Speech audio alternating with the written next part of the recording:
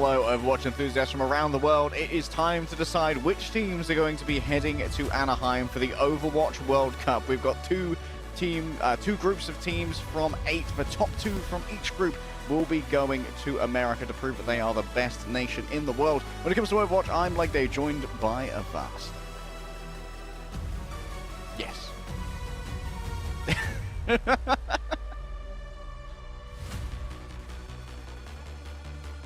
I'm muted, by the way, Harry. That's my professional you heard me in co-cast. the other call. Yeah. He was laughing. He was laughing to the joke I said. You know, it doesn't even matter. It doesn't even matter now. That's our joke. That's just for us. That's just for our joke. That's just for us. But final day today, Harry, and I'm really excited to see these final group of teams because, like you said, this is going to be the best teams in the world, trying to get to World Cup the best, prove who's the best nation. And we do have a team for our first match that is likely going to be vying for that best nation in the world spot at Overwatch. Yeah, let's dive into our schedule to see where we are heading and who's going to be on your screens. It's a whole day of World Cup action, by the way. The games just keep on rolling, so make sure that you stay locked to whatever viewer you are staring at us on right now. Korea-Pakistan is going to be a titanic battle, I think, Avast. Pakistan, a lot of community sentiment behind them. Korea, they're also a nation. They are also a nation. They are definitely also a nation, and a nation that is very good at Overwatch. So I do think that they are pretty much locked in mathematically, and regardless if they aren't, they are obviously going to be the first seed coming out of Group A. Now, Pakistan could pull out a miracle. There could be a miracle in the outfield type of situation that happens today. It would be incredible, but obviously very favored in this first match. And then, of course, Australia versus Philippines, Hong Kong versus Japan, and Thailand versus India. So a pretty stacked day for today, but I think a lot of our seeds have been kind of locked in mathematically already at this point. But obviously our first match, Korea versus Pakistan, going to be fun to watch. I don't know if Chorong is going to be back. I haven't heard anything yet from Team Korea. I don't know if you've been on the streets of Seoul, leg day, listening in. I haven't been getting my steps in Seoul, unfortunately. I'd love to go there and have a little wrap around, but over in the EMEA we've got some big ones as well. Finland versus Denmark, always nice to see the Scandinavians clash, but for me, Japan versus Hong Kong definitely going to be grabbing a lot of my attention today. Winner of that match just goes to BlizzCon. I'm pretty sure that's how the math works out. So I guess technically looking at the groups mathematically, if there's some 0-3 losses for our number 1 seeds. Yes. There could be but I think the head-to-heads would already determine it, because even if Japan, because there would be the head-to-head for Korea, and their differential would still be equivalent. So yeah, I think mathematically both Korea and Australia pretty much entirely locked in at this point for first seed. So now it's just a battle for potentially who could be second, though. So second seed still kind of up in the air for both groups, but mathematically it definitely seems like Korea and Australia are pretty much locked, which we kind of expected. Yeah, that's true. We've had top scientists looking into what would happen if Pakistan do manage to 3-0 South Korea. And honestly, the smartest minds that we had available couldn't figure it out. So who knows what would happen if that is what comes to pass. But I imagine that Chorong is going to be in playing today for the side of South Korea, who was absent yesterday for personal reasons. Hopefully everything's okay, and wishing Chorong the best and back into the fray, hopefully, to make sure that South Korea don't have to share out that support role too democratically across all of their players. Yeah, now obviously when we look at the replays of Pakistan here, this is a team, they've got a lot of guts. They have a lot of heart. We did wear the Pakistan jersey does stay on during the cast.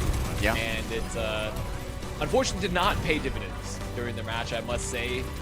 But I do think overall this team has had a fun time. And I think with the breakout player with Light, they've had explosive moments across the board, just showing what they got. And that's kind of the beauty of Overwatch World Cup here, is that regions and players that you might not often get to see as much within the OWCS ecosystem are getting their chance to show it off as a nation, right, against a lot of the top talent in the world.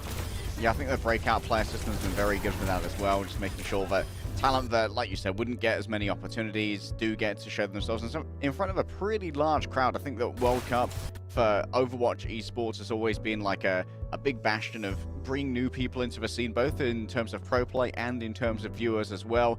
Here's what Pakistan are going to be running today. Is that Bronzy on tank? I'm fairly sure that Bronzy has mostly been playing support thus far, but I may be stupid and dumb. They could be I mean, this could be a sort of a Bing chilling situation where Could be. they are going to come in and just make a statement and make some swaps, because Pakistan obviously not. I think it's relatively impossible to get top 2 since they're already 0-2. Because of the head-to-head situation on top of that. So, incredible replay there for Sunjin. While Korea, obviously, we have said a lot about this team to begin with, and we know that they're going to be a threat. We know they're going to be really good when they get to BlizzCon. They're going to be potentially vying to win it all for the Overwatch World Cup for this year for 2026. And that is to be expected when you consider the history, the caliber, the players they have. This roster is just nasty across the board. And Chorong is listed, so might be in. Yep, they're pulling out the A team here against Team Pakistan. They fear Pakistan. They fear Pakistan. Fear, perhaps. We could see Chorong backwards. Great to know, but Chorong gonna be okay. He's staying on the bench for this one, and Max, of course, is going to be waiting to come out on a hybrid map, I imagine, to bring out that Sigma. It's all about Junbin just being the hyper-mobile main tank player, usually going to play something like a Wrecking Ball over on Control. But to decide who gets to play who gets to choose our first map, we have a 1 versus 1. It's Sunjin versus Shaik here, Shaik P, and I do think that this is going to be a bit of a Genji situation, and they are. I mean, it's pretty close right now, and I think it is going to be Pakistan winning the 1v1 is what I've heard also directly from the Pakistan GM. So very big. They're going to get the map pick going in there, so I'm very interested to see what that's going to result in. Because also I was on top of that 1v1 win, I was also delivered the fact that says big things are coming. Were the exact words. Big things are coming. You've been sent a notice about the incoming cataclysm that Team Pakistan are ready to unleash upon South Korea. As your cat wakes up, excited for this match. I mean, I am as well. And honestly, 3-0ing Sunjin in the Genji 1 versus 1. It's going to be a huge Genji gap, and maybe we can see that carried over to our control map.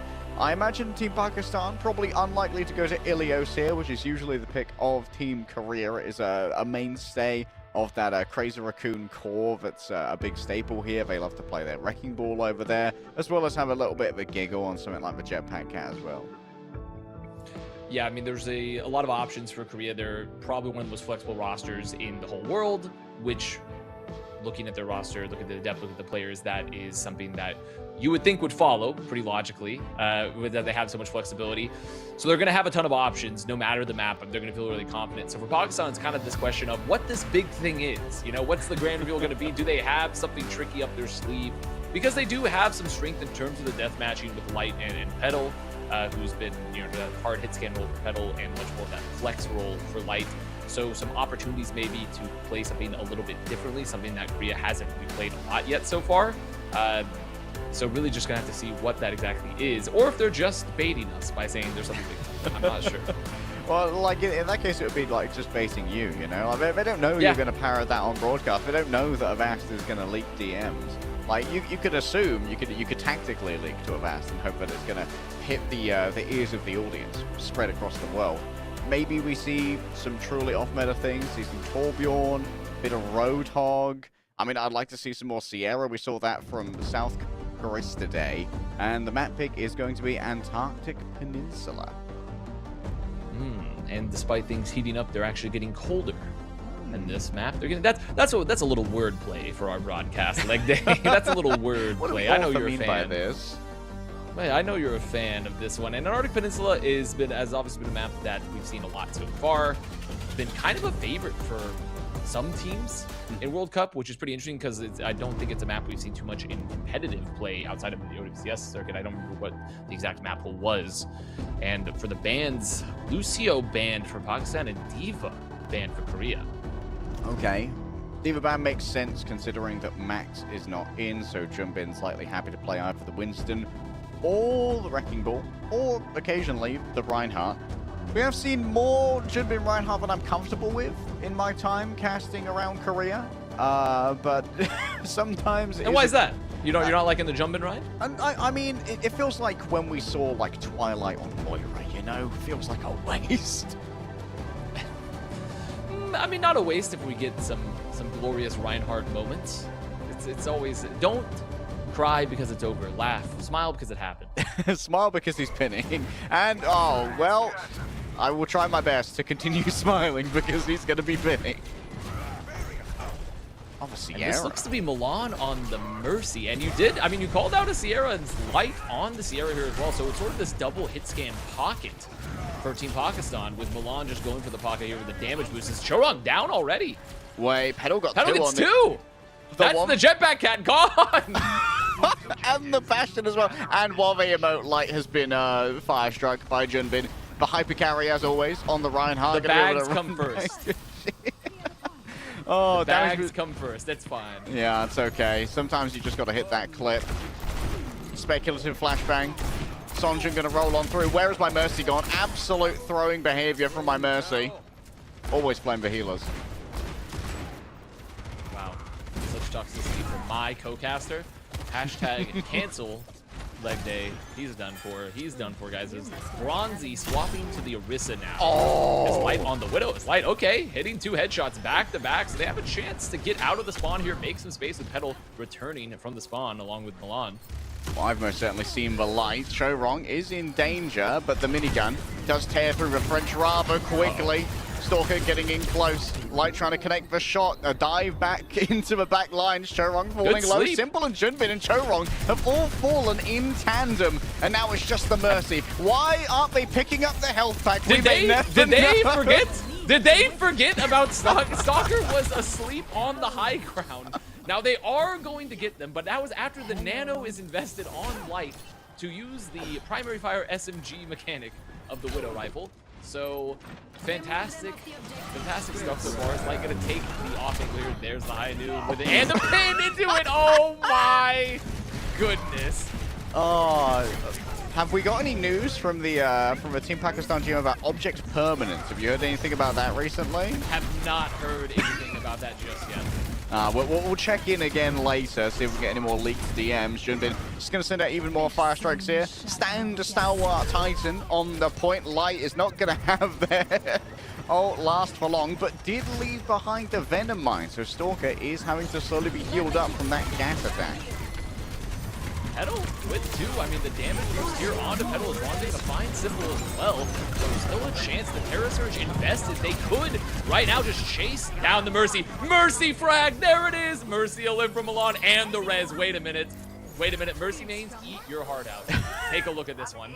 That's a new Twitter header for Skiesti right there. Unbelievable stuff. And Pakistan are back in control, 31% and climbing. Junbin's going to have the Earth Shatter now available. Who's going to be catching the solo Shatter is the question here. We're going to see a Shell Bebop style anti-Mercy crime. And this is a pretty split composition for Pakistan, right? Where they're having Bronzy kind of take a lot of the aggro right now. So Light getting pressure down. Stalker's on the tracer, man. Yeah, they've had enough. I mean, it's a good swap. Very good swap. 2 down though. Pakistan, look at the split here. Like they've got another 2. Bronzy's still anchoring the point. Jumping, trying to get around. He's looking for the shatter. He's looking for the shatter. Shatter Beam. He wants Shatter. Shell Bebop Shatter, perhaps. A quick hopper, skip, and a jump around the outside. Going close to the Orisa. Worried about that spear, CCing him out of his ultimate. Nice AFK block on the incoming anti as well. Towards the back, Junbin ready to slam. One off the map, potentially no. Feet on the ground for the Cassidy.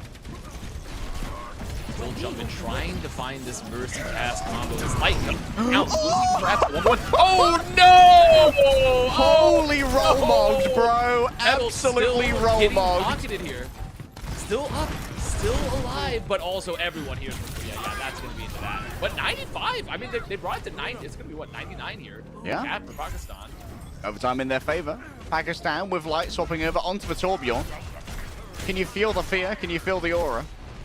I mean, this is actually a kind of a fear moment. This is a fear moment right now for Korea because it's losable. Terra Surge is going to be up. The Valkyrie just not going to be up just yet for Milan, as Petal and them going to look to push the flank, make some space, but High Noon, Deadeye in, goodbye Petal, and that might just seal the deal. Oh, now you got to go up against the final boss though. Sonjun though, invests all of their one-time use items into it. Nice headshot over onto the Torbjorn, and Korea have had enough. They've got Stalker over on Tracer to deal with the titanic might of Team Pakistan. It was looking a bit scary. It was looking spooky. a bit scary there. I mean, that was the secret tech, I guess, is just hard pocket pedal with a Mercy. That is a very secret tech. Remember Mercy, guys? Secret tech. I remember. Very secret tech coming out here from Team Pakistan. There's something that you wouldn't believe was in the lab. They've been developing this for quite some time. Test tubes and beakers. They were like, wait. What if we pressed H and then we clicked on Mercy? Oh, Finally, pure Mercium. it's genius. They'll never see this coming. But still relatively close first round, so a little bit of hopium right now for Team Pakistan as Korea going to be up 1-0 so far here on an Arctic Peninsula as we roll out to the next fight. All right, the Weaver, good to go. Going to be partnering up with the Wu Yang here. Jimbin already having lost all of the armor, but you know what? Why would... Oh, that's a nasty ante. Ooh, that's a big ante. They're going to try and TP away. And now Simple's left alone. Very good TP there, like they as well. They TP even with the ante into the backline. Sunjin cleans up post-spear. That's just Korea doing Team Korea things. 3 people ante, don't care. Gonna TP in, hit the spear, get everyone anyways. Wait, oh, they're moving as a 3. They're moving as a team, that's not fair. 4 versus 2, where is your honor? Chorong beats the Mercy to death with a stick. Just like my rank games. Smashing my desk in anger when the enemy team moves as a unit. Smashing my desk in anger here. As Pakistan on the back foot, need to back on up a bit. We are just pressuring really aggressively right now. Spear gonna land and Stalker gonna find light. Good opening here for Stalker. Looking towards the back. That's a big knockback off the back of the spear. But Petal now has the angle and the damage boost as well.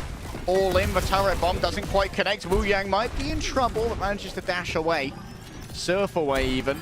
Through going to be the Orisa, standing on business on the point. The Wu Yang trolling is just disgusting to behold. A nasty headshot off a silver bullet, but there's not going to be enough follow-up damage off the back of it to actually claim the life of the Wu Yang. And now Korea, they are in a bit of a dangerous split with light going down. Touch of the pressure has been relieved, but Petal's ready to come in for themselves. Oh, the trolling. The trolling is occurring here. The trolling. Actually got pedal mogged. Pedal mogged. Oh, man. And it was looking so good there for Pakistan when they hit the Kashir hit the ante, making sure that Jumpin just couldn't pressure the point. But that's just pedal technology. That's intense pedal technology. I mean, a different pedal, to be fair. There's 2 pedals. Not the pedal that's being utilized as a cooldown, but the other pedal that is being pocketed here is Light. Gonna go down, gonna get res there as Kashir with that headshot perfectly on it and find one. Light noting the approach here. Is that a Nano Valkyrie Mercy I see? Hold up, this could be everything. No! The beams of the turrets are too much to bear. Oh, no so respect. Sad. Top 10 disrespect moments, not taking the duel. Versus the my Nano fist. Mercy there. Just playing around your turrets with the Symmetra. Very, very disrespectful as Terra Surge is gonna launch Bronzy in. Oh, Bronzy, yeah. Hits the ideal motion to try and make this one work. A little bit late on the sleep, unfortunately. This might give room for a res. Yes, Pedal returns to the fray, courtesy of Milan. Rolling past the shield, no, gets knocked back, in fact, onto the other side. And Milan is unceremoniously executed. Jimba doesn't even look at explosions. That's how much of a cool guy he is. And Korea will take that #1. Well, the big things that were coming, we did see them. There was some fun moments for sure, but unfortunately for Team Pakistan does not seem to be yielding results just yet. It is yielding fun. Yeah. It is yielding fun for us. A high yield investment savings fund. And we're getting it. We're getting it here. At definitely a market rate. Very competitive market rate for Topman. Oh, I can't believe that the turrets took down the Nano Mercy. That's so sad. Like me clenching my fist. First they move as a unit, now they use for Symmetra turrets. When will the disrespect end of us? It's just unsportsmanlike almost to not even just take that duel. I must say. So right now Korea looking very, very strong, which we expected heading into this matchup. We did have some great moments. I mean, Pedal with the pocket was hitting some shots, especially with the damage boost coming on through. I did love the pin into the Deadeye. That is just, we were making sure, the double tap, that light was not going to come back up on the Widowmaker. Well, that's a scary lad. Saw a bunch of great headshots from that. Wait, was Okay, I was wondering if Cheron was trying to catnap someone up in front of a Deadeye, kind of like hang them out like a scaffold, like, go on, take them down, boys. Could you even say headshot after headshot after headshot? I mean, I don't know if I'd be qualified to say that. You need a taller British caster for that one. That's fair. That's a fair point. There it is. There's that disgraceful moment where the Nano Mercy tried to take the duel in tunnel on point, and the turrets vanquished the Mercy there for Milan. So just shaking my head, letting people know that I'm not okay with that moment at all, as we are going into the next map here, and it is going to be the Team Pakistan pick with loser pick here for the rest of the series. For the rest of the series, we don't know if they're going to lose map 2.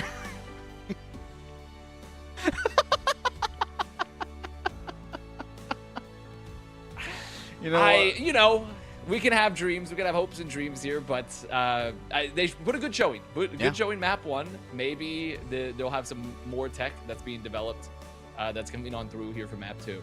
I mean, I'm having a fantastic time watching Team Pakistan. They've got a huge fan in me. They're really embracing the whimsy with like Mercy Pocket and Cassidy, and it's a great way to show off the mechanics that Light and Petal have as well. Definitely two incredibly talented players. And you know what? I'm surprised to see Milan out here with showing such great proficiency and bravery on the Mercy. Sometimes, like, the Mercy players, they're filled with cowardice. Not Milan. Just absolute grug energy all the way down.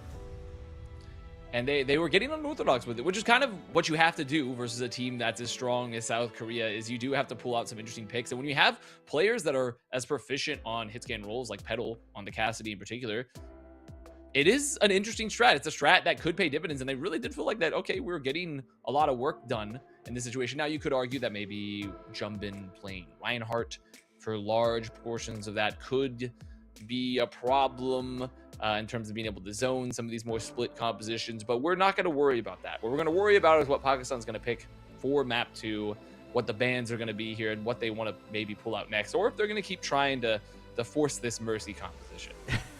Well, I mean, like, if you want to try and play the Mercy versus hit scan, maybe there's a world where you go to Circuit Royale, Max comes in, you try and ban the Sigma. I think that might be a good setup. Admittedly, you might have to deal with Sonjin or Stalker trying to match your aim, going band for band on the Widowmaker, which can be a little bit alarming to try and deal with. Luckily, those guys aren't too good. Yeah, right? Those guys aren't that good at Overwatch. Like, that'll be fine. They dream of reaching the dizzying heights of mid, you know, whereas I think Team Pakistan are coming in with a lot of confidence here. It's going to be Suravasa that we're headed to next. I do like this map, Pakistan. Going to try and maybe do some mean things in the streets, some mugging, when Korea are, you know, moving between the points, perhaps unprepared for a 5-man fight. It is also a map where you have long sight lines, right? So sight lines are pretty big here to continue using the Petal Cass, letting the Cassidy just get a lot of value, getting pocketed if they choose to play so. But there are some interesting adjustments that are possible. Is Pakistan looking like they're going to be banning Bastion? So no Cat Bastion, still could have Cat Cassidy, which is, we've seen a lot of that. And then Roadhog for Korea, which I imagine is not tactical pick. I think that they're probably just saying, let's just ban something. Yeah, you know, we'll just ban anything. Make sure that it's not part of our extensive hero pool side of Korea. And you know what? When you're going up against a team that's rolling in the whimsy, maybe you want to at least somewhat curtail that whimsy. You know what? Like, the tank can't be whimsical. We're gonna force them to lock in. As Light, hold up, we got ourselves a role swap here. Light has gone over to tank to play the Doomfist. Yeah, they do are bringing in the Genji player. Shaik here that we weren't seeing them too much throughout this event up until now. They did play Genji, win that 1v1, and here to play Symmetra. So maybe an interesting Genji Symmetra specialist here. All right, damage boost onto Stalker. A little bit more dangerous than usual, and Stalker, he's a mean character at the best of times, really likes taking a little bit of poke here, just trying to work around the margins. And you know what, Korea, they're working on their 3-2-1 TPs. And right now, it seems their Mercy Pocket coming out ahead for Stalker. Just chasing down a lot of these limbs. Unfortunately, Genji not going to last too much longer. Stalker saying, I'm not even going to look. I'm going to walk on past. His first fight going the way here for Team Korea, and they're going to look forward to find some more in spawn. Wait, do they know about Pedal in the back? Pedal. Though? Is Pedal? They're still here? Pedal's pocketed. With a Mercy? The turret might reveal him. They're not going to get him. Wait, they're winning the fight, though. They could have just gone for the cap. They could have just capped this. They could have just capped the point because they won the... Pakistan winning the fight here on the close hold into Korea, but instead they're going to come join the fight. And Pakistan breaking out of this close hold. Did Pakistan just win a 3v5? Yeah, I mean, there was no... They didn't have their other support or their DPS. No! Wait a minute, okay. What's happening now? Oh, no. Well, that's not good. I mean, they could have had the point like 3 times in a row at this point. Now, it's going to be the end for Junbin, but maybe still just only the beginning of Team Korea's story in the World Cup. Very weird Cluedo result. It was Hannah Song with the Glock in the market, taking down the Cassidy. There's going to be a little bit of pressure on the point. Slowly just edge away from the incoming Deadeye, but Light's not quite fast enough to outpace the teleporter. I found the hammer onto Milan. It's a shameful display, and well, the shame only continues to accrue here as the body block is done by Simple to try and stop the incoming anti-nade. A chase down onto Vienna. Caught Kashir remoting. Question is, will they get stuck? Oh no, not the turret. No, that's the turret. Oh, that's so awful. Is it a metaphor? I mean, it has to be just one of the worst deaths we've ever seen. You know, some sort of social media clip farm will be posting that with some text being like, one of the worst deaths I've ever seen in a video game, and they're gonna post that, get some interaction revenue. It's all about the revenue farm, I've asked. We've known it for a while. Korea not currently bothered about capping. Sheik goes down. Kashir going to be exactly the same as Stalker. Is punished by Light, and well, it would appear that Pakistan have once again found their fighting spirit, but the resurrection of Stalker is going to complicate matters here as his counterpart is found. The business end of a Kadusha staff burst, and Light surrounded on all sides. And it's the turret again. Oh, hello. Nanoblade? Disgusting reflex. Oh, not the TP though, bro. Extra mobility to dodge. That is fear? Fear? And I mean, and putting the turret at their feet too for Sunjin, where the Genji's there, and just nothing you can do in that situation because you can't deflect photons. Well, I mean, I guess you could if you were a mirror, but wow. Unfortunately, that they are not a mirror. Yeah, mirror. Don't remember the last time we played for him. I will have been the LA Gladiators. Can't remember what role he last played as well. That's true. That's a good point. That's a really good point. Unk has arrived I'm gonna start listing off random players here on the cast. As Light goes in, hits the bunch, gonna take down Stalker, but with the Ray, Korea still looking like they're cleaning up this fight so far. As the Light is fading, the Queen is fading here a bit for Team Pakistan. Someone's got to call in Mac. Get the truck over here. Pedal. Oh, hello. Nasty aim there. McQueen is back. McQueen is back. He's going to be able to get across the line, extending his tongue towards what could be the final slap forward. Vendetta has arrived, and Vendetta is quite unceremoniously removed. It could be Rezable, though, as Light continues to distract Junbin. Don't think that's going to be the case, as Junbin has to just bash themselves away. And it's the turrets again are back. They're very strong. Something about the inanimate object that can aim and also is unable to be blocked is very powerful. Very powerful mechanic here. Jumpman gonna reset off the map to get the mech here. So we're on to 2 points capped for Korea. And it looks like they're trying to maybe get some staggers, but maybe bit off a little bit more than they could chew because the punch comes on through and there's the peel. So Pakistan gonna clean up all of the Korea backline moving into this next point. So maybe a chance to get a flip. Milan's going to have quite the montage coming out of this one. As Sonjin lies in wait. You can see the approach of a jetpack. Is the play here to set a Symmetra trap play? I'm not sure. Is this what I'm Their looking for vision here? is based on movement. Wait, they're putting the turrets through. Oh no, Milan! God! And then the fade away orb. Wait, get it again. Yes. Oh my God, it's perfect. We're seeing perfect Symmetra gameplay. Absolutely min-maxed. Oh, well, for a moment, you know, everyone makes mistakes. Then you use it to flashbang the enemy. Use it to flashbang the enemy. They can't see you. It's like when you put it's like the water refraction thing where you just put an object in and then it's gonna start curving around. It's like I can't hit him. Rope it up in Aurora Veil.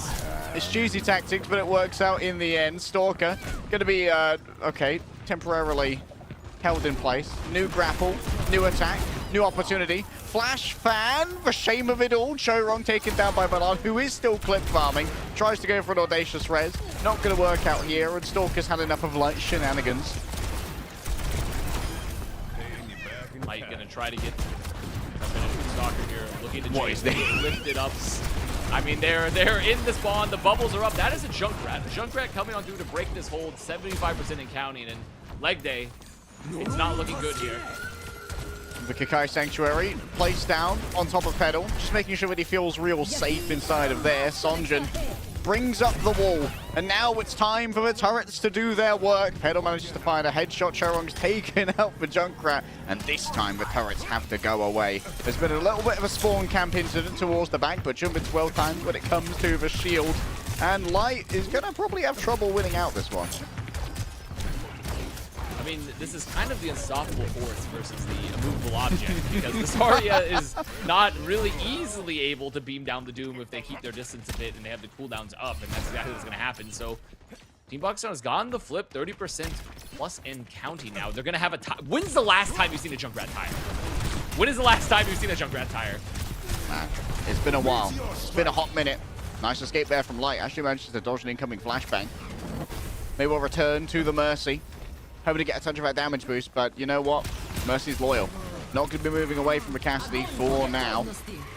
The approach is noted. Here comes the tire. Sonjin, no, the bubble. Oh, perfect tire gameplay. You hate to see it. Light take him down on the other side, but Chorong's already been made a victim. 99% now to Korea. They've had enough of the shenanigans. But Pedal has a little bit more shenaniganery within him, but there's no touch. Korea takes the Ravasa 3-0.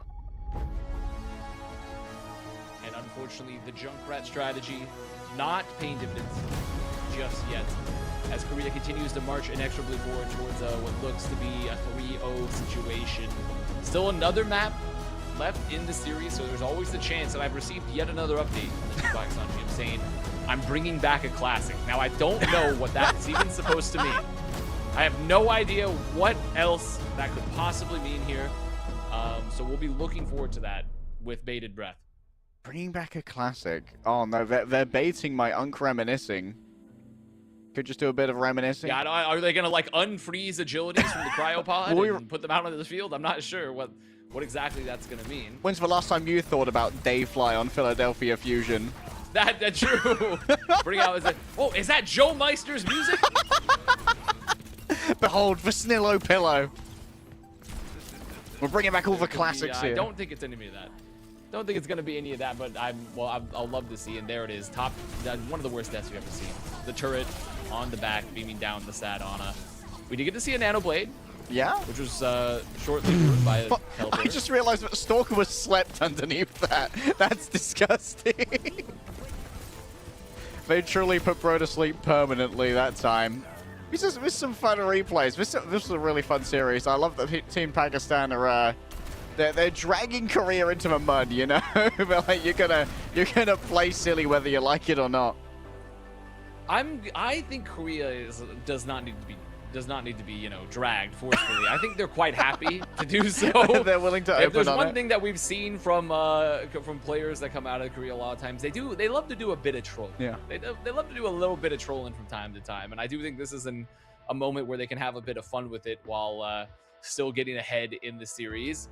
But you don't want to get too silly, because when you get too silly, that's when, as Sun Tzu said, that's when you would least expect the seriousness to kick in. I believe it was Sun Tzu that said that. Don't get too silly, because then someone's going to get real serious. I believe that was the exact words that he put in The Art of War. Yep, the Art of War. When you are serious, allow your enemy to think that you are silly, and when you are silly, allow your enemy to think that you are serious. So we always have the upper hand when it comes to both your logistics and your team movements. It was an expansive passage, and honestly, very inspiring to read. If we start our book club right now, Art of War definitely. And you read it in the original Chinese. I'm sure. It's true. I read it in the original Chinese. I'm built like that. You know what? That's to be expected. I mean, I've seen that your many trips to mainland China, and you've been really an ambassador for all sorts of different cultures. So I would expect that from you as an ambassador for a team that is currently down 0-2 versus Korea. I would like to see Pakistan bring out whatever this classic is coming into the next map in the series, because they are still going to have map pick. There's going to be an option available to do something with the bands as well. And all we can do now is wait and see. I think it might be Reaver on Widowmaker for a classic. Debit on Rhine, perhaps. King's Row. I'm going to be deadly serious with you. Like I think that the average age now of the fandom in Overwatch has probably not only never heard of those people, they might have been infants during the time. Like 10 years old when those players were playing or Overwatch originally or something. So it's kind of, those names, you might as well be reciting the names of the old gods, because no one, I think like 75% of the people are not gonna know who that is. I think closer to 95, but the 5% who get it, they will respect me for evoking the old names that are no longer spoken. You know, I'm just doing this entire thing. I'm pitching Aaron Keller to give me a pension, you know, like we've been in Overwatch for so long that maybe it's time for some socialized income. It would actually be it's universal bronze income, the UBI. That's what it would be looking for. This is going to be Circuit Royale for Pakistan. So Circuit Royale, this is an opportunity for some double hit scan shenanigans, some more mercy. You know, we'll wait and see if that's this classic strategy that is being spoken of. Yeah, I'm watching with bated breath.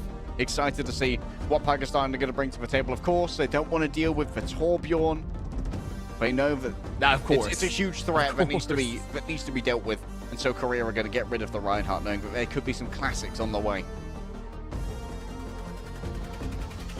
You would think that maybe Korea would want to pull out the Reinhardt, but jump in, you know, utilizing that in the past. But maybe this time they're like, well, if they're expecting some sort of Symmetra type of situation, remove the Rhine so you can't just TP on through.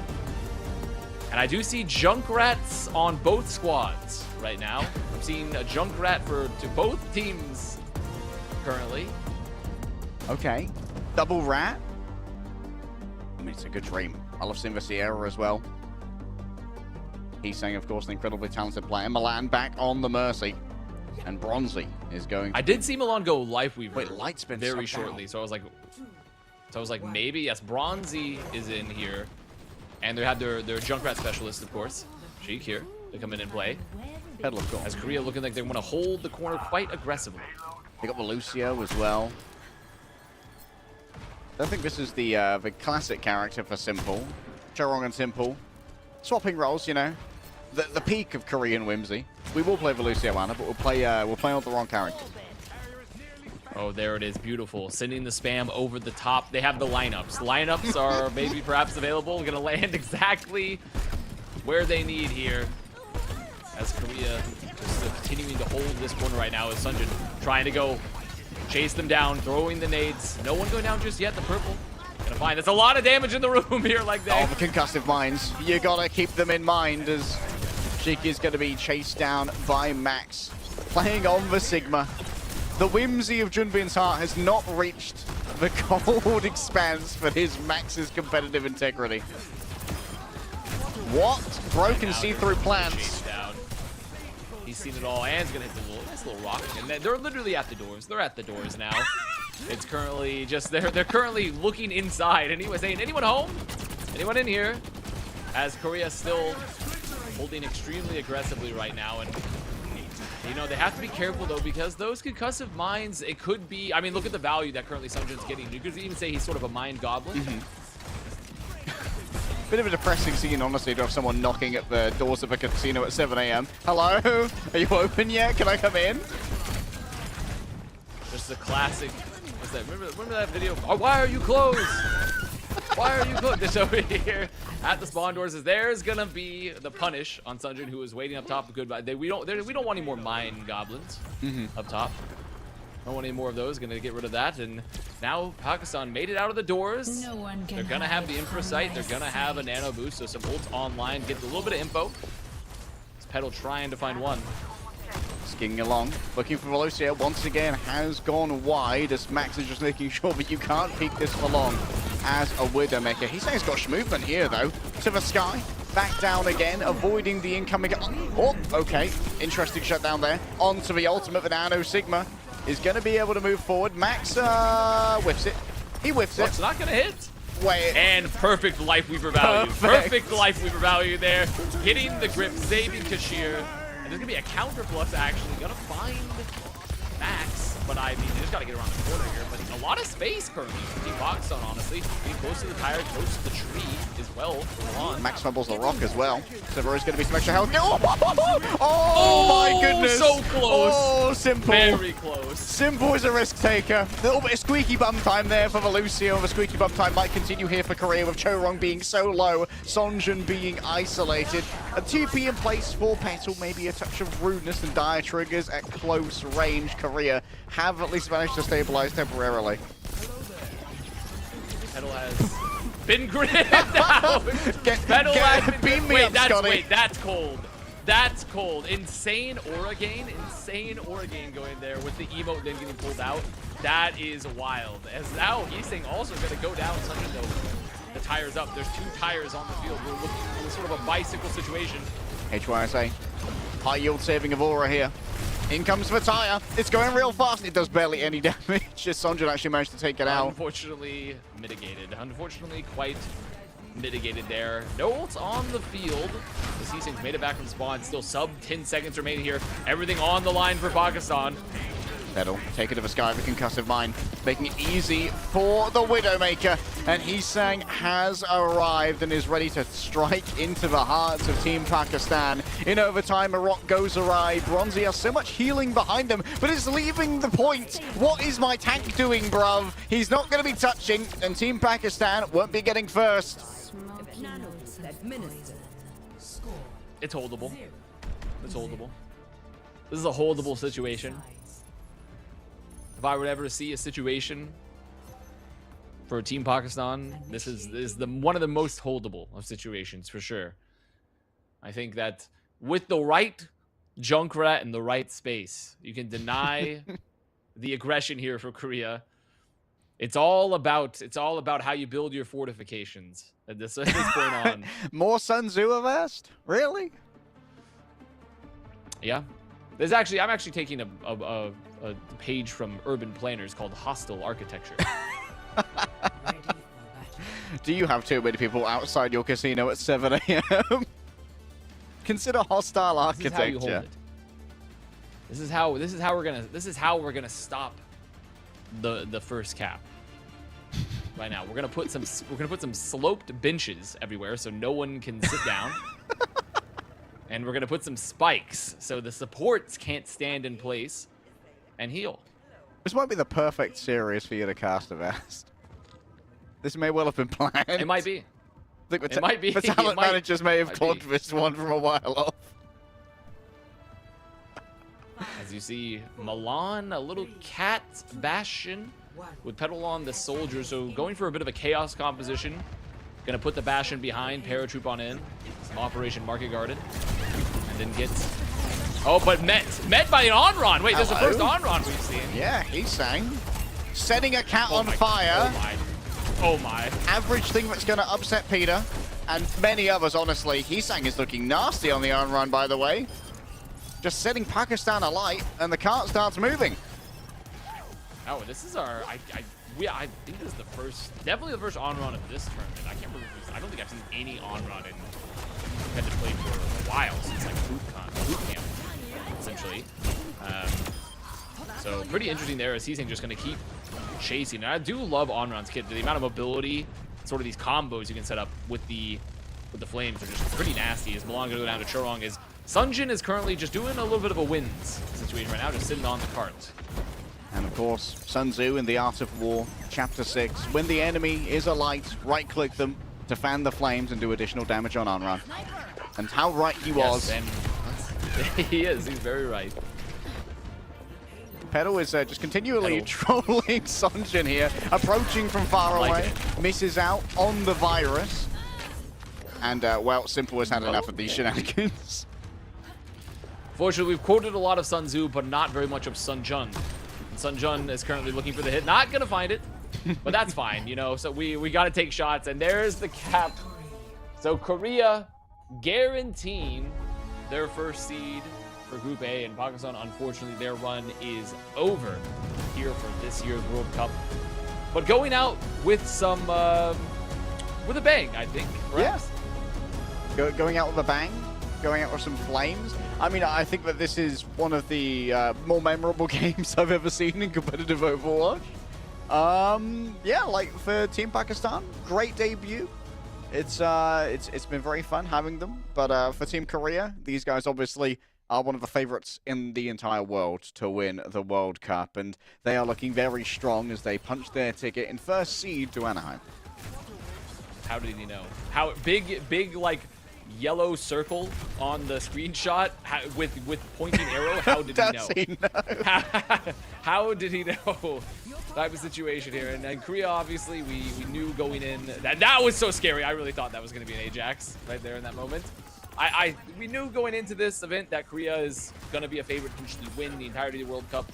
Pakistan, the nation that just hasn't had a ton of time at the international stage, but they have some very talented players that we've seen here in this group qualifier for World Cup here in Asia. So love the opportunity to see these players and get a little bit of extra eyes on them.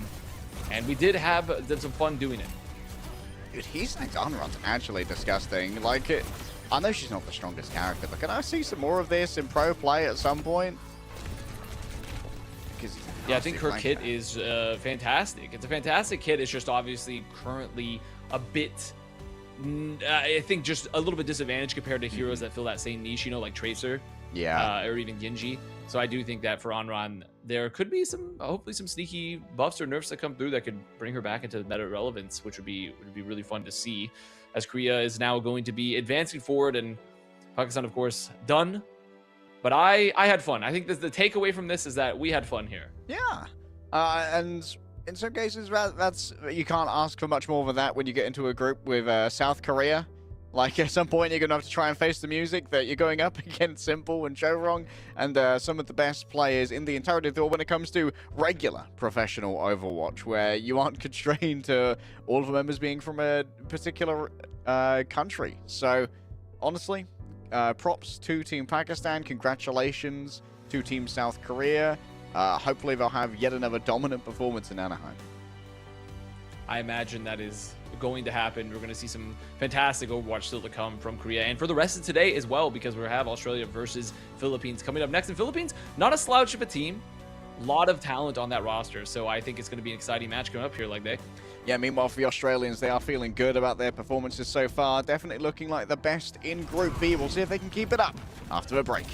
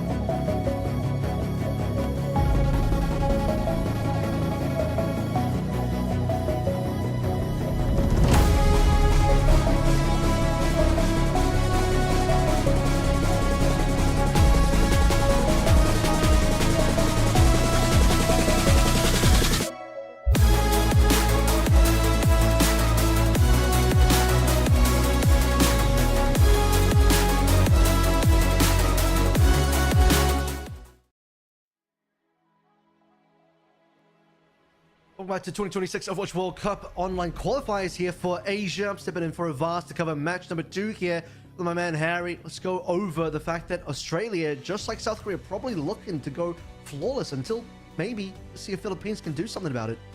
Yeah, Australia are hoping for that 9-0 scoreline when it comes to maps. But Philippines, I think, have been punching above their weight in terms of where we expected them to be, power level-wise. They've had some pretty close games, 3-0ing India in the groups. And while we did get 3-0'd by Thailand, I think that it was a fairly close matchup, especially that Kings Row, which went 4-3 in overtime. So this is going to be an absolute slobber knocker.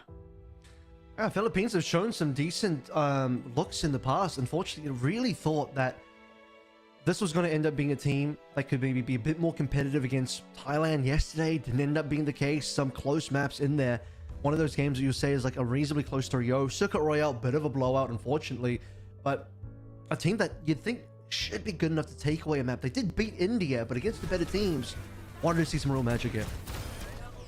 All right, here's some insight into what we might be able to expect here from the Philippines. And honestly, Solus has been a big standout for this team. Huge fragging power on the DPS.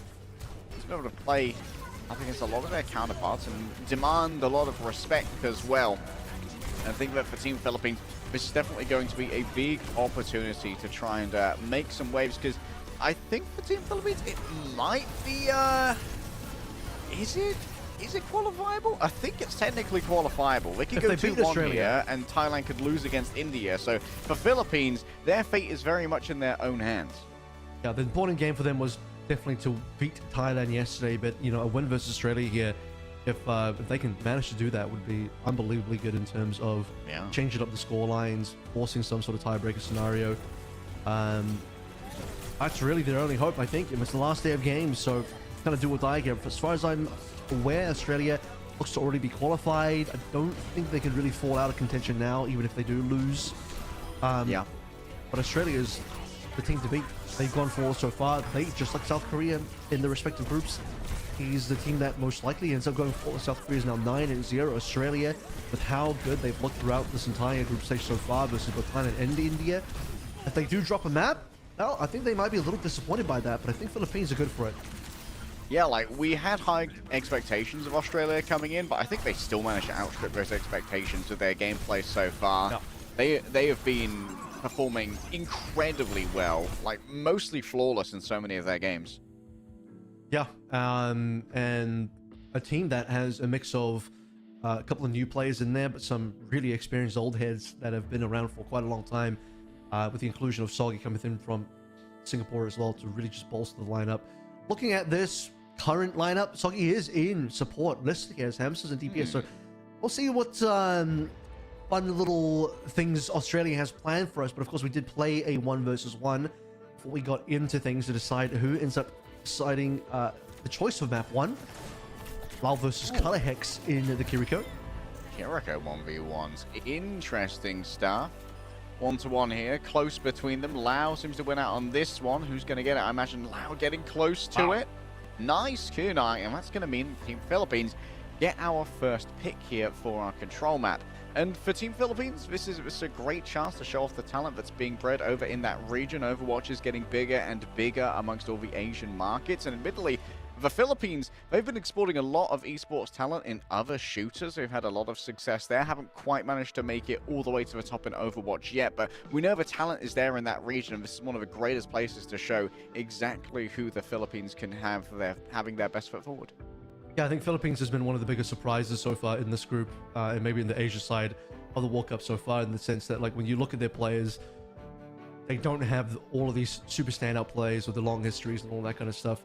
But they're able to compete with, and a team like India, for example, that does have players with a bit more experience, getting somewhat competitive with Thailand, although we're just not quite able to get over the final hurdle, that 100-meter dash. And Australia is, unfortunately for them, going to be a much more bigger challenge. But Australia's also looking like they might do a little bit of a funsies today with how their lineup is looking, if their opening graphics to believe, in terms of the fact that we got a support and a DPS swap already. No swap around. Still haven't seen Punk yet, as far as I'm aware, for Australia, but Cuff has been doing a fantastic job thus far. Philippines have chosen Oasis as our primary map here, so we're going to be starting off on some familiar ground. See what Ramatra gameplay Cover's going to have for us. I don't think he's going to really lean too far out of his comfort zone here. Australia in general seem to be very solid in their gameplay. Standard ground compositions.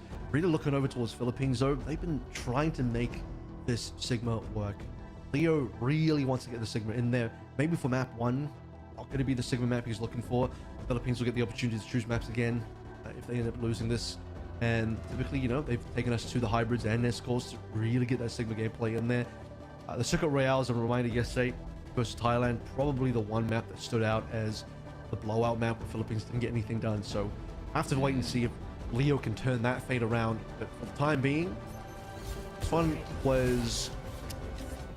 I don't remember what Leo actually played on this one. I think he did end up playing a little bit of Ramatra himself, but Cup's obviously just going to lock that one in straight away. Yeah, Cover's been having an absolute lights-out event so far on the Ramatra. Has been nigh unkillable, both down to the great support of Hamster and Aki, and Kuffa so far just being very good with their positioning, and it seems like Sulky is actually going to be playing on the DPS in this one. The question is, will Vendetta be Royal? No, it's going to be the Tracer alongside the Kiriko. So again, no Symmetra rather, no Alari. Symmetra obviously a targeted band over towards Soggy. Question will be with Oz even going to play that in the first place. Seems like a very standard composition coming through from Oz. What they played plenty of in the past. No Lucio's across the board though, which is quite interesting. We're going to be playing more of the Juno today. Alright, Vital already catching some hands off the back of the Kunai. Hamster falling low. Is the follow-up going to be there? No. The speed ring will allow them to evacuate from the zone of danger as Lau will trade down for cover here. A rare first pick suffered by Australia, and this is really degrading. Soggy's being able to move between these targets very quickly though, and this is what the Tracer brings to the table. And the nadir of the fight, the second half, very good at getting in onto these individual targets. The accretion goes awry. Leo's going to be surrounded on all sides, trying to beat through the kinetic grasp, but it's going to be hands thrown by Philippines as well. No first cap has come through yet. Misagi's still on point. Cover's about to make his way back into gameplay as well. So, despite losing the tank for Australia, Philippines couldn't quite secure that one. It does go over now to Oz. See what more Soggy can do for us yet. Oh.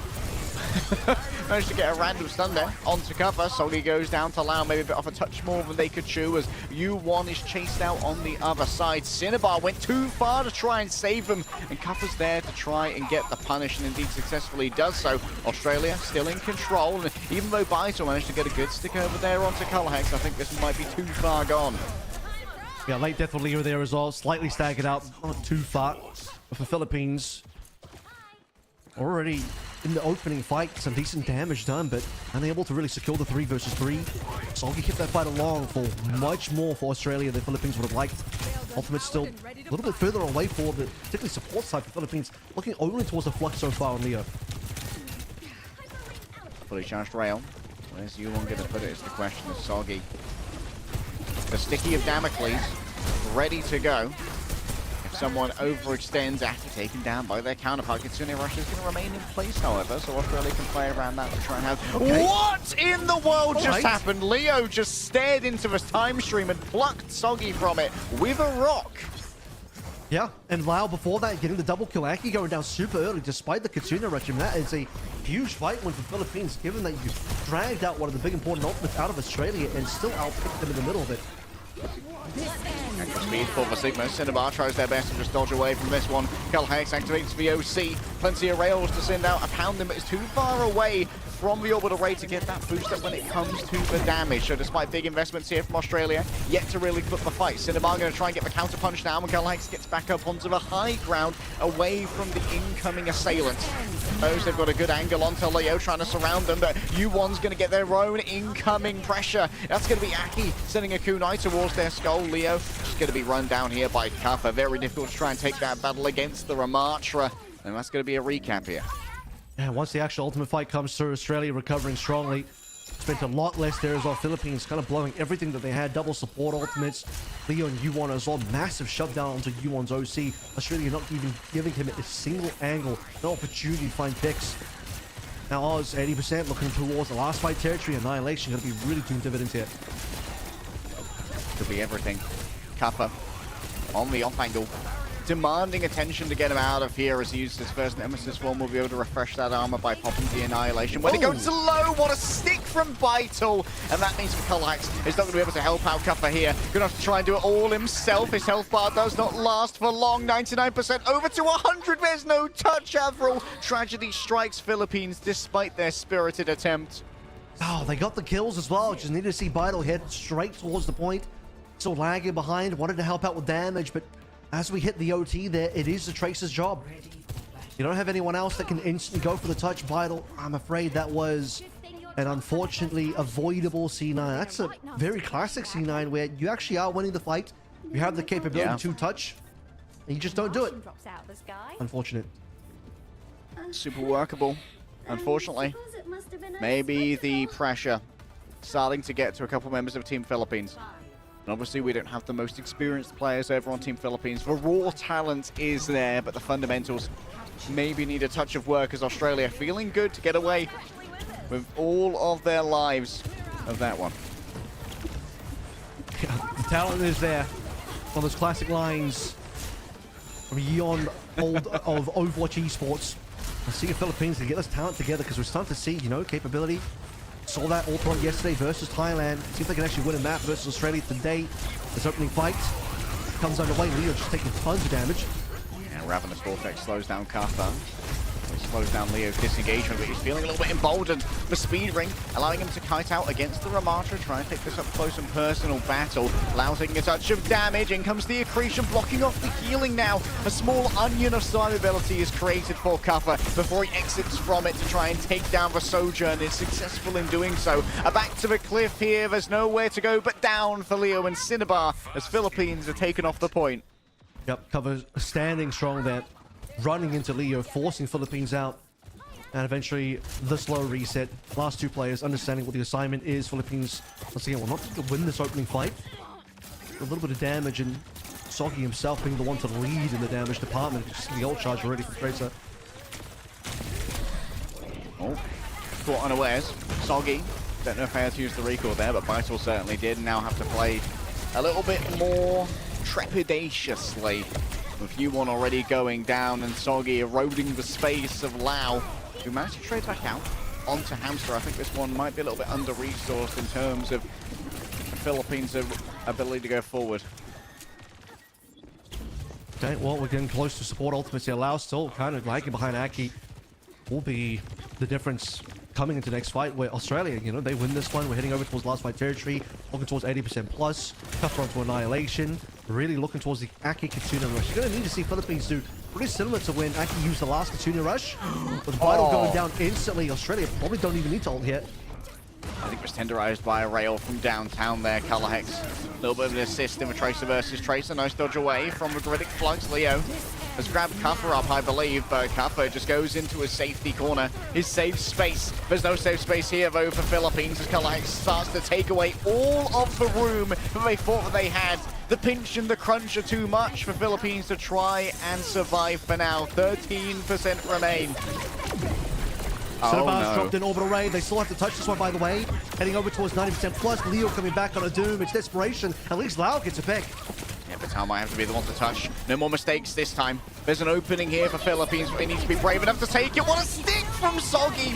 Cinnabar broken down. Lau has finally arrived, and the overclock is sent out as well from U1. It's a little bit expensive here for Philippines, but they were faced with either expense or oblivion, and they chose to pay the price that was necessary. Soggy still in the back. Cover is surrounded. Annihilation brought to a 4 as the Philippines are going to have to try and weather the storm to survive this one. A Kitsune rush as well, sent in from Aki. Australia also unwilling to cede much in the way of ground, but Philippines find themselves a touch of stability. A little optimistic there from Cuffer, dropping in Annihilation. Barely anyone alive on his own team. Giving Philippines the opportunity now as Cuffer will swap over towards the hazard. Colahex put a U1 down once more back to spawn. Australia now looking to move forward, 5v4. Alex falling life. Does have access to the Mega if they need it, but Cinnabar fights more than they can shoot.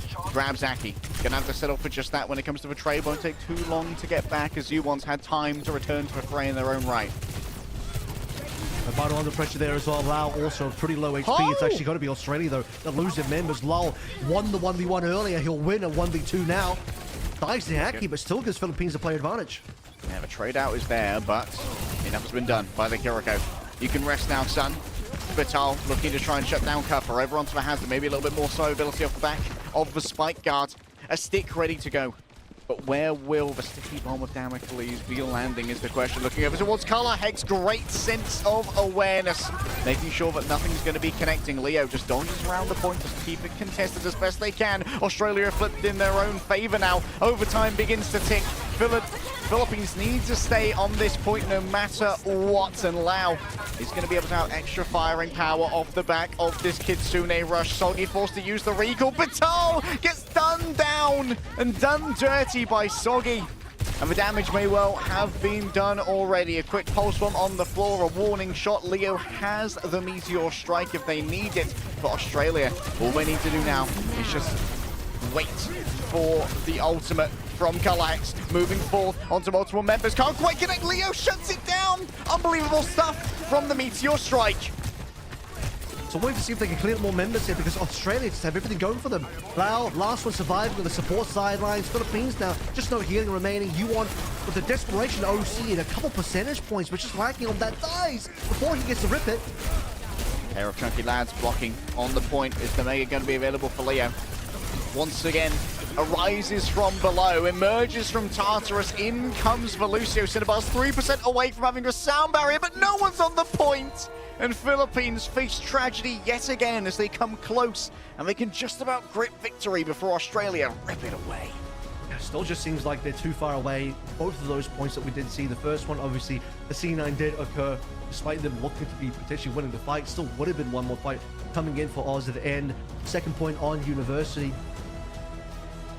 Australia, they got to the 99 early, and they do obviously finish things out. I think Philippines, once they were not able to deal with the Hamster, Color Hex combo and ultimates, Orbital Ray, OC coming down at the same time, Philippines just lagging too far behind, called out the lack of the sound barrier towards the end there. Yuan dies just before the OC. Really unfortunate timings to not be able to find closer ultimates, and Suda picks, I would guess. Lau, though, bit of a standout on the Kiriko, I might add, in many cases. Unbelievable stuff, honestly. You're exactly right. Lau is a bit of a demon when it comes to the Kiriko. Plenty of final blows found. The kunai weaving is strong. However, it feels like when it comes to the raw tank matchup, Cuff is an incredibly talented individual, but it's also being helped a lot by the fact that Leo's just running the Sigma into the Ram. That's not the best matchup for Sigma, it feels like. Well, the Doom was desperation here as well, but he ended up saying the Doom the entire way through because you already had the 99 confirmed for Australia, so no time for Leo to really get that swap going. That double kill from Lau that we saw in that clip just then was really impressive. Had a couple of those good moments. Sog coming up to try and walk into the 1v1, and Lau just drops a single kunai to push Soggy away. So multiple moments there looking really good for the Kiriko of Philippines, but you need everyone else on the same page to be able to really have these fights in tow. And still the mystery for what we're going to get delivered out of Leo here, because Sigma has still been his best look. He doesn't really want to play too many of the other tanks, and the Doom was just okay at the end. The Meteor Strike killed the Color Hex was pretty decent, but aside from that, the Doom was more of a distraction than anything else. Yeah, returning fast in overtime as well. Much easier on the Doom than on the Sigma, who just slowly floats lackadaisically towards the one. I'll get there when I get there. And I'd love to see a return to Circuit Royale, like you said, for Philippines yesterday. It wasn't their greatest look, but I think it does suit their hero pools rather well. We are going to have a little bit of a substitution here. Solus is going to be coming in for Vital, meaning that Philippines, Solus is a fantastic carry DPS. I'm excited to see what they bring to the table. Been a lot of Genji in the past couple of matches, but same conversation I've had with the Vast, where it's like, doesn't feel like Genji's offering too much in these matchups right now. Played the Genji yesterday in the Circuit Royale second map, and instantly you could tell, yeah, the Genji is a bit of a problem in terms of the lack of value the Genji is actually offering, particularly in a long-range poke type of composition. Was called out and taken down by Thailand very quickly. So maybe dragging it back towards Farah. I just end up defaulting onto the Tracer here as well. Can't remember if Solus has really played too much of the Mei, maybe a couple times here, but that might just be a good, stable choice for these long-range type of comps. And I am expecting that Philippines will take us to an escort or a hybrid, drag us back into Sigma territory, and honestly a Ram ban would really offer a lot here, because Cover's been playing a ton of Ram, almost exclusively here outside of the Hazard that we just saw in that last map. And Hazard not going to be performing as hotly on those super long-range maps. So a Ram ban first up, plus a Circuit or another Escort could be exactly what Philippines need. Yeah, I agree. Ram ban has to be a priority here. I expect the map pick to either be Circuit Royale or King's Row. King's Row was actually a lot better for Philippines yesterday. A strong map for the Sigma defensively, as we've seen from Max in a lot of our OWCS Korea adventures. And Philippines, like, they've got a very DPS-heavy roster. Like, out of 7 players on this roster, 4 of them are DPS, so we might see a little bit of substitution, mix and match happening from the side of the Philippines to try and give themselves the best possible odds for the preferred DPS of any given map. We have seen Solos play a little bit of Reaper as well, which has been slowly creeping its way back towards the meta. I think the Reaper is in a pretty good spot here as well, the Die Triggers edition. So I think yesterday and throughout the World Cup so far, Reaper has been a good default for a lot of these teams. Probably more likely to be played on the slightly more open maps like the controls and the flashpoints, but comboed up with the Zarya, we saw some of that Zarya gameplay yesterday, particularly coming through. Remember Kyron on Thailand was really coming strong with that Zarya, which caused some problems for the Philippines. Don't believe we've seen Leo really lean into that just yet. Leo still really favoring that Sigma. Sometimes we just see a little bit of the Orisa and the Ram as well. So I'll see if that ends up being the option. I'll have to see what the map pick is going to be. It should be on your screens shortly. The map pick, of course, does also confer the opportunity to first ban, which also comes as a pseudo first protect. Circuit Royale is going to be the choice as predicted, which means the Escort is now out of the pool as well until we get a reset. Yeah, this will be a good option for the Philippines. Definitely going to affect Kuffer's ability to play any sort of dive hero. If you remove the Ram as well, Kuffer's going to be left with definitely fewer options. I don't really remember Kuffer playing too much of the Sigma himself, but that's not going to be where he's going to lean in terms of hero pool. More of a Winston Hazard player in the past, obviously playing plenty of Ram, might just drop into the Orisa if feels needed. Might try to make this Hazard work as well. Classic Ryan could still come in. I think that could be the alternate option for Kuffer. I don't know if Australia practice for it, but pretty decent into a Sigma team. You might need to see the May come through from Philippines just to have a little bit of protection in that brawl. But there it is, a Ramatra instantly banned out from Philippines. They understand their assignment. They know that you take away the Ramatra from Kuffer, force into a Sigma matchup, make it uncomfortable for Australia. That's your best shot. Yeah, I think when it comes to our the fundamental game plan here, pretty strong from the Philippines. The question is, are they going to have the fundamentals to win against a team as raw talented as Australia, who just have so much strength in this roster and have been playing out of their minds thus far in the event? If there's a map where you can kind of hard carry off the back of talent, I think that Circuit Royale was pretty high up there. It's a huge map for mechanical DPS plays. This is really where hit scans can start to eat each other's lunch, as it were. Philippines have to do a lot of work to make sure that they don't end up in the same situation they were yesterday against Thailand, where they were completely heavily brawled in the beginning phase of the map, where they didn't get to move at all. And it is going to be Philippines on the attack again. Kuffer could still look in the Malga here. That's what Kyron and Thailand did yesterday up against Philippines in the exact same spot. I was actually going to go for the Domina, so they're wanting to play some sort of poke battle here. But it's going to be Domina into Sigma, and I think Sigma right now is better in the meta. Domina is less so played. Might be worth Australia to try and take a page out of Thailand so we can go for the Malga, or as I said, if you're expecting it to go straight into the Sigma battle, just cheese it by going Ryan instead. One of the classic heroes that is going to be good into that Sigma. Yeah, very good into a Sigma. I love the Mei. Soggy's been showing a great Mei so far, and also not only is it isolating the Sigma, who doesn't really have much of a way of movement options to get away from that wall, but also doesn't suffer from damage drop-off, and so can easily snipe out anyone who overstays their welcome on a long lane. You can see that Leo just stayed in spawn there, waiting for the scouting report. What the defensive team comp is going to end up being. Spots the Ryan. Okay, let's make a swap up. It's going to go over towards Orisa. Not going to try and brute force this Sigma into this ground-based composition like they did versus Thailand, where it ended up in the loss. Soggy being put on notice here by Solace. That's a big headshot off the back of a rail there onto Color Hex, but not worried at all. Plenty of attention coming through from the healers, and the remainder of Philippines don't really want to join Leo on a close quarters battle against Kuffer, so Kuffer's going to be very difficult to dislodge from these nasty angles. Oh, didn't see him coming apparently, just didn't know that he was there. The Orisa now going to be caught between a rock and a cold place. Wow, as Kuffer just blasts them into it. That is so cruel. Yeah, Leo wanted to try and get down and dirty against Kuffer, who finds a solo kill onto Yuan, and Sogi just walls him off, and when the wall dissipates, Sogi uses his own body to body block via the ice block, keeping Leo pinned within the room, allowing Kuffer to get that freebie. Yuan's thinking, okay, no longer going to play the Sojin again. It's going to be hard to get past shielding, so it's time for the Bastion. Well, Reinhardt is an expert in killing Omnics. Going to be a quick wrap around here, dodging most of a tank form from the Bastion, as already so much of that has been used, and now it's time for Australia to start pinning them in. If they're caught in here, Cup could get an absolutely massive Earth Shatter. Coming in close towards the Orisa, stun's been used, so too has the Suzu. But inside this narrow space, this is where a Reinhardt team will absolutely dismantle you. Cover just holds on to the ultimate for now, and Australia have no mercy in their hearts. Philippines getting a bit of PTSD here from the Thailand game, where once again they're just being held close to spawn. This is about as close to a spawn camp as you can really do on a Circuit Royale. 5 ultimates about to be online for Australia. Philippines are lagging behind in that department, especially because they did have a couple of swaps in there, most notably Yuan swapped. Cinnabar swapped as well.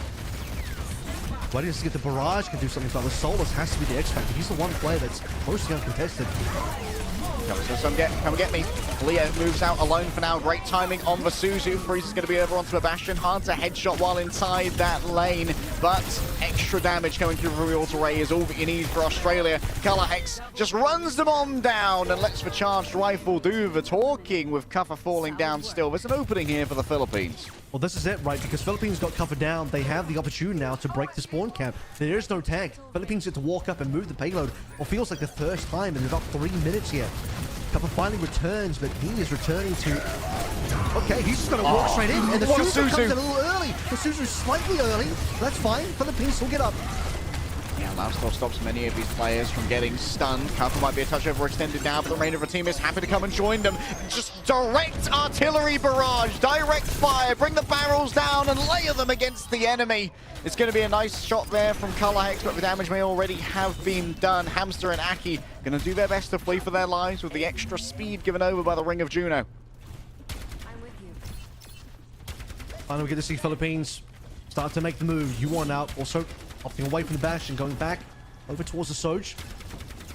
No ultimates on either team, and Kuffer's actually even going to give up the Ryan. This is a Sigma battle coming back, but it's Kuffer playing the Sigma instead of Leo. Leo might later on think about the change, but they might not be later on if they don't win the fight. There's only 20 seconds left. Yeah, might not be time to return to that Sigma. Time is of the essence, and Philippines are running preciously low upon it. Soggy falling low in their own right. Solus manages to win out the 1 versus 1 here. The classic Genji battle in the high fashion shop. Around the outside, Leo almost says he had another Terror Surge to try and play with. That might make contesting this point a little bit more difficult. Big stun off the back of maybe an accretion there, covered with a nice flick shot. But who can come in to keep this one contested? 83 centimeters are in it so far. The remainder of Australia have been washed away by the waves, and Philippines should grant themselves a stay of execution. Philippines, there it is. First point unlocked. We've already really progressed further than what they got against Thailand. This is massive improvement. Now the ultimates are starting to come into play as well. Support ultimates on the Oz side. Slightly ahead here. Lau will have the Kitsune Rush in mind. Match up against Aki, but Cinnabar still lagging behind in the sound barrier department. Sok is also going to match on the Genji. So he says, you know what? Solus wants to play Genji. Let me bring out a Genji as well. Hex with the OC. Ready to get on his Thanos arm. Plenty of charged shots ready to go forth. Solus going to be chasing though with the blade. Great timing on the deflect. Goes in towards the primary threat, and Solus understood the assignment. Grabbed 2 elsewhere. And while it was all about the blade chasing down the overclock, the remainder of Philippines wrapped up the rest. Yep, Solus did a great job there. Just dives on past. Even just completely ignores the orbital ray. Goes straight for the target he needs, which is Hex. Now Lau will be the one to bring in the extra Kitsune Rush. There's going to be a touch. Good body blocking coming on through Philippines. Blocking out Australia from contesting. And Kuffer instantly falls, and that's the fight over. Ataki having used a Kitsune Rush as well to try and get that extra movement speed onto a point. Well, it just all came down to a single E from Leo. Great heads-up play. Australia now losing 2 points in quick succession, it looks like. Soggy opting away from both the Genji and the Tracer he came back on. It's just got to be the Symmetra. Get Cuffer around the map. Still have a Flux to play in, but this time Cinnabar ready with the sound barrier to counter that. Cuffer on the approach. Managed to punish Leo for having used their ear touch too early. It would break through that anyway. Viridic Flux going to be a critical tool here, but still not going to be any real stopping of the cart until now as Cuffer puts exposed toes on towards the objective. Solus getting a little bit close for comfort, and so he's going to demand some attention. Oh. Nice extrication. What a stun onto U1. And then a solo ultimate as well. Cinnabar's there to try and reinforce them. Cuffer taken to the edge. Maybe we'll be taken too far off it as Leo spins to win and moving forth. Soggy's down as well. Up in the sky. Hamster going to be catching a bunch of fire, but the healing's good right now from Philippines. We have to return to the car and get it moving once again. Looking damn good for Philippines here. Leo getting a lot of work done, and Cuffer now, finally, after expending the Prophetic Flux, will change gears over to his own Orisa. Australia in a better spot for ultimates right now. For Philippines, the momentum is good. Just need Lau to find this last 10%. Kitsuna Rush on top of Terra Surge can be a game where they need to find Color Hex as well and to prevent him from getting a good OC. Okay, Suzu already used here from Philippines. A major cooldown that's going to be missing, and Orbital Ray inside of these small areas can be so strong. Everyone's going to be getting so much additional damage here. Kalike's already taken out Cinnabar. U1's going to fall as well. Leo doesn't get enough of the back of the Terror Surge despite grabbing in so many players, and it seems like Hamster's going to survive by the skin of their teeth as well. A minute remains. Philippines managed to get at least the good ultimates out of Australia. Still a couple more that can be game changers. The Color Hex, not to be deterred. Extra healing damage boost with the Orbital Ray on top of the OC. Just going to end up ripping through Philippines. Had to have Leo drop in a spare to stun Color Hex away or something to prevent the damage in. But Australia looking strong to hold now. Wall, Kitsuna Rush, Philippines, no real response. Philippines have to outplay those two ultimates and then still have the sound barrier to push them towards the end. Exchange of rails, Cuffer flying at the door, making them pay for every single centimeter forward. Already you can see the Amped Up's been used by Cinnabar, and now with a Photon Barrier as well, and Solus falling down. 20 seconds remain. Surely Philippines just have to try and call it here. Yeah, Philippines did a quick respawn of the Solus. 15 seconds left to play through. It's going to be a 1-ult versus 1-ult, but there still needs to be a touch, by the way. Oh, then he's trying to make it work off the back of a sound barrier, but they're going directly into the Kitsune Rush. 6 seconds remain, and Cinnabar knows exactly what you have to do. Two players will be waiting behind, but Australia can just round among them now with the teleport. Solus going to try and follow over after. Once onto the Juno, but she's so fast and so evasive up in the sky. The Meta Blaster gets it done. Australia have decided that the nonsense comes to an end here and now as the Terror Surge is the death knell for Philippines' push. Yeah, Philippines, they needed to have that push about 20 seconds earlier, but unfortunately, Solus gets caught out, ends up dying Cinnabar on the wrong side of the map as well. I don't know if you saw the positioning, but behind enemy lines on the wrong side of the Photon Barrier that Soggy ends up dropping and nearly dies towards the end there as well. Philippines really caught in spawn as the last 10 seconds are available, which means two players end up running for the payload. The other three players essentially being sacrificed at the beginning phases of that fight. For Australia, still managed to hold the map. No full capture for Philippines, but given that they previously got full held here by Thailand and nearly got full held again by Australia, this is a good amount of distance to make up for that. Yeah, this is incredibly winnable here for the Philippines. And they're probably feeling confidence begin to flourish within them right now. This is an incredibly defensively sided map. We've seen holds both on first and on second so often that third could be considered a myth in many cases. However, for the side of Australia, they have the advantage here that they are going to be very proximal to their spawn and should be able to manufacture a composition in short order to counter whatever's being proffered defensively. You can see that Leo just wants to take the safe option here, knows that if he goes Sigma, likely Cuffer instantly responds with the Ryan that he's already got hovered, by the way. So the Orisa is going to be a nice middle ground to make sure he can still play somewhat of this poke, specifically given that he does have a double flex support online.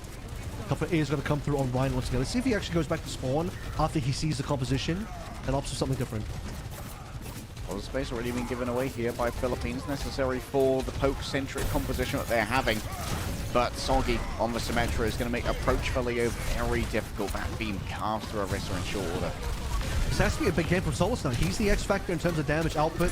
Has to be a little bit worried about Color Hex, but as long as he doesn't get one shot by a rail, which isn't going to happen until Color Hex already has some damage onto Solus or an ultimate, Solus needs to be able to just spam out that backline.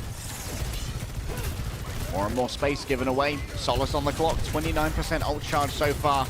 Has not been able to deliver on that X Factor that was expected, but Philippines, like, got so many different angles to work with here with both the BAP and the Ilyari. Solace forced, just backing away once again, and more space is given. Kappa loses the shield, which means it's time to go forward. No more Mr. Nice Guy. It's all about the hammer now, as Cinnabar's retreat is going to be facilitated by that Immortality field, but it's not going to be available to the remainder of Philippines now. Not for Lau himself, that much is for sure. One fire strike and a charge as well goes up. The Cinnabar feel a little bit thin, managed to get away from that one, but cannot avoid the incoming hammer swings. Australia, what a pace they've made. Australia just working their way slowly up the map, and Philippines can't spam them out. It seems like Philippines need to be doing a lot more damage than they are. You have a BAP and a Lari. You also have the extra fire on top of that. No barrage built yet, by the way. That's kind of unacceptable. There needs to be rockets landing on the backline, away from the shield. You have so much output in terms of the frontal damage. It's crazy that Australia actually have first ults. Yeah, it's time to start pressing these M1s. All 5 of you have guns.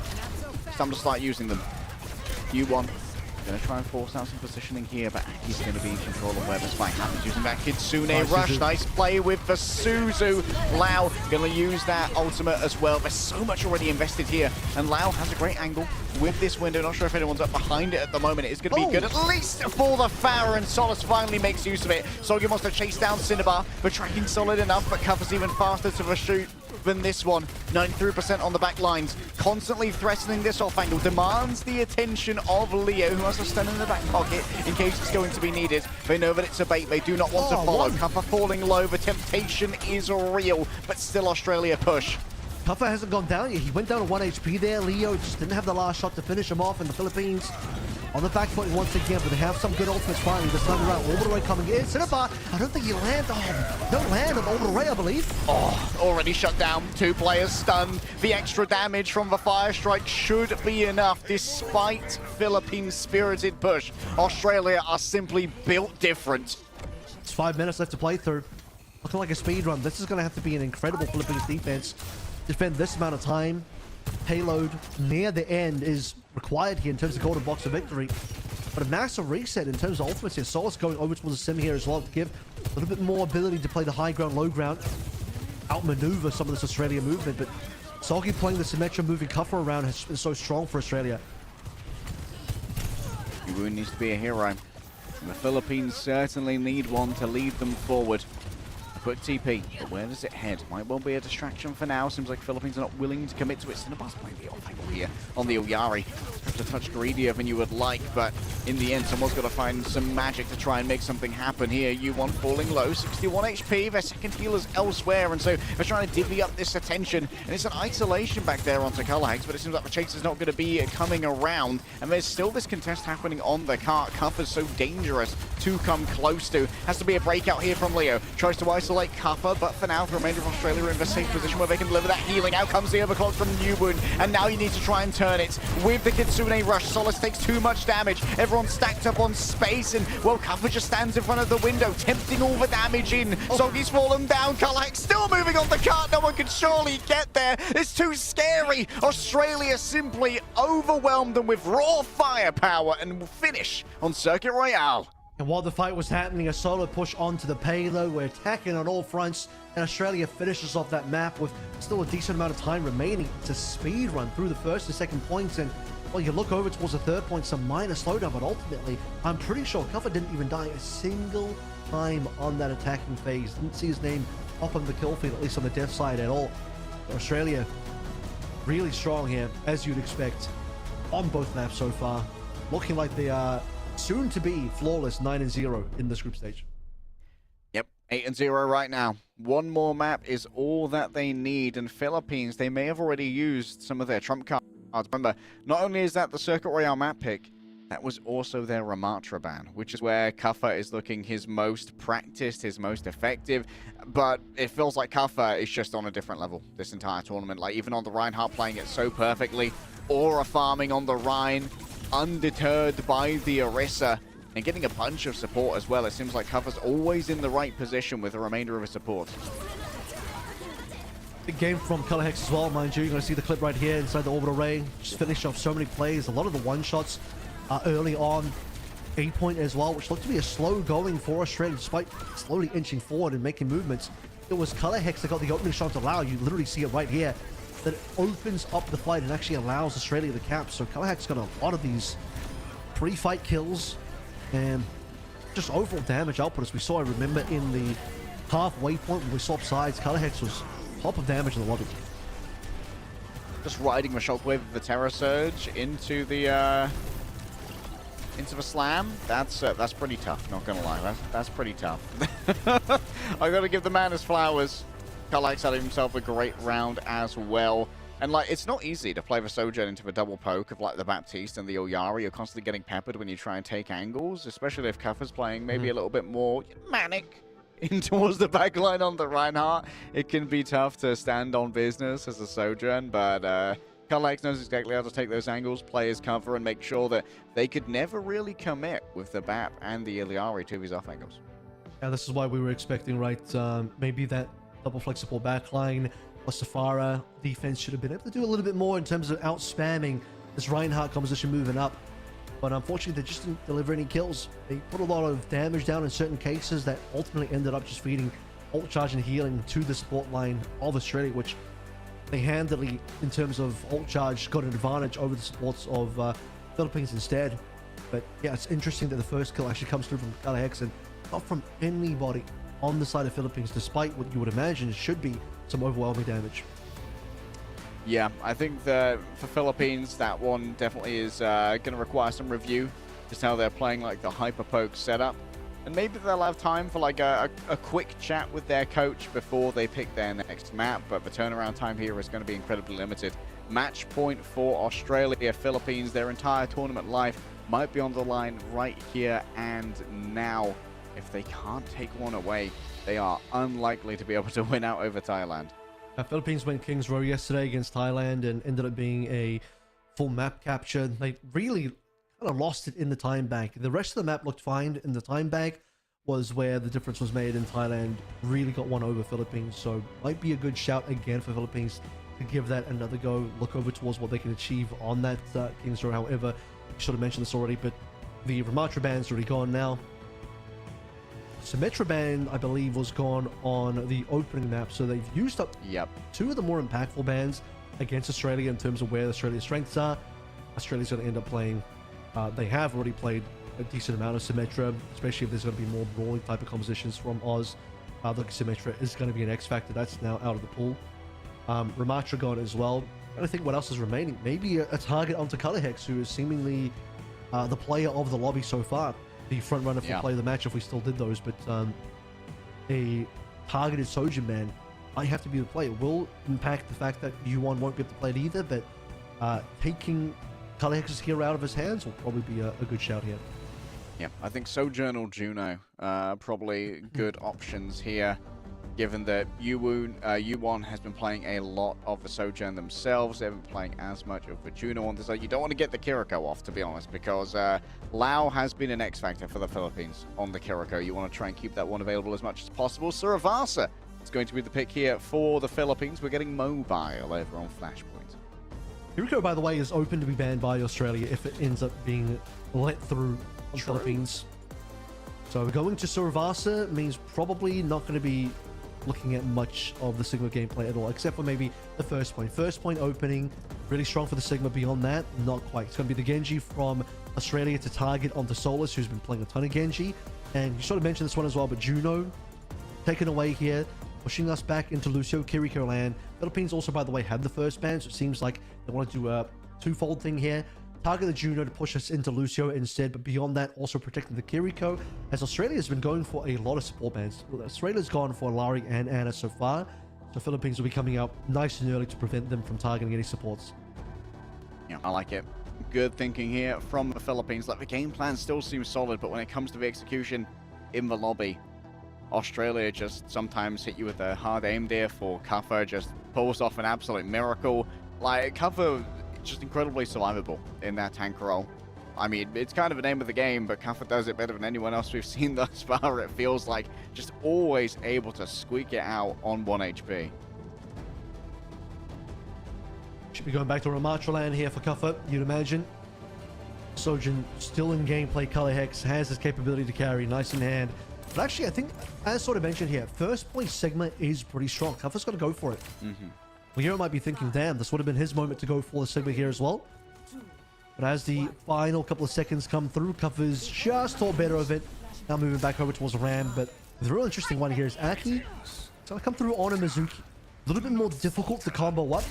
We'll have to wait to see if a Vortex can slow somebody down for the chain, but not as clear-cut as the Rock Chain combo.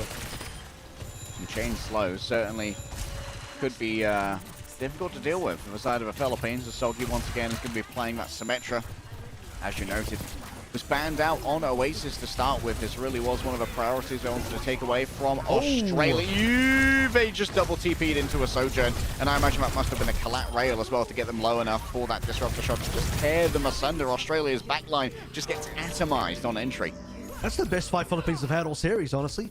No losses on their side, complete team wipe, massive double kill from U1, tons of damage being laid on to Metro teleporters, and Soggy's like, okay, we won't play Sim anymore, don't need that. Go back to Trace, smash Solace on that. More importantly though, as we move through this map, Australia has no speed boost. Juno's been banned out. Aki doesn't play any Lucio. So this kind of double flex support look for Australia means that ideally Philippines have an advantage on the speed boost side with Cinnabar.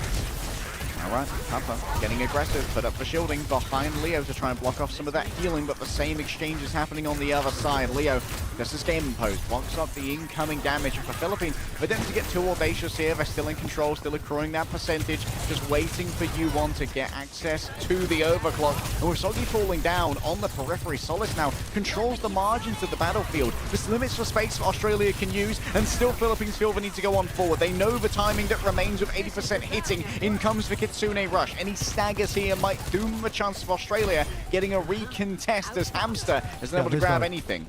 Won't be a recontest at all. Kuffer dying at that point means you won't get you back in time. Ultimates are too far behind here as well. Philippines getting the early team wipe, preventing Oz from really charging too much, and Lao Fan goes super quick. Kitsune rush. Philippines off to the races. A dominant start. That's what you want to see out of them. Incredible dominance so far. Hamster is going to have their own Kitsune rush now, so they will be able to control the first fight here.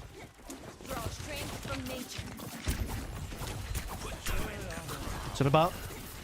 That's a big one here. Oh, U1 dying off rip is not what you're looking for. Still time to play for a bit of a reset here, but I think you are, at this point, looking to give the point away to Australia. Unless Philippines think they can 4v5 this. Trying for minimal losses. Maybe a roll the dice here, try and get a big pulse bomb off the back of Solace there, who's taken so much damage already. You can see the Suzu's been used. This could be a moment to go on for, but no, Color Hex has doomed it before it begins. Already got two, traded out for one, but the damage has been too much to bear. Solace gets stopped on their way in, and Philippines are going to be taken off the point. Leo shouldn't have ulted there, unfortunately. You already have your double support line being broken, double DPS ultimates being used by Australia. Leo should be happy to take that one and sort of exit the fight, forcing ultimates out of Australia. I mean, you already lost a player super early into Solace. Might have been you on one of your DPS went down super quickly. Philippines were off to the back foot on that. Now lacking of the annihilation could be quite costly. They still do have Soundbat. Oh no! No, they don't. That's an Ajax. Oh. Yeah, this is over. This is cooked, lads. Quick reset, perhaps. Cup's going to be nice enough to allow it. Ooh. Hate to see that. Philippines is so well on our opening point of market, only for this to happen now. As it is fight after fight, mistake after mistake, and suddenly the pendulum swings so heavily in favor of Australia, all off that initial pick at the start of this point, and the Philippines not finding their footing at all. Alright, U1 has the perk to power up the OC. Question is, can they try and find the angle to make this one work? Nice touch in the back to make sure that overtime is grabbed. Solis might actually be able to put a point wholesale here as Aki rolls in. Could get 2v1'd by the Lucio and the Tracer. But there's the flip for Philippines. Need to try and recover from the damage sustained thus far, and Kuffer is going to be backing up as well. Out comes the Kitsune rush. It's from Lao to try and shut things down, but inside of the Kai Sanctuary, Aki's team certainly has a little bit of an advantage. Hamster wins out against Leo. Cinnabar's going to be plucked from the top rope as they can't stick around for long. Hamster hits headshot after headshot, kunai after kunai, and that is going to be Australia claiming the little palace. Yeah, Philippines unfortunately getting nothing done on U1's OC. Color Hex doesn't even need an overclock to find that one shot. The Philippines consistently down on members. Kitsune Rush not getting as much done here for Lao as he would have liked. Australia very swiftly and very commandingly bring us back 1-1 on the sort of Arsenal. First fight here. Seems like it's going to be in favor of Australia. They already have positioning on the point. They need to be evicted from it. Easiest way to do that, of course, would be the Annihilation. You're watching out for the Suzu here for Solus's calculations when it comes to the Pulse Bomb. The Kitsune Rush is going to make it so hard for Leo to survive. Even with the game opposed, his mitigation is not strong enough. A Pulse Bomb easily avoided by Soggy off the back of a singular blink. And that's going to be Australia winning out despite a big investment from Philippines. Yeah, Philippines not getting anything here, unfortunately. Another Annihilation that goes to the wayside. Philippines trying to get desperate to win these opening fights and just not working out at all. Cuff will be just taking a little bit of damage here to maybe feed ult charge over towards Aki and Hamster. But another overclock coming online for Color Hex. Nothing to really stop it this time. Cinnabar desperately needs to have the sound barrier available. Landed. Chaining stuns onto Leo. Chaining slows. At least Leo doesn't even get the sound barrier, by the way. And everyone else has had it stripped off them in short order by Color Hex. It helped them to survive the OC, and Hamster's TP away is uncovered. Soggy manages to get themselves back up off the back of a recall and gets one over on Solis in the midst of all of this. Cinnabar heads towards the back as Cuffer and Leo exchange punches, but Leo looks lost for now. Doesn't even have a Cuffers behind him on 121 HP. The target awareness from Philippines not quite there right now, but instead they're focusing in on a point instead. Cuffer's still low. The chase not coming forth. They're too scared of Cuffer. The aura's too strong. Still got the flip though. Philippines have point control. Cuffer's very low HP, so Cuffer might be alive, but he has no capability to walk on forward. Waiting to see if Aki and Hamster can get back in. If Aki can drop also, it's Kakai Sanctuary eventually. Cuffer now trying to pressure away this point positioning. Philippines in a good spot to finish this one off. Suzu already used. Aki noted in the back, an easy pickup for U1. The accuracy is solid here from the Filipino DPS, and Soggy's been grabbed on the backhand side. Solis understood the assignment. Mark Soggy, stopped them from doing any shenanigans. 64%. Hamster though, dropping that extra ultimate in. Philippines in position to get these kills. U1 need to see some sharp shots. Australia back down, I think. Yeah, U1's just zoned them all away, deciding to trade the OC for the Kitsune Rush.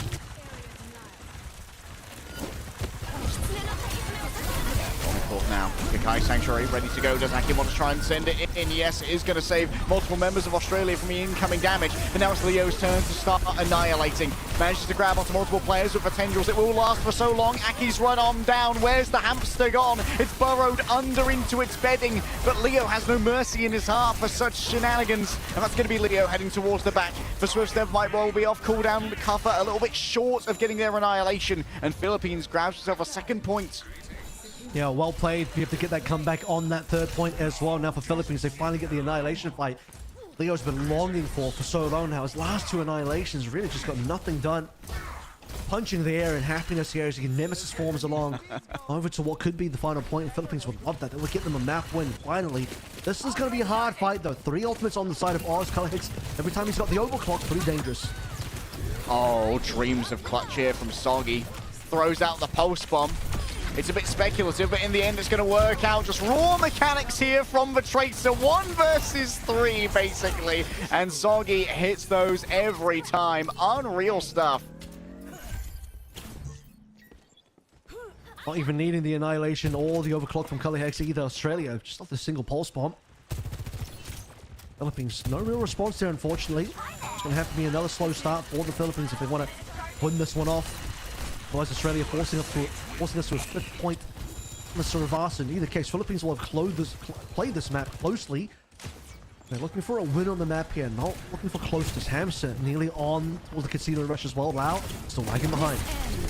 Nothing to play with. But already, Color Hex has popped the overclock. The question is for Philippines, how well do you want to try and commit to this? Since the pulse bomb goes away, Solis can get enough off the back of it. And Cinnabar's low in his own right. The Color Hex has bitten off more than they could chew. Where's Sleeling is the question. Finally, the TP comes through from the Kiriko. And now Cuffer just pushes them off of the side. Lau with a nice fake out as he goes to crawl back on up.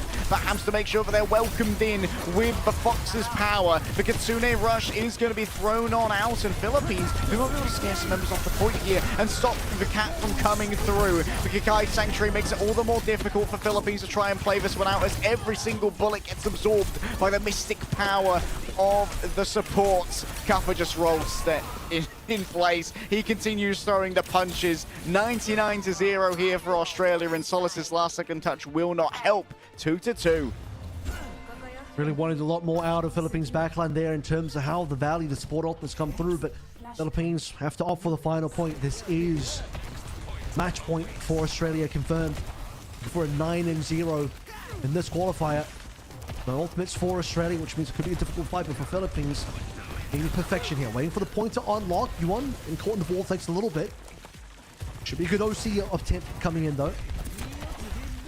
Gets evacuated luckily by Cinema, but Australia have a pretty good blockade going on here. It's going to be difficult to run for the Philippines. And with Solis actually currently fighting cover, going to be a little bit more difficult indeed. Leo heads towards the back. Annihilation in the back pocket if it's needed, but I think that Yuan may have already done enough damage. Hamster having fallen, only Aki around for healing, and if there's only so many hats that one man can wear afterwards, Philippines grab yet another frag and the cat. The Leo is collecting scalps, hat or no. Philippines got the cat. Now they're looking for late deaths. They're looking to see if they can stagger out some players. Maybe not going to end up being the case because Coven wants to walk on forward. He has more friendly allies to back him up. Annihilation in hand as well to keep himself alive. The Annihilation onto Annihilation here. Coven just continually forcing this position. Gets the extra armor from heading over into Nemesis form and takes away this angle from Yuan. It's going to open up some space for Kalax to work with. Maybe Soggy too for an unattended approach. Almost has the pulse bomb. Cinnabar caught in place so slow from a Ravenous Vortex that the headshots easily arrive from Hamster. And now Yuan just has to keep on moving. Afraid of the approach of Kuffer. The aura is strong, but the pulse bomb could be stronger. Soggy manages to grab this one off the side. Lau's fallen down. The damage now permanent for Philippines, but they need to keep this one contested. Australia start to place the point. Look at that, so many Australians have fallen. Now ready to madly dash the touch. Hamster saw his ultimate here, but Color Hex is to save the day. Cover trying to come back out towards the ball. Hamster will die for the Kachuna rush to Color Hex, so yet to find a kill. Australia's falling apart here. Philippines, they got to win the map. They're going to take the map. It's been a last second touch as Kuffer on the wrecking ball, but all 5 members of the Philippines are ready and waiting. Soggy coming in from the back, but it's about to get a little bit wetter over here as it's going to be Australia taken from the point, and Philippines finally grab their map. 2-1. 3 Overwatch has officially ended. And nothing but 3-0s for the majority of the qualifiers so far, except for the fact that, look, the Pakistan-Hong Kong game at least delivered us an extra map. Now, Philippines versus Australia. Philippines have done what they couldn't do yesterday up against Thailand and denies Australia their perfect group stage. Just incredibly impressive stuff there from the Philippines. Well managed when it came to their fights. Some great play from Lau, where we saw Solis winning out in multiple Tracer duels as well. And honestly, where's the Leo Ramatra been? Like, why is Bro being in Sigma jail? Seems fine on the Ram to me. Yeah, I mean, he wasn't even looking... Well, last map he played the Rissa to a pretty reasonable degree as well, so looking like might just have to hang up the Sigma shoes for some time, and the irony there is that Sigma doesn't wear shoes, but Philippines, I mean, I believe we still have Hybrid open. Could still end up seeing the Sigma at some point. I want to believe the Philippines can make the comp work, but it seems like this might be the game that they actually need to be playing, which is the Ramatra style. You have the capability to actually more than win these fights. This first point, as we look at the highlights here, was so clean coming through with that U1 double kill on the Disruptor shot, countering some of these TPs, Soggy instantly understanding, okay, maybe the Sim isn't the play here, but this opening fight and opening cap really set the tone for the map.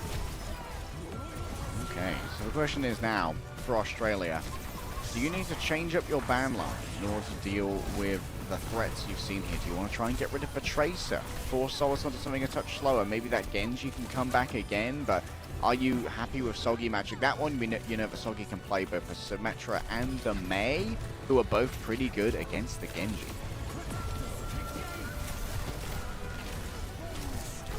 And we still have, as mentioned, Hybrid and Push to play through on. But impressive stuff, because this is a map that could have easily have gone still the way of Australia. When you look at the fact that, okay, second to last point, point number 4, strong for Australia. And you get to the final one here, and you finally get some decent fights out of Leo's Annihilation. Yuan hitting some shots towards the end there. Super late kills on a couple of these Australian players that prevent them from regrouping for one more. And now one of the few times you're going to end up seeing Australia actually pick the map.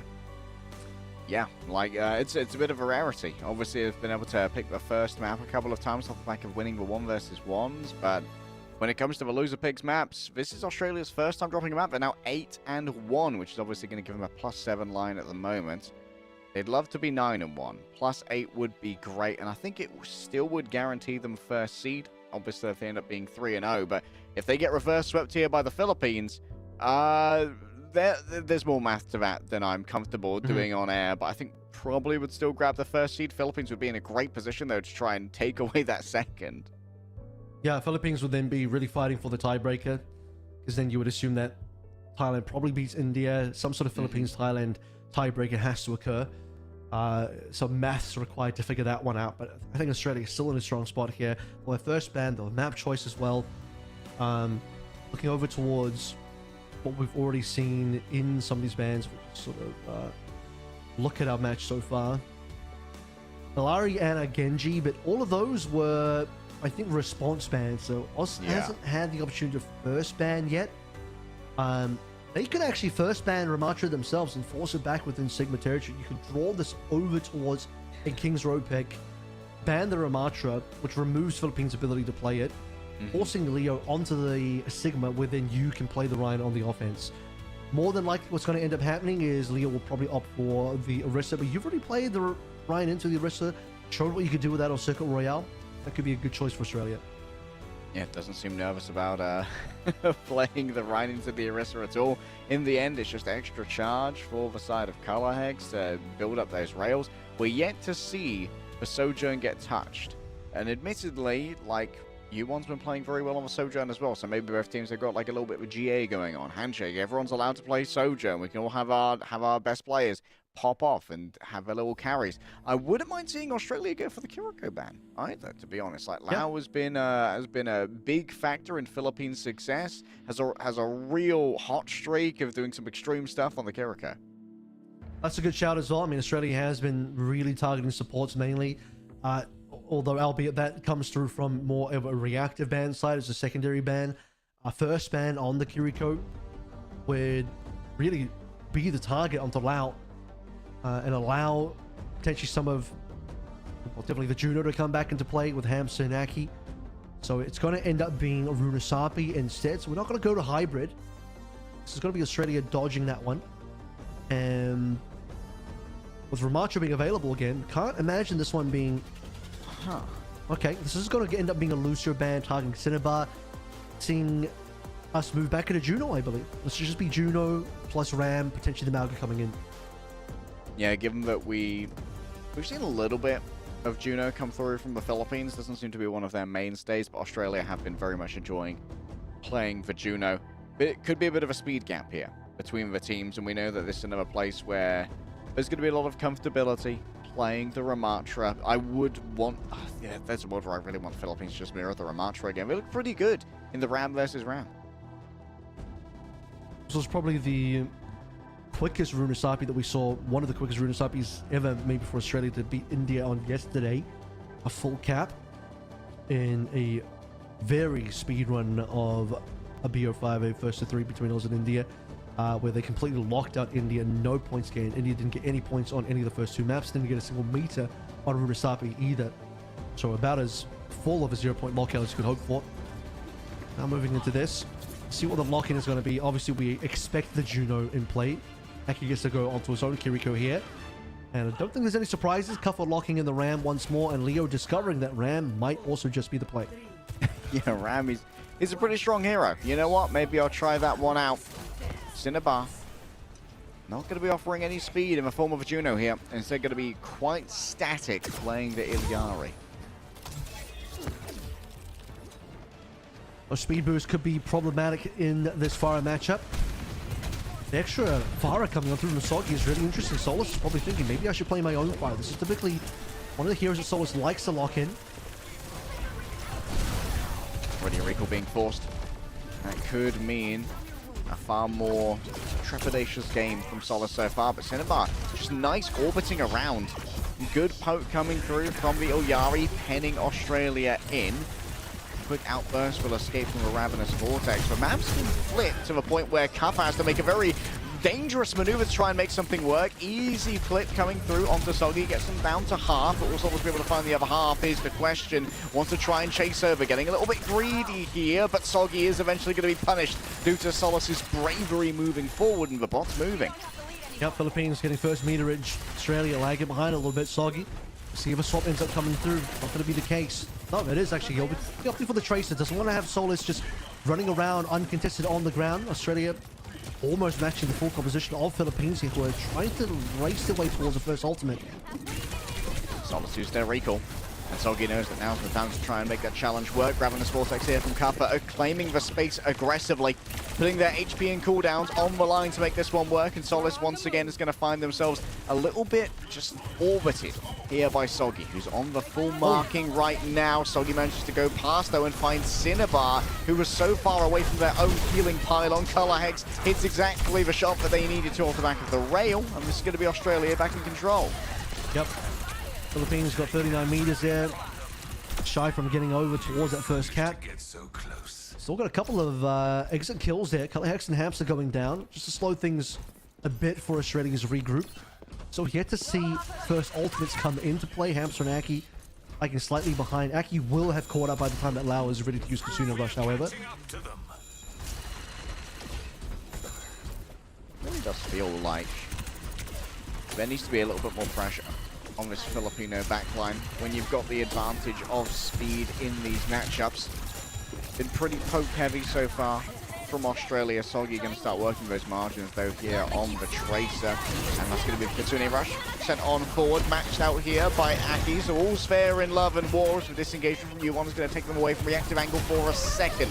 An exchange of Ravenous Vortexes, and in comes the orbital ray from Hamster. Will it burn through the hopes of the Philippines though, as their eyes, they look like Willem Dafoe staring up at the sky? Is that healing? Is that damage? Is it both? It's Kuffa coming in, and Kuffa is absolutely raring to go. It'll be costly for Australia. 4 ultimates being spent in the fight, but they'll have locked in opening cap as well. Checkpoint claim now. Philippines dropping the extra annihilation there, but hold on to a few more. Cinnabar still has the Sun to play through here. OC still on board for U1. Needs to be a good fight here for Philippines to not allow Australia to get away with a huge lead. All right, Cinnabar needs to be topped up before they can get good use here out of the captive Sun. U1 already forced the disengagement. Leo's he's just off on an island. The remainder of the team was too scared of Kuffa, backed on off, and I believe everyone's just been saved from the captive Sun by the erected shield of Kuffa. And so Philippines, they are not getting anything out of the resources that have been invested so far. And Kuffa, once again, he's just getting a little bit jiggy with it, rolling forward. Yeah, Cinnabar needed to find the backline there, but I believe just shoot the Captive Sun straight into Kuffa's shield as he locks himself in the corner.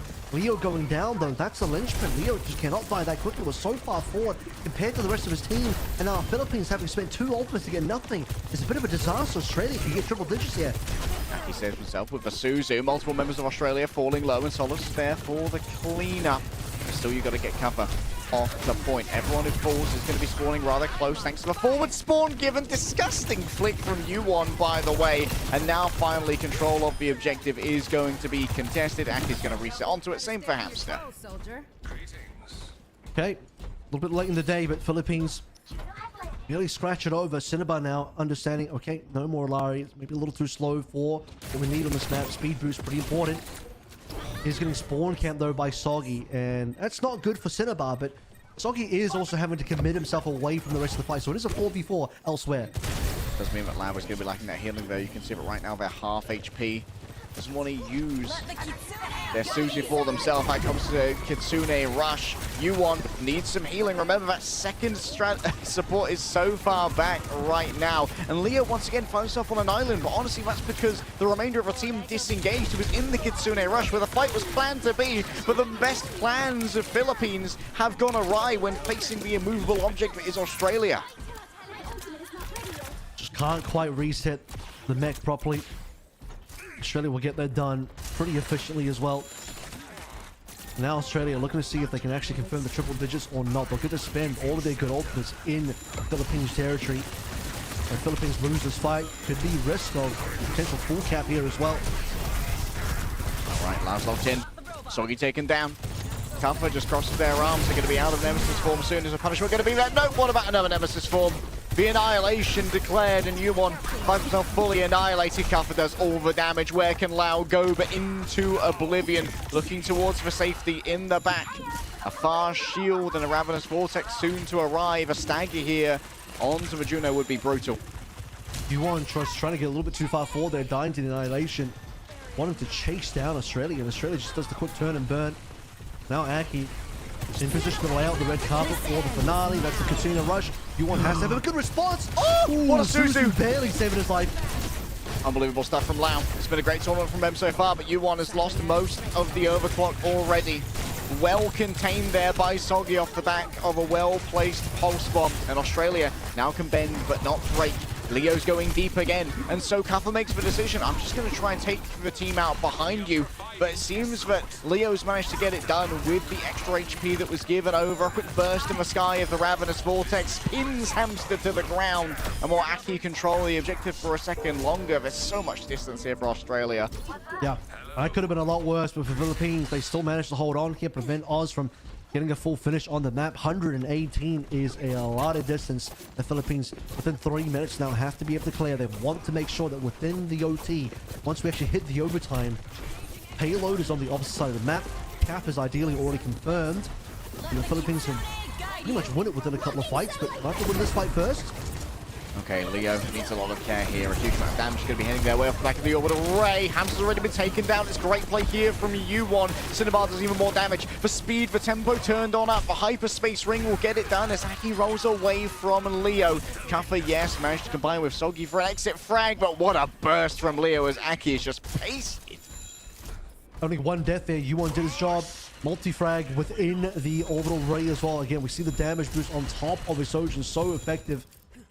We'll be able to get back in the fight within quick fashion here, as this team is still pushing forward. Cap confirmed. A couple more good pushes for Philippines, and they start threatening this flip.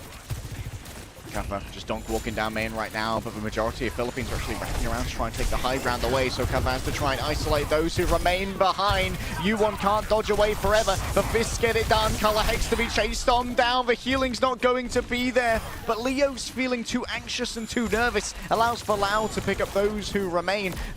The bot though, the bot, it's running away. It's already disabled the forward spawn. Philippines need to chase. Yeah, the bot's being stolen. This is a big problem. Philippines, despite anything else happening, will get reset some distance here. That being Kuffer is a bit of a problem. Typically, you would see it's the Tracer stealing the bot away, a tank stealing the bot away, and Kuffer throwing away his life. Means that ultimately, Philippines will be able to reset the bot back to where it should be, and we're kind of back to square one here a little bit for both teams. The only thing that does happen is timer goes down, which you could argue is good for Australia. Soggy on the chase. Nice health back steal. Absolute lunch money taken. Cyberbully, I see it right here. Out come the rail shots. Lau, cheeky and testy, but against the 2 versus 1, unable to really get the value. Nearly into OT here. The Philippines need to quickly flip this fight over, get this bot back into Oz territory to have any threat of still winning this map. They don't have to double the distance anymore, but there's still a lot left to do here. And Australia have good ultimates. Australia don't even need to really ult here. They can just burn ultimates out of Philippines, as they're going to do now, but Aki wants to burn anyway. Tuna rush into play. What do you want us to do the same? Got Hamster low, but unable to really convert. What a shot onto Color Hex. And now you wanted to try and escape from Kuffer. A quick TP away, the Tendrils grab onto Solace, but remember that Philippines need to be staying on the bot rather soon. 14 seconds remain, and they are not in the lead. A chase down here from Lau. The healing of Fuda sent on out, trying to save their Sojourn, but the Suzu's too late. Soggy was there in time, and no Suzu means all the more that can be achieved by the Time Demon Tracer. Solace wraps down from the high ground, but now Philippines are stuck to the cart. See how many Philippines players can group together for this one. Australia have Hamster's ult coming online very soon. Philippines honestly have the ult. We're about to have 4 good ults to finish this off with. They just need some really strong pushes. It's Oz looking to delay this one. Lau goes first. We're looking at Solace trying to get a little bit of a 1v1 against Soggy at the moment. The trunk of the fight happening on the point itself. Recall force. Not too sure what's actually happening with that one. They got forced back onto the cart, knowing the rest of their team probably were a little bit further away. Almost there. Forward spawn activated. to go. Cinema response.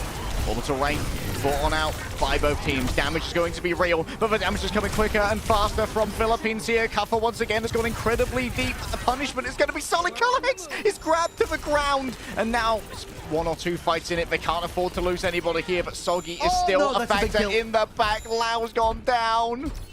That's a giant kill. Lau is going to struggle to get back in the point in time. OT spawns. Australia can confirm one more fight. Soggy's done his job. One less support here. And Leo has to do so much on this Annihilation. It's a 4v5. Needs to be everything from Leo.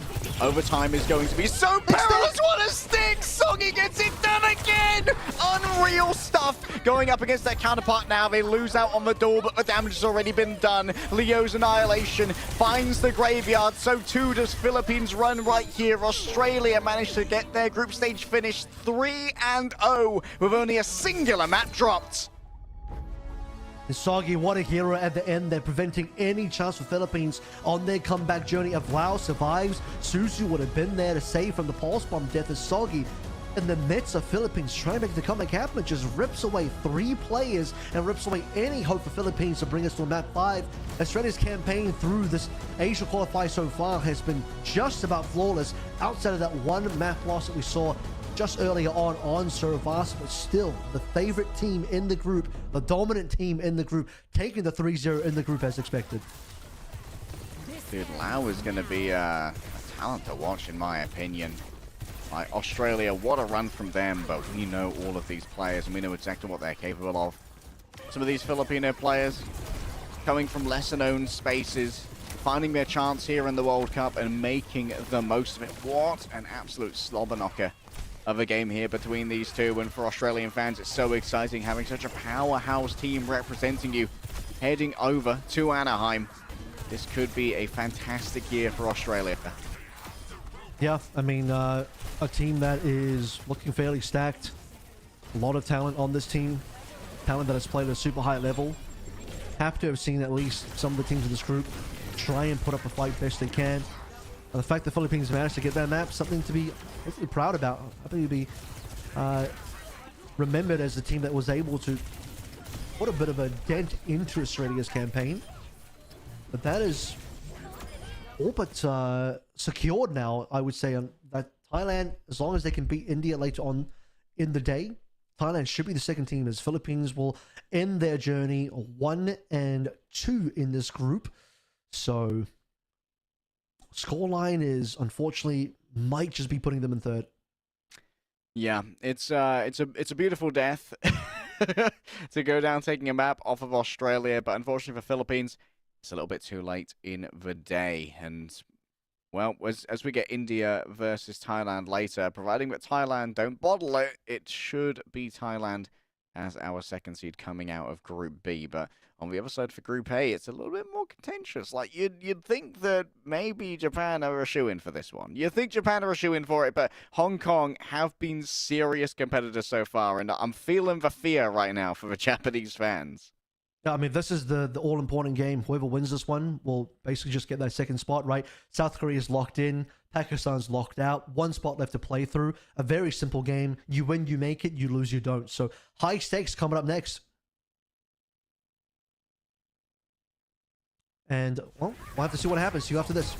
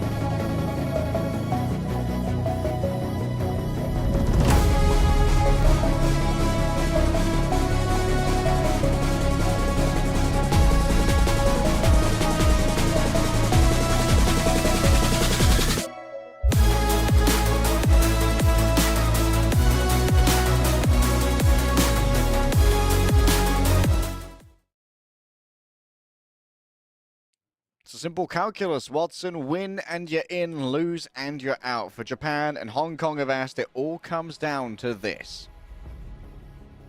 And it is, as Avril put it, at the end of the last match, which frustrating end for the Philippines for sure. But I do think for this upcoming match, win. Yep. That's simple. Win. You must win. You must win. That's all it comes down to here for both these squads. And we've seen them lean up to this point. Very, very talented rosters. Definitely the inclination is to maybe lean towards Japan with the amount and wealth of experience they have. But at the end of the day, the most simple terms is you must win to get the second seed. Yeah, we saw some interesting looks from Hong Kong yesterday. They were matching up, playing the Winston Bearfu on Dorado against South Korea. Definitely had some bright moments. Karumi's also been a real standout for this Hong Kong roster. Japan needs far less introduction. Nico Kyuki, they've both been tearing it up for a while on Varel, and of course making it towards those international events as well, playing in OWCS Asia. Yeah, this, I mean, this roster, there's, like, you went over. Very, very talented group. Playing a variety of different OWCS rosters here, and have been playing well. And for Hong Kong, though, I mean, conversely, even though they do have less experience, I feel there's something in the air. That Philippines match just felt like this could be the moment for the underdog story, but Japan definitely favored in this matchup. They have so many talented guys across the board, and you're going to be looking towards those playmakers, right, of like Kuki on the Tracer, Finn when they get to play some of the Alari. Definitely a squad that is dangerous. Yeah, hard to grade here. I think despite this being a contentious match, Japan are coming in as clear favorites. Finn, a very well-known factor in competitive Overwatch, representing Japan here. But on the other side, something in the water in Hong Kong. They build these guys different. Pakistan found that out the hard way, but Karumi is kind of an aimer on the Sojourn. I would not be surprised to see something like a Sojourn ban come out in the midst of this series.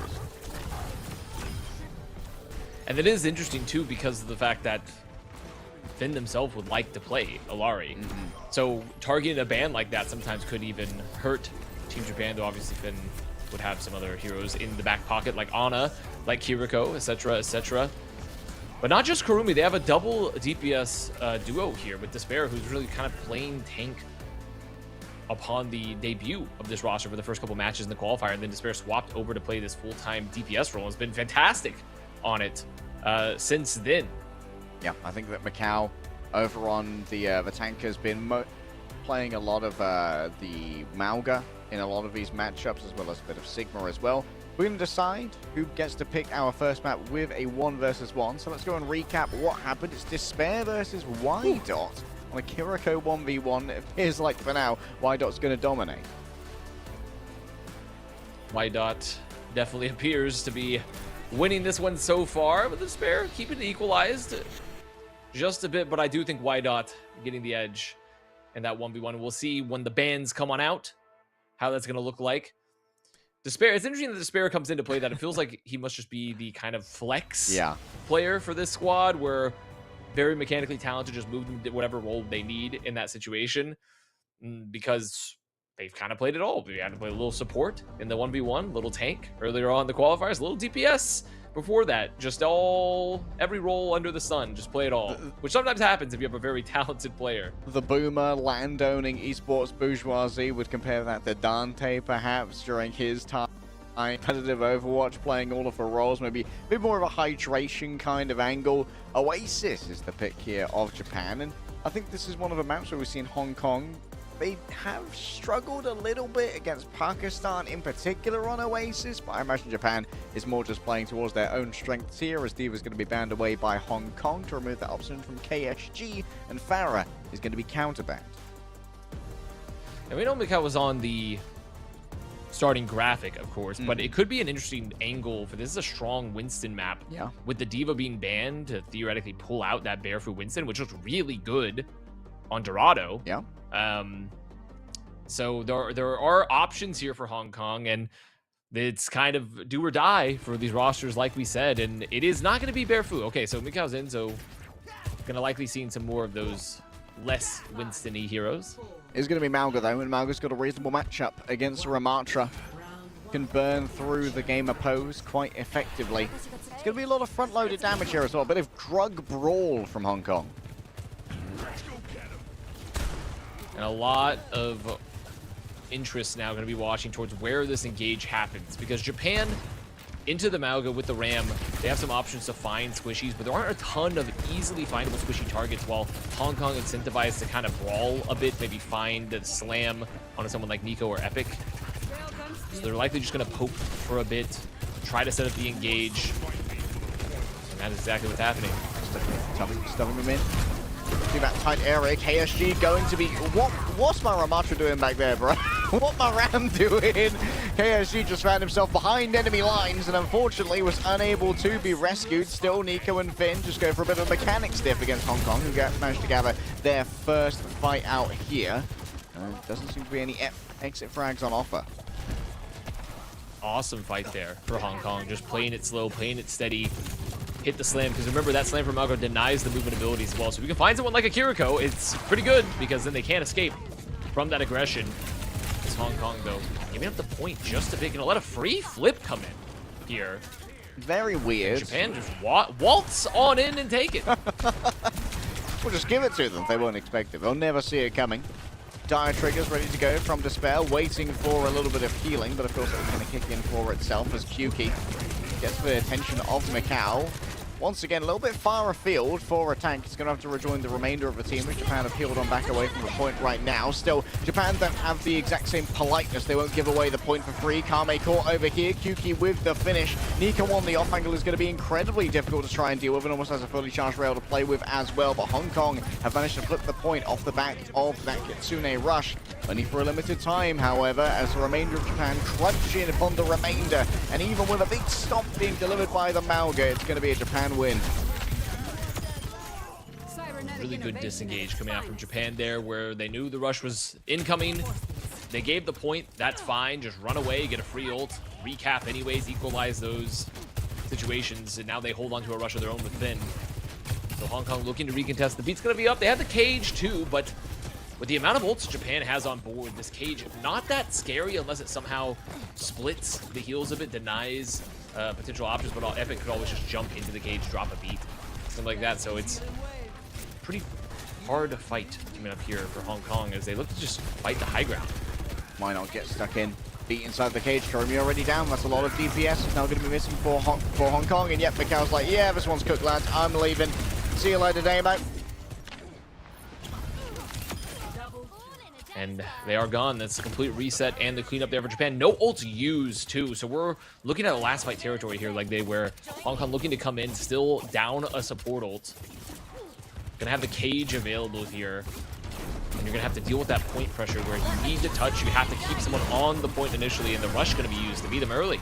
Oh, trying to get rid of that Mauga early. Macau's. Oh no, Kyuki's managed to get Damo. Great pulse bomb. Even more. All the heals are gone for Hong Kong. They cannot sustain this with 3 seconds, or rather 93% here. It's going to be so hot. What's Macau doing down here? Macau's going to look to touch. I think he's got to, someone's going to get on there. Okay. Mauga in the back rooms. Is triggered. Mauga's here. Mauga's available. Cage is up. It is in the edge of Lucio, so splits the beat. So Nico can get it, but that's really not that big. Macau lifted above the cage. Epic falling down. Hello, Kurumi. It's time for yet another clutch, perhaps. Japan, they thought that it was secured, but it's going to be the Mauga emerging from the back rooms that gets it done. A bit of a weird approach with the cage, but it works out in the end. Kurumi being the hero yet again there, and you know, so respect to Macau there, to Macau, because it kind of reminds me of in the American football, like when a big man, like the offensive lineman, goes for a run, gets an interception, starts running it down the field. It kind of is like, hey, we're gonna have the Mauga get behind enemy lines, get the touch, and set up the cage, which it did happen. It forced the beat pretty early, so did get value for Hong Kong. And they're going to have a rush advantage as well, so there's some options here to potentially flip this entirely. Yeah, Japan had an economically disastrous loss there to Macau. They want Damo so bad, though, and he's trying to get that Kitsune rush off of the field. There needs to be a bit of healing. Where's Kame? Look at my Kiriko! Look at the Kiriko! Kyoku's just walking out to my Cookie, gets the pulse, too. I mean, I have to just feel so much sadness for Damo there, because that's going to be the point. What was it? They just shot Damo repeatedly with like 40 bullets. No one turned to look at Damo. Just sadness. True sadness. That's my ex-pro Lucia right there, like, what is bro doing? Can I get a heal for my second support? The answer's going to be nay, bro. Matt's going to be Japan, claiming the first point. Is Vishkar doing research on me or something? I freaked out a little. Was seeing it. I'm sorry you had to see I that. was like, what's happening? It was giving shades of Loud dying to Soggy in the previous match. Giving shades of that a little bit. But still making it close in the end. Hong Kong keeping it competitive, so not a blowout by any means. Anyone's map is Kame looking like they're going to go over to the Alari here, which is always a bit risque when you're potentially running into these Lucio Kiriko comps on a control map, but hoping to use a little bit more of the space now that they have Mikau onto the Sigma. Well, the pylon can't fail to heal Damo, so That's true. that's good news. As Mikau already requiring Vasuzu got stunned on the roll forward, and KSG is just playing so aggressive here, and the rewards are multiple. A panoply of frags going to be going the way of Japan surely here, as Hong Kong have been scouted for 4 wins. They're trying to play together as best they can around the healing pylon. They gather around the campfire. Wait, look at the heals on Damo from the pylon. It's big. It's very big there, but not going to be enough. Not going to be enough there. They did get the first flip though, so at least get a little bit of time on board here for Hong Kong and build up a little bit of the ults. The dream's real. Damo really appreciating that. KSG just gonna float up, you know, just slowly rising. Beacon test happening here for Hong Kong now. Ults not really running too wild. As okay, Nico taking some of that damage. Kame on the Alari helping finish that off. No Despair gonna go down in return. It's an unfortunate trade. It's going to mean it's a touch harder for Hong Kong to try and distract some of these Japanese backliners. It's going to be a very one-dimensional push. Kurumi's going to try and find an off angle here to get a bit of an opening, but already Nico has returned. It does not take long for that Sojourn to return to the fray. Romy charged up, has a rail. Not going to land just yet. Still Hong Kong playing it a little slow, trying to build up some support ults. Exactly what we're going to have now with the rush and the Captain Sun can be available before the beat. All right, rolling forward straight away. Good damage coming off the back of the Kitsune Rush. Higher rate of fire, well rewarded. An epic.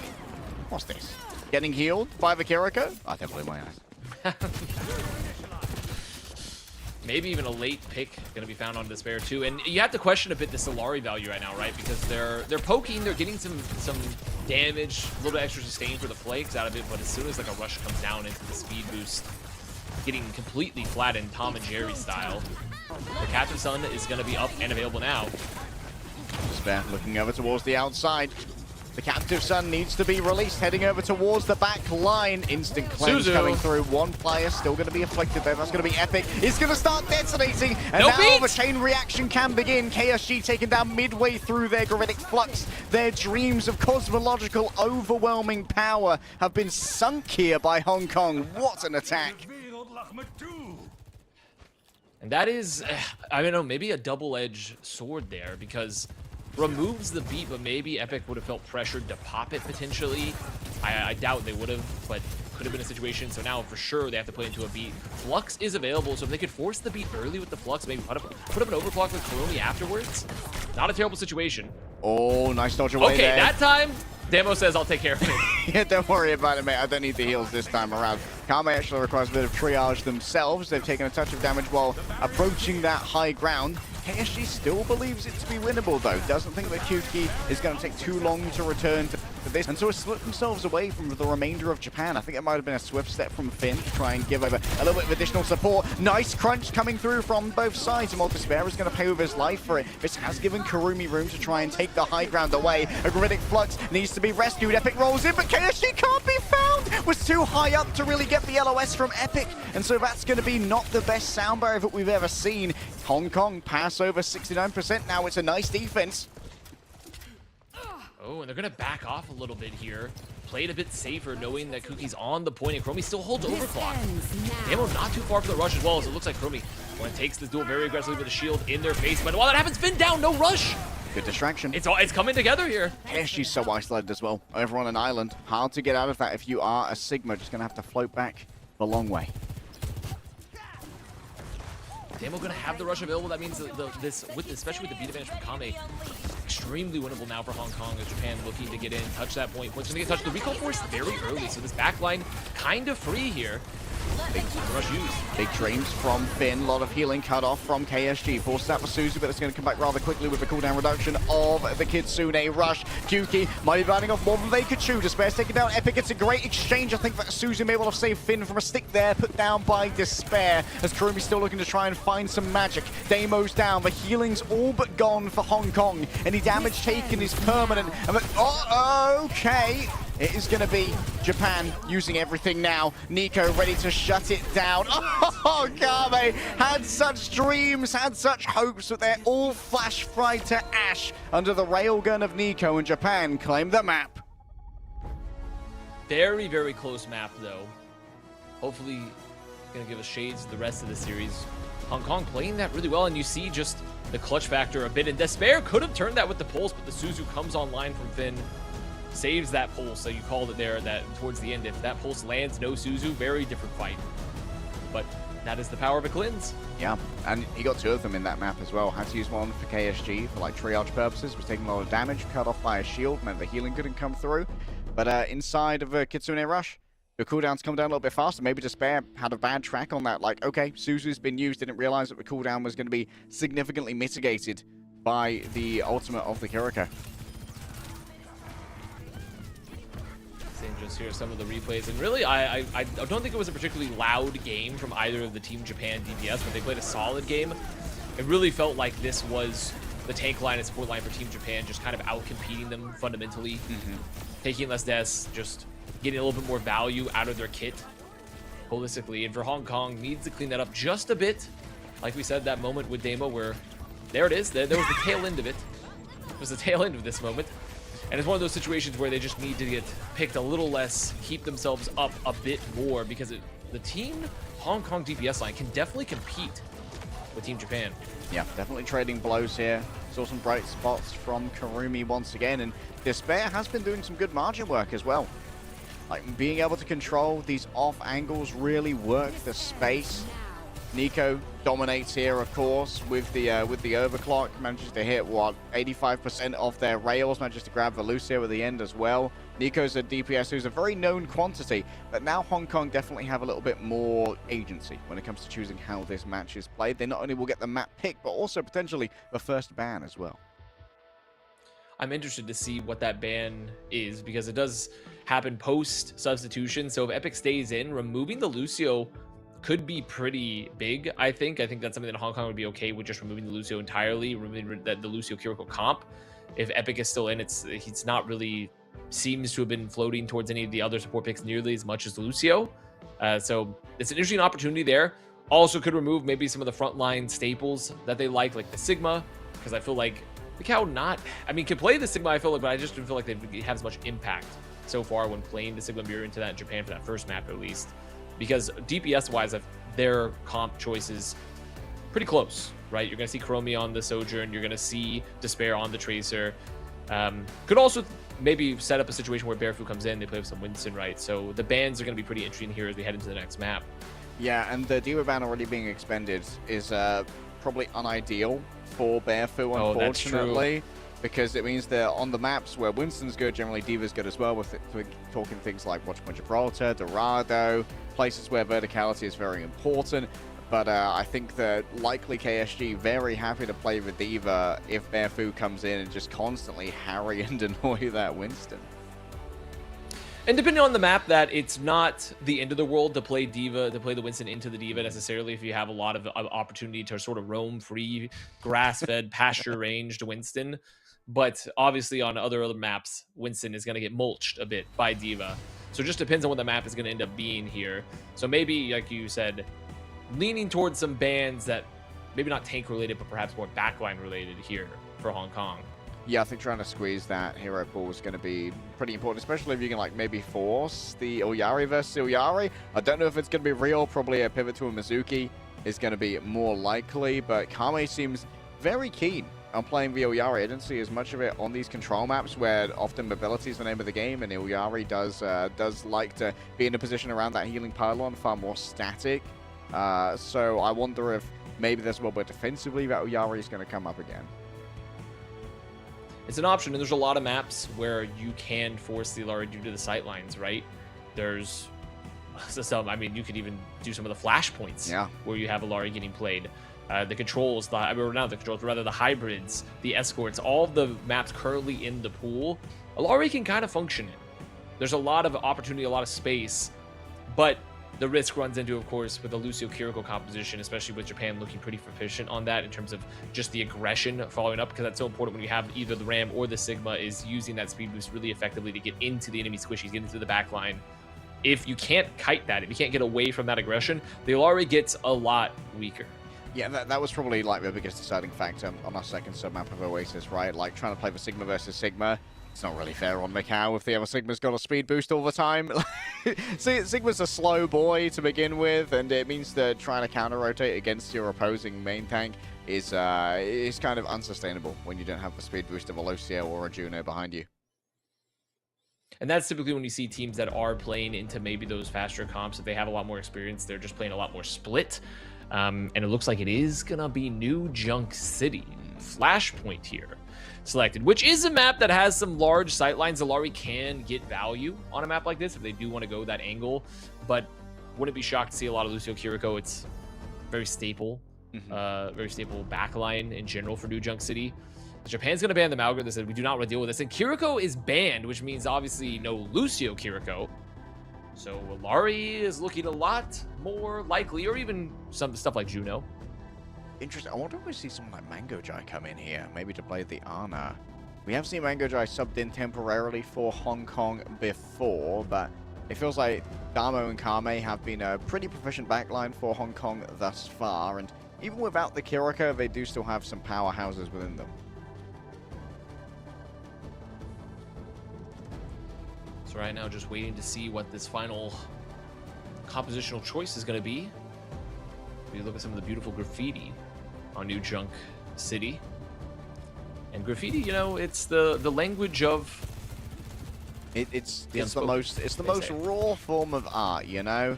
Graffiti's when I have something inside me that needs to be said, but I don't have anyone to tell, so I'll tell the entire world by throwing it on a wall. And I don't think Despair is going to play Junk. This is not Pakistan versus South Korea, so I don't think we're going to see Junk being played here. And it is going to be, okay, Lucio Bat for Japan. Evic's still saying it, and it's going to be, is that a Moira? Moira Vendetta. Lucio Moira Junker Queen. Ah, of course. Going for the home field advantage here, getting that bonus. As we know, playing on the same stage.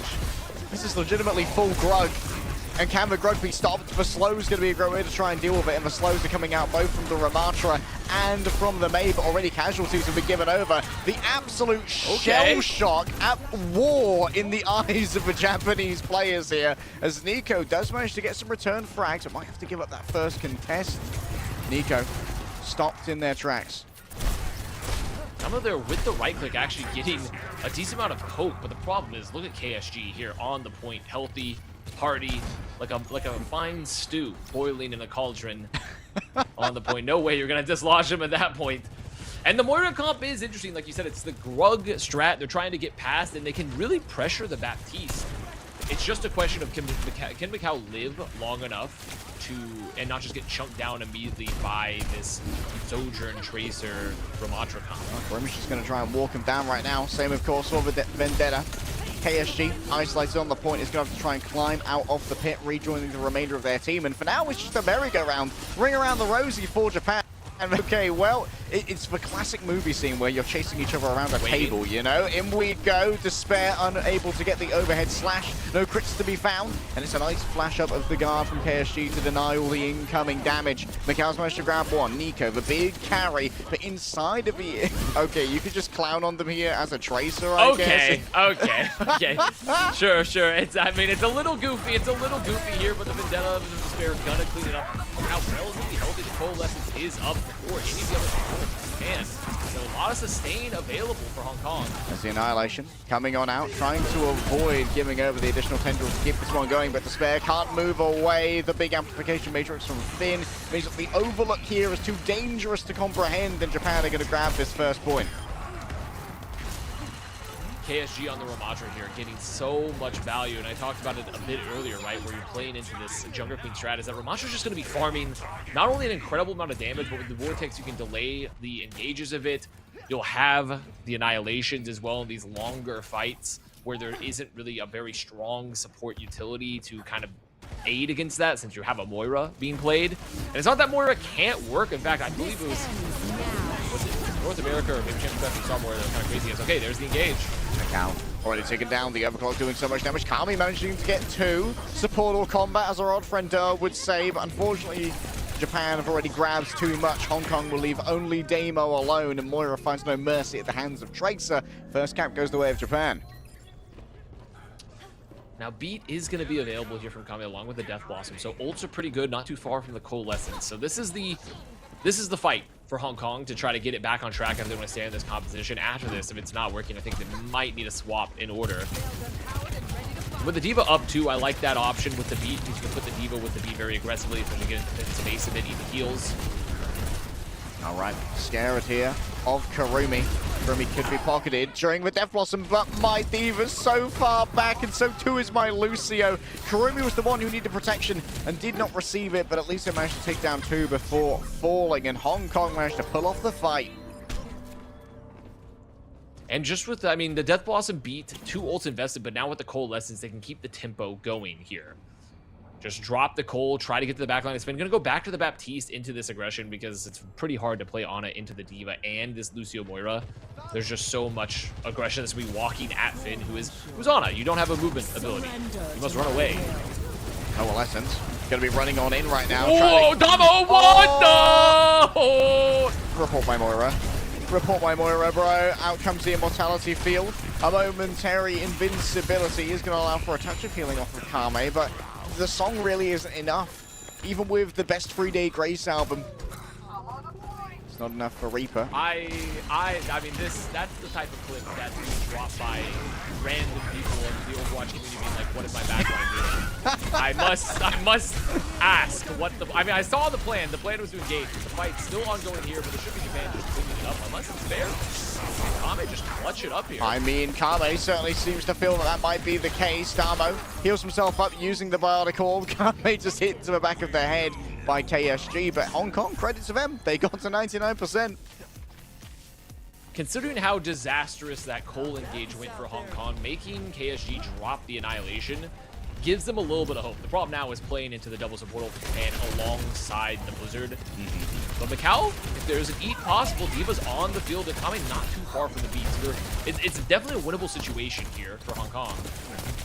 Kuki doing their best to obfuscate their approach so that Macau cannot eat that, but they know that Despair is going to have to contend with the point, trying to enter into the point against Finn. It's going to be Sound Barrier versus Sound Barrier now. Damo's right on top of them already, but the damage has been done. KSG was ready and waiting in Nemesis form, pounds through the backline of Hong Kong, and all the damage now is permanent, and Nico's made sure that everybody knows about it. Quick remake coming through. Mikhail's going to lose the mech in short order once again. No eats possible while you're remeching, and that's going to be Japan claiming a second point in a row.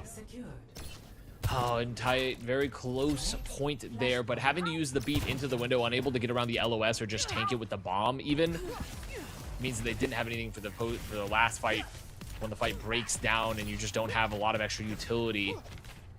I would love to see a swap come through, I feel. I mean, they're close to Coalescence, but I have to say, I don't think Coalescence is that high value of an ult in the year of our Lord 2026. But it can still work, it can get value. I just would love to see Damo not shift in. His fate is a phase reset on the cooldown when you pop your ultimate. Finally, a fixed Moira, everybody. Nico ready to try and fix this approach here from Hong Kong. Overclock already, but oh, goodbye, Kame. He never stood a chance. The mercy is not there. Damo continues to beam on through, but KSG's beams are a touch better. There they go, fading it again. There goes my hero. Watch him as he goes.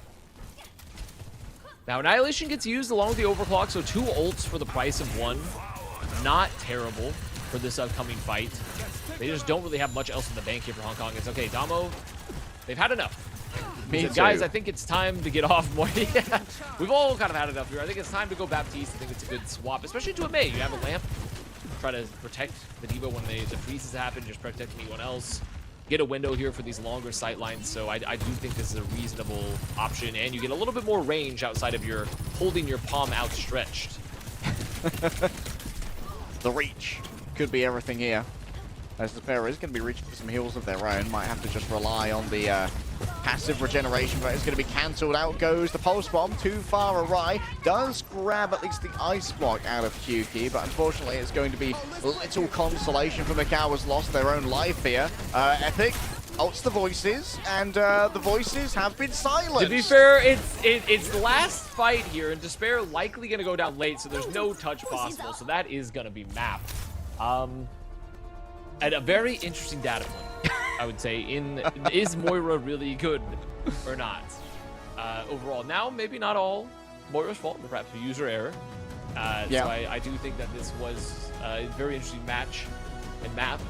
Japan looking very strong, though, continuing to show that they're just very flexible. They have some options to just rotate around with their back line. And KSG and the Ramouch are just being a continuous issue here for Hong Kong. Yeah, just incredibly difficult to dislodge on that Ramatra. Can just sit in his gamer pose, fold his arms and say, nah, I'm not going to be taking any damage, bro. The block slop still is strong. And, well, the Moira doesn't deliver that much damage at the best of times without the ability to crit. And I had my hopes during that first fight. Like, the power thing was reasonable. If Nico hadn't got a collat off the back of an excellent rail taking down 2, maybe it's a very different kind of tempo for the first point, and maybe we see Japan having to overcommit themselves, you know, when it comes to trying to deal with this composition. But instead, they regained the confidence off the back of Nico's mechanical skill there. Really, in fact, collat was disgusting. Oh, no, don't show me this. No, don't show me this one again.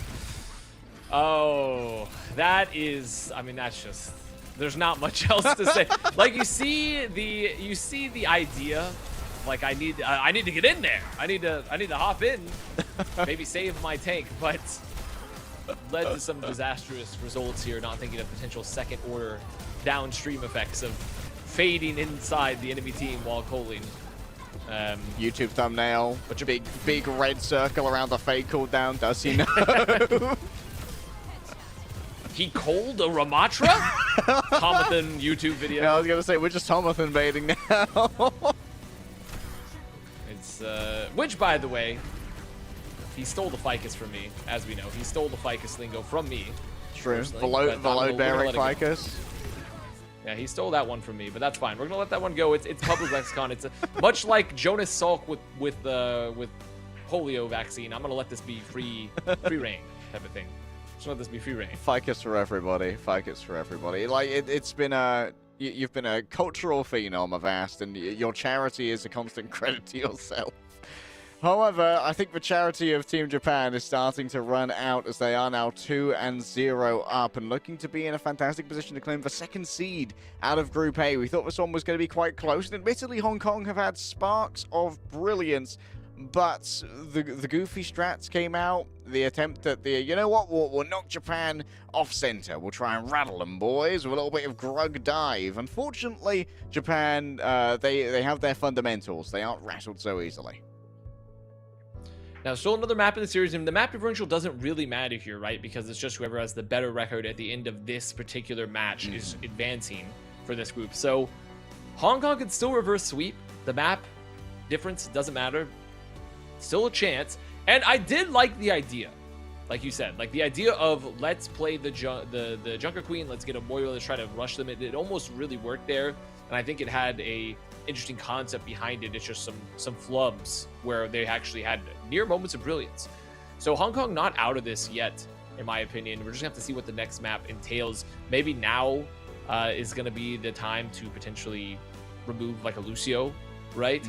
Or even remove the Ramatra. If they're not feeling super confident in playing Ram, could be the time to just remove the Ramatra, get yourself back in the series, even though you only get one ban of it, right? There's only one ban of one hero per series per team, but sometimes you need a little momentum. Yeah, like, sometimes momentum shift can be everything. Like, at this point, we can't save the ban for map number 4 in case we do not get there. Hong Kong have to put it all on the line for next matchup. I personally, I kind of want to see them go Dorado and bring in Bearfu. They looked very good against South Korea, who admittedly might have been partaking in a little bit of trolling.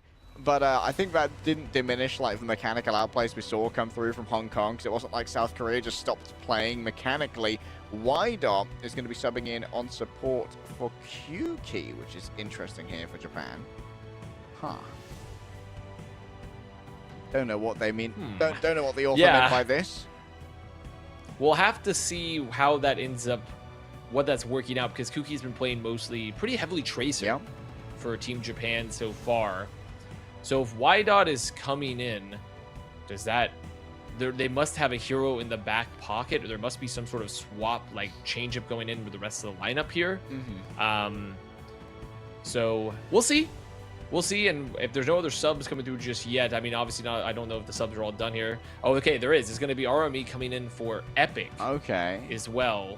Okay, so that makes sense. What's happening is I think the subs aren't necessarily entirely matched up. I think RME is just coming in to play DPS, and then YDOT's coming in to play support. Yeah, we're going to have Nico Army as our DPS line here, and YDOT and Finn as the support line for Japan. So maybe there's a world where we have seen something like a Dorado come up. We're looking at like an old classic double flex line. We've seen Zen come up here alongside the Ana. But of course, like, that depends all on the bans as well. Maybe there's a world where you want to try and play something like an Iliari if we're going to a Circuit Royale instead. Hong Kong still have a lot of different options as to where they want to take us for what could be their final map in the group stage.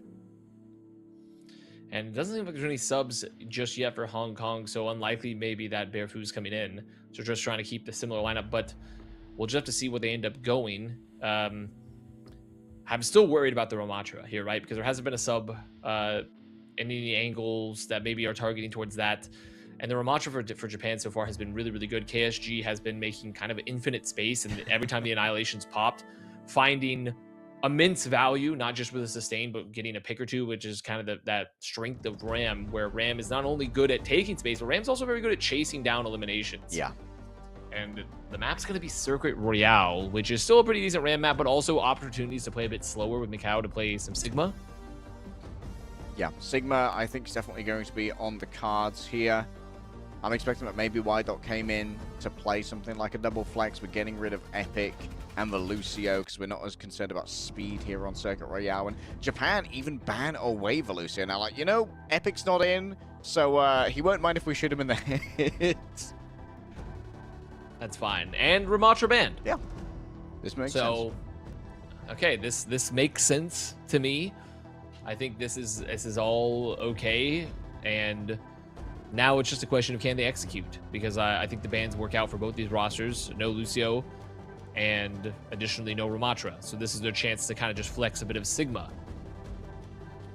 Okay, Sigma versus Sigma. This didn't go so great last time, but I think that was down to the difference in speed boost that was available between our two Sigma players. And now with no Lucio on the cards, there's a world where maybe Juno comes up, but that might be more of a late game adaptation if you need to try and swap away, as a lot of teams here. Oh no, we are going to see YDOT on the Juno, and that might mean that once again KSG does have the speed advantage here for trying to get good angles onto a backline or isolate Mikau.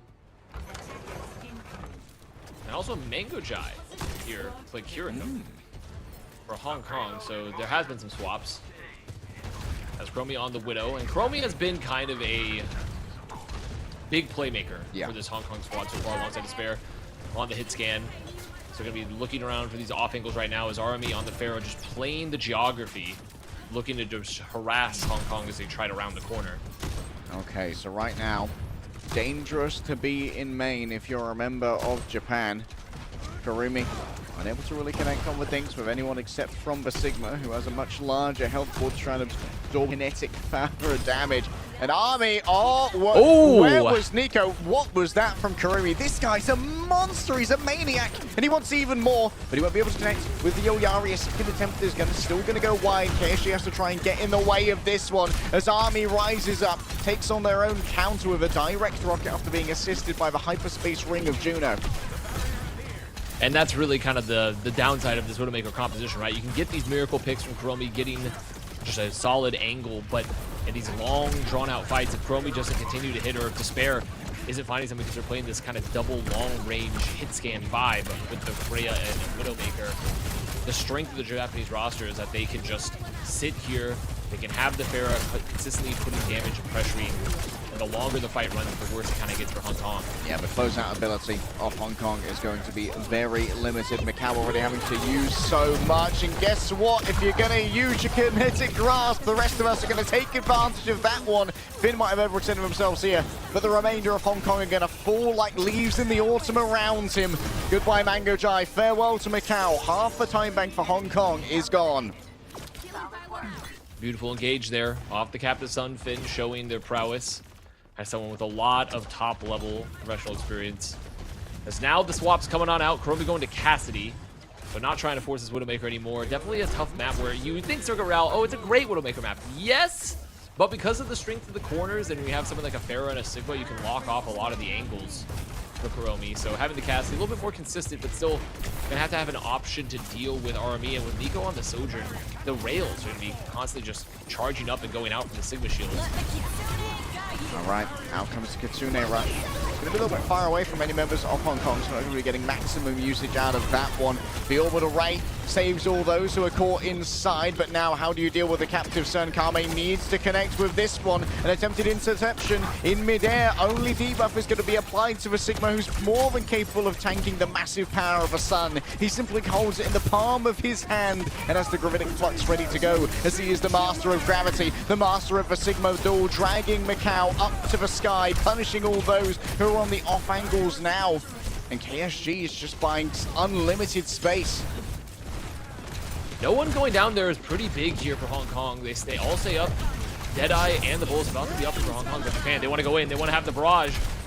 Ooh, a little bit of a pocket coming through, courtesy of a pair of kinetic grasps that have been used, and Japan still consolidate all of this space. They aren't feeling the need to back off from this angle just yet. KSG stands in the way. Nico already using the overclock. The long-range damage is too much for Kurumi to bear, but a charged bolt from Despair could change everything. Finn's getting frisky, up close and personal, but joined by the Pharah. The additional damage is more than enough to try and take down the errant DPS. Macau the next to fall, and the last will be the Kiriko, as 15 seconds remain, and that's a nasty stagger. I'm not sure they can even get a touch here. Japan, they're going to hold really aggressively. Less than 10 seconds on the board. I just don't think a touch is even possible unless maybe Despair can get there in time. Trying to run it in, but goes down, so there's not going to be a touch. That's going to be the hold. And it's looking like it might be curtains for Team Hong Kong here in the World Cup qualifiers. It is not looking good for the Hong Kong fans, but for the Japanese fan base, of which has been growing continuously in Overwatch. Glory may well await in Anaheim. A second place finish in the group is what they would earn themselves, and a ticket to the United States.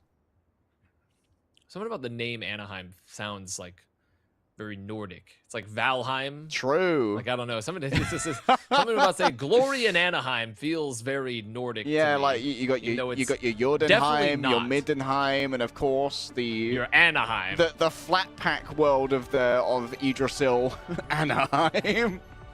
A Valkyrie wearing Mickey Mouse ears rides on down from the heavens. Please, I want to feast with Mickey. I want to feast with Mickey, please. You must be at least this tall to get into Valhalla. And maybe that's where Team Hong Kong's going to be going, to feast with Mickey in the Golden Halls and in another life. Another life very soon, because it's not going to be this one unless a very crazy first hold, which is possible. Circuit Royale can be at times a pretty tough nut to crack, but considering how flexible Japan and how dominant Japan have looked so far in the series, it's looking kind of slim. Just thinking about Anaheim now. and that makes me sad. I know. I know. I'll never get to drink some of the ambrosia from Mickey's cup. Not possible. The mead of Mickey. It's so tempting. Seeing the mighty dog protecting the underworld of I guess not really a dog. I was thinking, what a goofy. There's a dog. Pluto. Yeah. Pluto the dog. Pluto doing his best Fenris cosplay. The son of Loki. Finn. Son of I don't know whom, but I'm sure they're very nice. That's Hong Kong. Well, low-key, Hong Kong needs to hold this corner That's right now. Low-key, they need to hold this corner right now and not let Japan walk on in, especially with Nico on the Freya, so they have a lot of options just round the corner, put a decent amount of pressure into the back line here. As Megajai on the Xin, so Harmony Orbs and the Discord are going to be able to maybe burn down KSG a bit. Finn.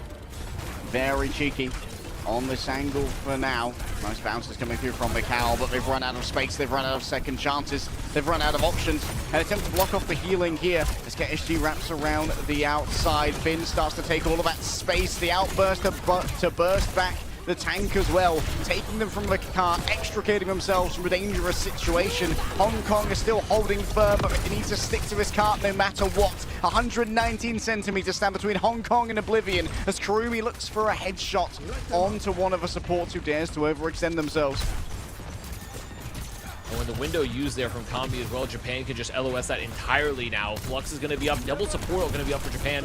So a lot of options here as they come to the fight. Oh, in comes the block. Perfect stuff from KSG. Calculated well, but Hong Kong have won out when it comes to the mechanical outplays. The frags are strong, and Japan are back to the drawing board. Still, Trance gets forced from that. It's a 1-for-1 trade, but a 1-for-1 trade isn't that great considering there's no support ults left now for Hong Kong. The Ray plus the Captive Sun plus the Barrage plus the Bulla means that Japan's going to look to go very, very aggressive for this. A lot of pressure here on the Mikau to maybe just hit a Flux, deny this upcoming aggression, and if Kurumi can just get a pick early too, so there's options here. This Flux is going to be very crucial, but he has to anchor the point as well. But with a Ray, going to make things very complicated. Nice immortality field. Mango Jai detonates, and Finn finds even more. Dink after dink as the Prince of Darkness descends upon the Formula One car. Milan is captured, and Hong Kong are ousted. Japan have got themselves out of groups. Japan, we're gonna see them in Anaheim, not the legendary halls that we were talking about, but the other legendary halls of Anaheim there for BlizzCon. It's gonna be a fun event. I'm excited to see them going, and I hope all the Japanese fans are excited too, because this team has just had such explosive growth, and in this region has had such explosive growth in Overwatch. Team Hong Kong put up a great showing. I think a lot of mechanical bright spots on this roster for Team Hong Kong, but Japan, they just have so much experience, so much high-level experience, and players that have been competing at the top of OWCS now. Yeah, like just a lot of pride in both these regions, a lot of experience. Japan is somewhat ascendant, obviously, just hosting OWCS, fantastic event. A lot of love for this game and for this community inside of Japan. But the Hong Kong, yeah, we've seen that there's a lot of talent on the rise in this region, and they are backed up by some significantly experienced competitors like Mango Jai, who are doing a great job of mentoring this new generation. Really, almost the hold here for Circuit Real 2 is the thing. That was the crazy part, is that the hold was almost possible. Just had a slightly better ult economy. Maybe it was able to deny a bit more of the rush from that Flux. So something to be proud of there for Hong Kong in this event, and I think placing against Japan and playing against Japan and holding their own, even if it was a 3-0, some moments of brilliance. But Japan, they're going to be moving on forward, which is super exciting.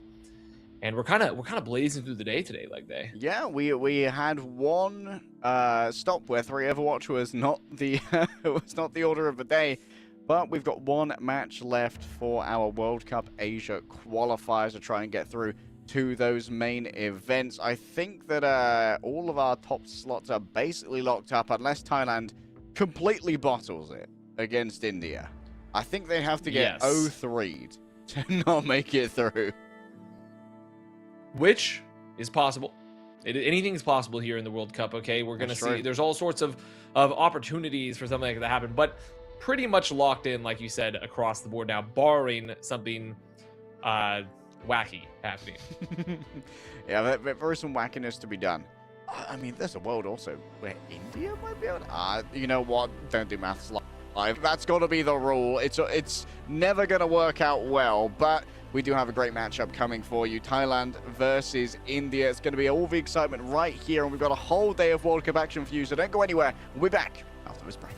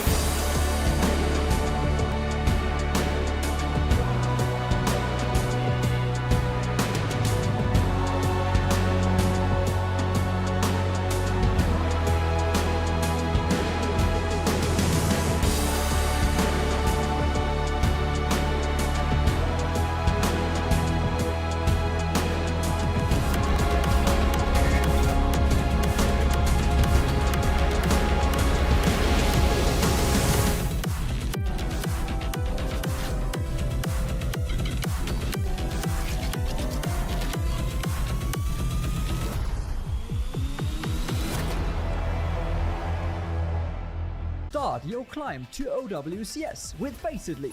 Compete for $50,000 every season to sustain your team's competitive journey. Progress through skill-balanced divisions until you hit the Master Finals broadcast and get scouted by the best teams. Your climb to OWCS starts here. Join at fce.gg/Faceit League.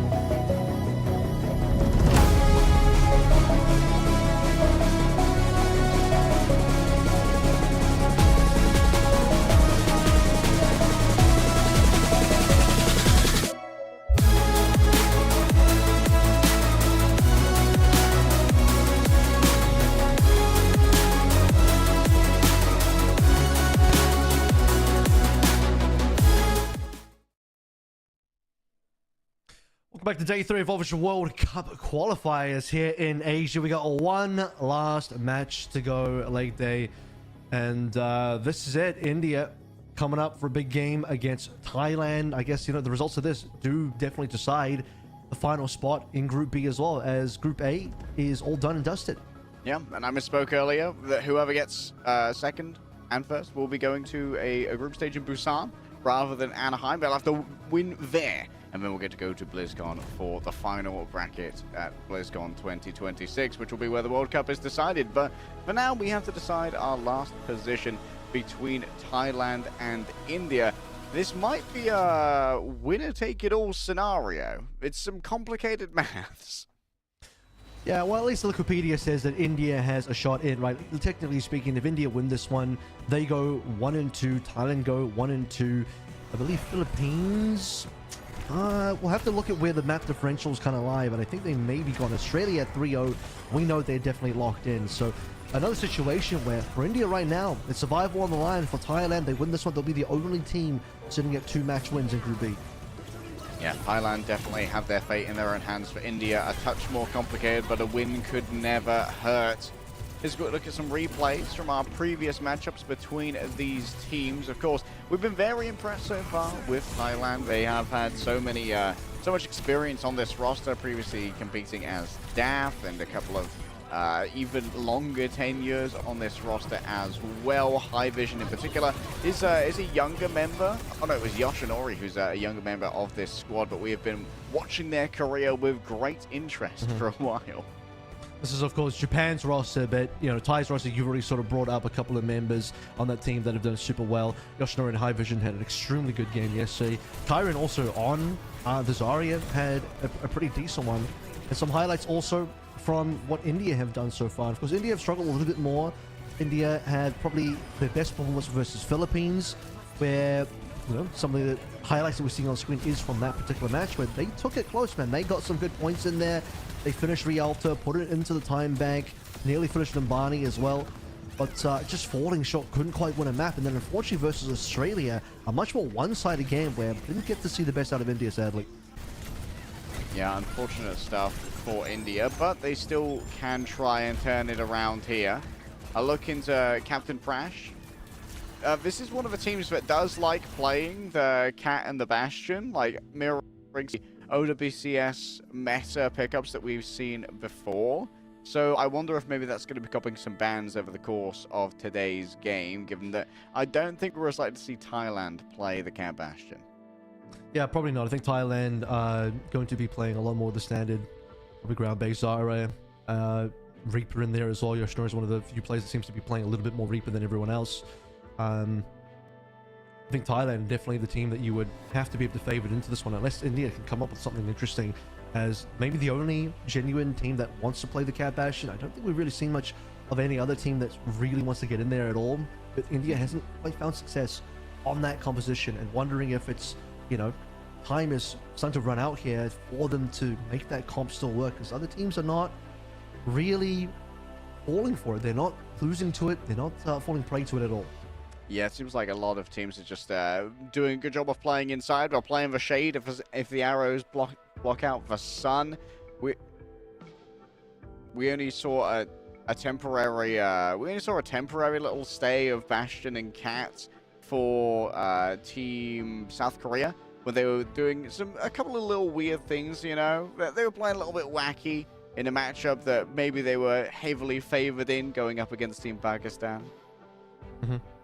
Well, India still get to win a map as well, I think, so far. So Philippines, they could already be out mathematically. We'll have to see how the tiebreakers come through. But they, you know, getting that one last map in there was at least a decent one to be able to sort of prove themselves a little bit, especially against Australia, who are the top team in this Group B.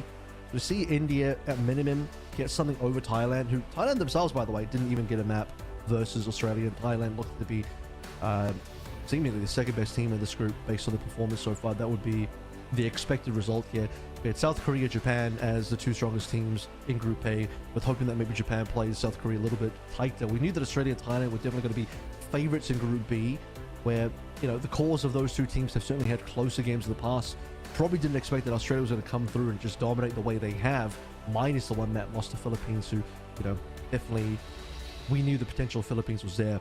But we're still yet to see where the potential for India is as well. We'd like to see them maybe bring something special today and reduce the amount of 3 Overwatch we're having so far. I would love for that to be the case. I think the qualification case here for India, if my math is right, is if a 3-0 here.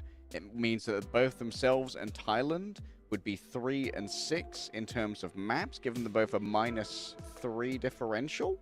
And then they'd win the head-to-head against Thailand and get second place. So I think that's the win condition here for India. Don't drop a singular map and just steamroll Thailand. So pretty easy if you ask me. Right, yeah. I mean, teams have tried, and Thailand have gotten past all other contenders so far outside of Australia, where, I mean, that was the 3-0, but even then, Thailand had a reasonable performance versus Australia.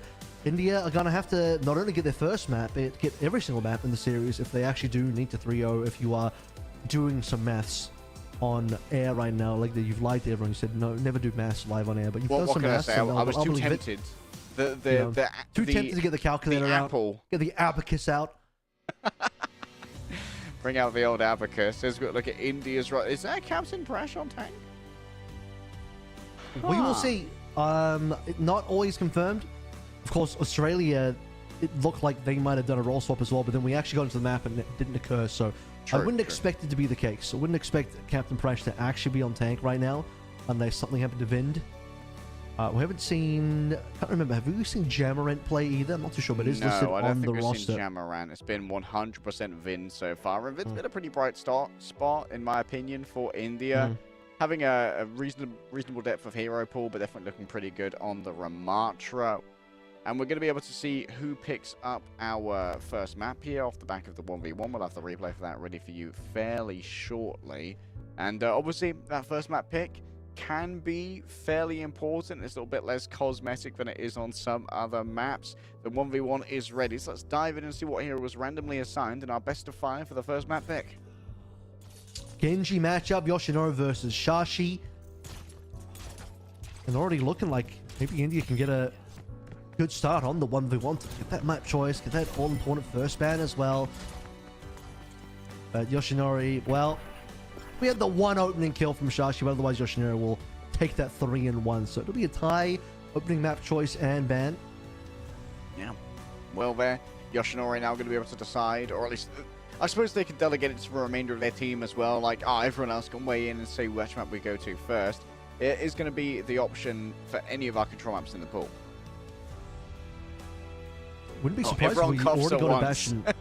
If we get a Bastion ban at the same straight away as well. You know, Thailand have the opening ban choice. Might be safe just to get rid of Bastion off rip. I think Cat is actually less likely to play. We've seen more raw Bastion with no Cat support or any type of support for the Bastion that includes the Symmetra. I mean, if there is the opportunity that India might pull out something weird like that, that's probably where you want to go towards. But then, on the same time as again, if Captain Prash actually is in on tank and Thailand has any good idea about what his tank hero pool looks like, because I certainly don't at this point, his support play going on tank is a question mark, then that might be an easy target right there as well. Because we did see yesterday, Sonjin slipped in for tank a little bit when Korea was moving and shuffling players around to cover for Chorong, and he one-trick doomed the entire map on King's Row, if I remember correctly. So that might be one of those situations where, if it's one of those like off-roll tanks where they just play the one tank, there's your ban straight away. You know exactly what you need to do. Well, that's the thing, you know, like, they probably don't know what Captain Prash's one tank is. Like, I didn't even know that Captain Prash had a great jetpack cat in him. As far as my knowledge of Captain Prash only really extended to his Lucio. He's a great Lucio player, a good caller, a great spiritual guide for a team as well. Does a really good job of leading from both the front and the back, depending on how inty he's feeling on the day. But I was very, very happy to see Captain Prash make it for Team India. Not sure if I'll be as happy to watch him play tank for Team India. Yep. And obviously the Mei ban pretty good against Shashi as well, although I suspect Mei will probably be a little bit stronger later on for this India squad. Vind in previous matchups played a lot of Ramatra, and also Sigma really wanted to make the Sigma work against Leo on Philippines for what it's worth, but more recent games, leaning a little bit more in towards the Ramachas. That could be an interesting ban as well. I don't know that Thailand necessarily want to play that as much. Thailand yesterday obviously played a decent amount of Zarya, so maybe wanting to protect the Zarya, if they want to lean heavily into that, be a good option for Thailand as well.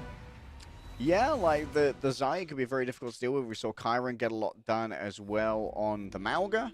The Malga was a good option. I believe that was in Thailand's match against Australia.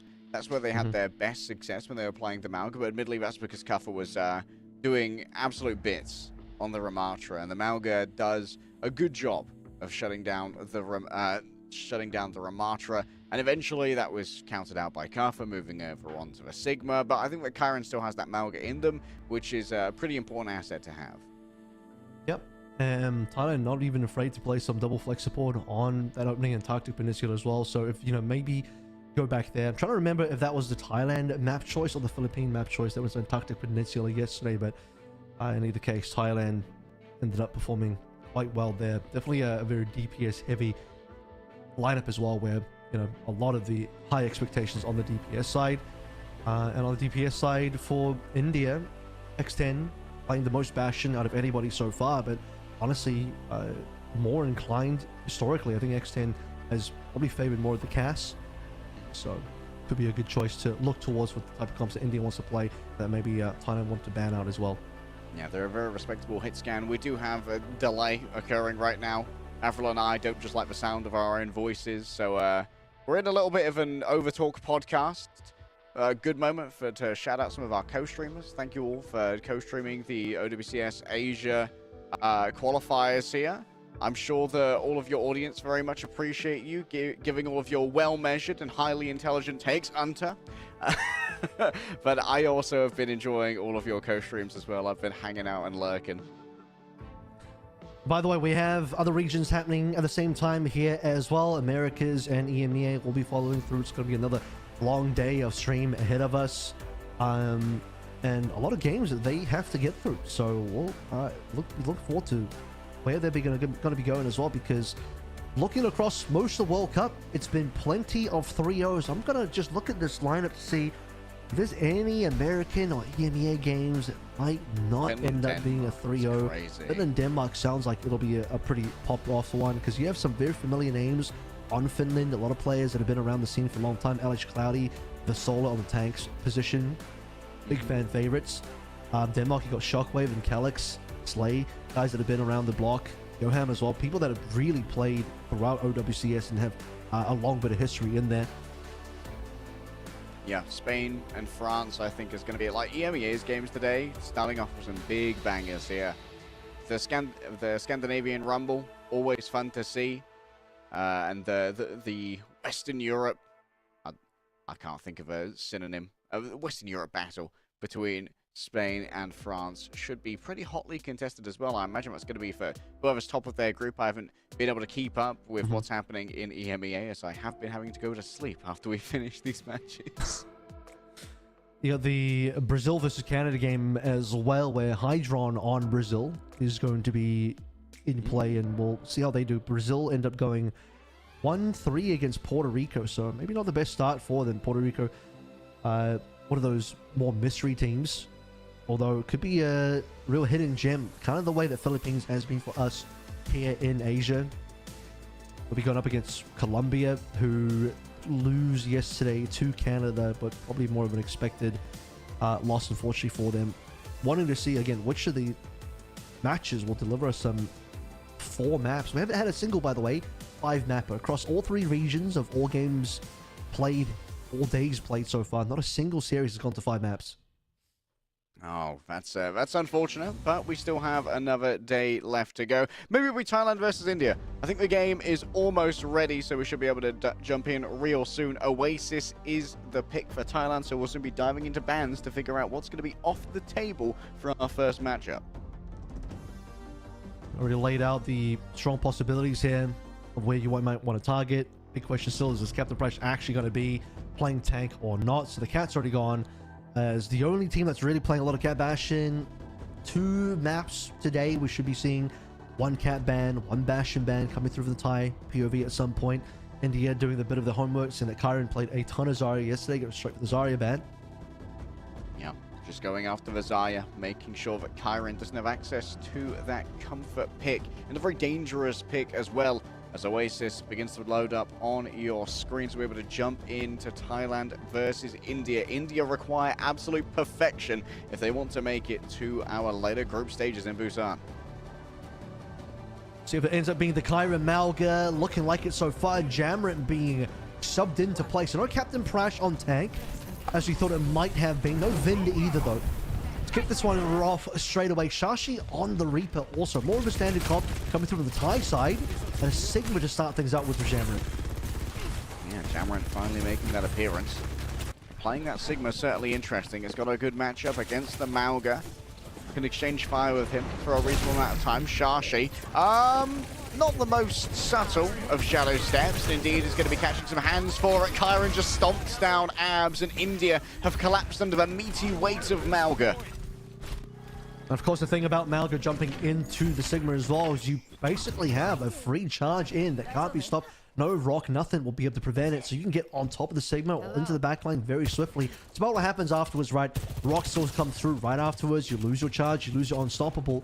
We've seen Thailand play through these types of comps where, despite Kyron doing that, putting himself into danger, as long as Yoshinori in high vision can clean up on the backline, this is as usual for Thailand. Captain Crash on his most iconic pick here. Bringing out the Lucio. He's going to be able to draw everyone forward, but still Jamret is going to be playing on this fairly slow tank pick, surrounded now by Kyron. Might need a little bit of a rescue, but Abs is going to win out of their duel against MS on the other side. Next then traded out, Captain Prash catching some hands from Yoshinori, but able to skate away. Not in a position to try and heal up Jamret though, and so Captain Prash, all they can do is run for the hills. With India being so close to a cap, they do feel a little bit of an inclination to stay in the point, but they don't really have the numbers. No, Shashi does get the kill to Yoshinori, but otherwise India not quite here to respond to anything else and play the 5v4. Thailand still holding strong first. Ultimate's starting to come online now. It's Pally and Yoshinori that hold it. Abs still about 17% off, but the decent amount of healing to come on through. Might be able to get the Katsuna rush in time to make a play soon. Alright, Pally.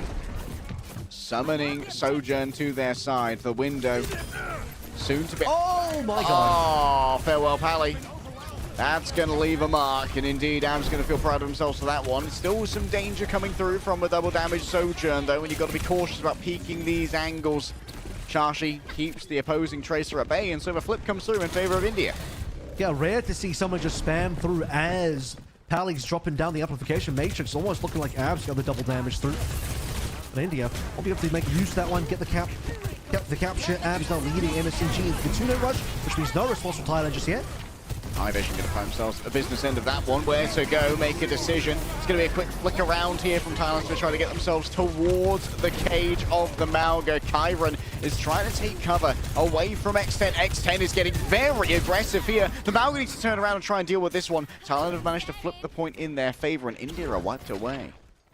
Thailand now, 80% last fight territory.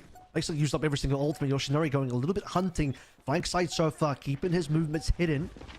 As he spots a couple of plays, would love to get Captain Prash. Sound barriers going to be super important here. Mega already taken here Extend. by Shashi. Can't afford to use their recall just yet. Needs to get the touch on the point. That means overtime is in session. Captain Prash lands for sound barrier. Shashi not going to be receiving it. X10 coming up close and personal. She doesn't quite get the connection though when it comes to the railgun. Yoshinori punished for their audacious maneuvers. Jamret now head to head with the Malga. The damage coming through from the opposing tank could be too much to deal with. And that's a great parry off the back of the accretion, using the overrun to become CC immune. Pally's getting up close and personal. Thailand feel like they're winning all of their duels right now, and they still have two healers behind them to keep themselves reinforced and ready. A last second touch for India to try and turn their fates around, but Shashi falling means that this is all but doomed, and Captain Prash cannot get themselves on point. 1-0 for Thailand. Yeah, Thailand keeping it busy in there. Jamron eating a pulse bomb in the middle of that fight, isolated by Kyron. And as sort of mentioned, using the charge to avoid any of the stun and the damage of the rock as well. And Thailand will just be able to encroach and surround India. Despite one maybe good fight in there, a couple of fights good in there for India to get the flip over. Thailand not to be dissuaded by the Zarya ban. Happy to move their way around the map regardless of it. Pally doing a bunch of feeling so far. 6.5k out already. Great representation on the Baptiste. Making sure that Kyron is always in a position to be so annoying. That's why Kyron is yet to fall. No Reaper to start things up with for Shashi. Obviously, he not playing the Trace on that last map anyway. When you look at India's lineup, it basically is. It otherwise looks like a very standard composition, just minus a Sigma. Might end up being still a bit of a weird pick. We need to see what Jammer can really deliver on this hero. Now we haven't seen too much off the back of the Gravitic Flux just yet. Did force Kyron to use their own cage at the end of a previous fight. Talent are playing very reserved positions at the moment, not quite making moves towards the point, maybe trying to bait India in towards a cap. They've isolated Jamaran, but Kyron can't quite deliver on the stomp, and it seems that the poke has gone all in favor of India. They've allowed for a free cap on the side of Thailand. It really should be spam going the way of India, given that Kyron playing Mal gets a lot of free shooting. XD should be finding plenty of rails. Just charging up. Thailand slow going so far. Need to be able to actually get an opening as Jammer's damage starts to really catch up. But on the flank, Yoshinori over Shashi. Kyron caught in corner. Can't parry the rock anymore. Eating up a bunch of the heals. Forces out the Immortality Field. Great play thus far from Jamaran, but Yoshinori takes out Captain Crash. And all the healing from India has been disassembled. Despite X10 getting themselves a revenge frag, it's a flip for Thailand. Just a small margin away from finding the Flux as well. India about to get first ultimates. Thailand getting the mark, only allowing the 30% to go in favor for India on the cap itself. Yoshinori obviously winning his flank fight against Shashi. Let's have a lot to say in that one, as you can see the clear DPS and ult charge difference between the two traces. Alright, high vision already built up towards a well-charged rail here. The question is, who's going to be catching it? On the side of India as they approach. Yoshinori building up towards a pulse bomb as well. C-Snap's incredibly low. Could get it done with just pulse pistols. A little bit of feeling given over now by Captain Prash, and MSG's fallen over on the other side. Yoshinori sees them all in a tight room, and this could be an opportunity to try and make something happen. Jamaran's already fallen on down, and while Pally may have been coming in to help Kyron, Kyron had no such loyalties to their healer. Kai Vision just taken out from both sides. India looking strong now. A lot of good plays in that fight from X10, and still double support ultimates about to come online. India will sit on 5 ultimates while equalizing on cap percentage as well. This should be a very decent competitive round for them. It's tight. Looking for what entry they can find. Ideally, they would be able to get themselves a Kitsune rush, but Yoshinori just finds an open pick like that. That should be go time 5v4. Yeah, they're instantly off the board here. X10's not going to be able to clutch out this one. Gravitic Flux attempt to try and turn it around from Jamaran. Pally goes down. The disc was broken, the discus was laying down. High vision, mostly no sold here when it comes to the... Abs has been punished, yes, Jamaran's in the corner. A little bit of additional health given over by the shields of Lucio, and this has given India all the vigor they need to move forward. Still have a decent amount of players, just got to get this flip over, get Kyron down as well. And you would like to not use Kitsune Rush in this fight if all possible. Powering now switching over towards the Mizuki instead. Was charge into stomp into chain combo. Might just be what Thailand need. Good to see you. MS in control.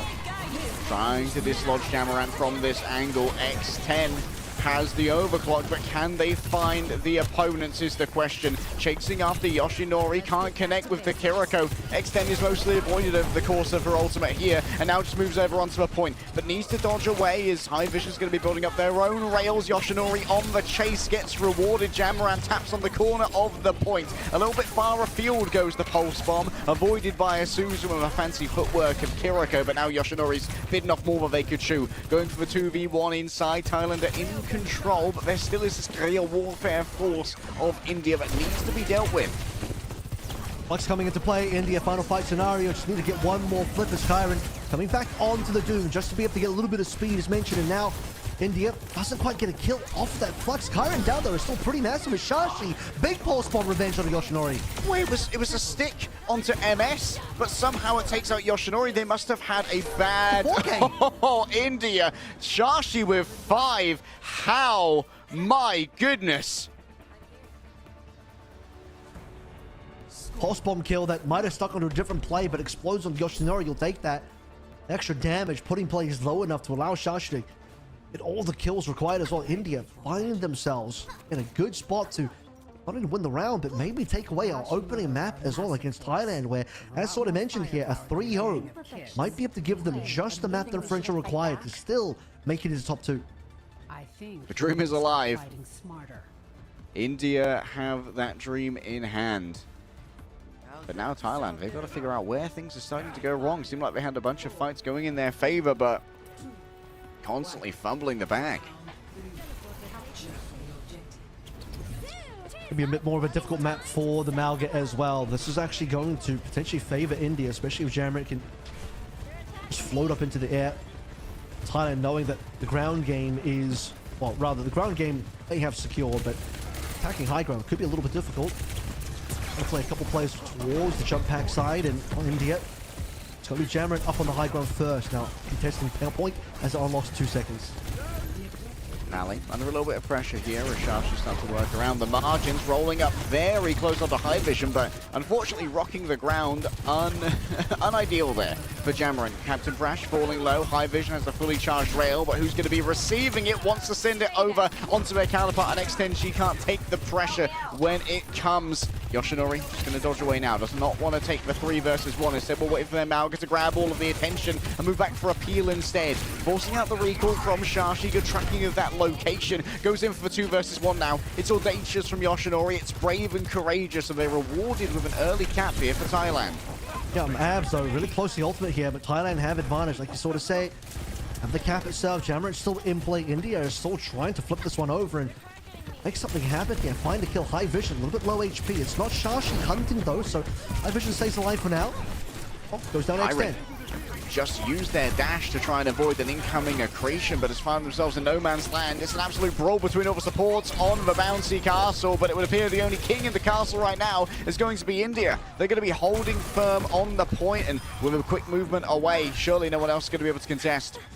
Yep, it's Kyron down, finally get themselves a flip. Still got double support ultimates in play, and India end up not having to use anything to get that done as well. So very early, contentious flips from both ends. Thailand capping first, India staying in for the flip.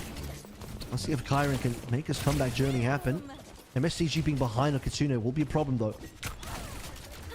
Almost 5 ults for India. A fully stocked armory, and they're ready to try and move first. Initiative claimed by Abs. Disengages strong from Thailand. Staying in to try and fight though. The pressure still mounts up. Yoshinori taken down. X10, she's found the angle, and she manages to avoid getting stomped on by the Malga as well. So Kyron will claim Captain Crash. It would appear that's all that's going to be grabbed here for Thailand, as High Vision steps up once again, and X10 puts him in the grave. As Yoshinori think about the Reaper now, moving heroes over to try and fix this composition. Not going to be able to really contest Shashi as well, so that could be a little problematic for Shashi, is based on what we saw at the end of the last round, having quite the game now. India still in a strong spot, 52%. Thailand get to really burn some good ultimates. All right. Big movement here from Kyron. Instantly punished. Does have the cage when needed.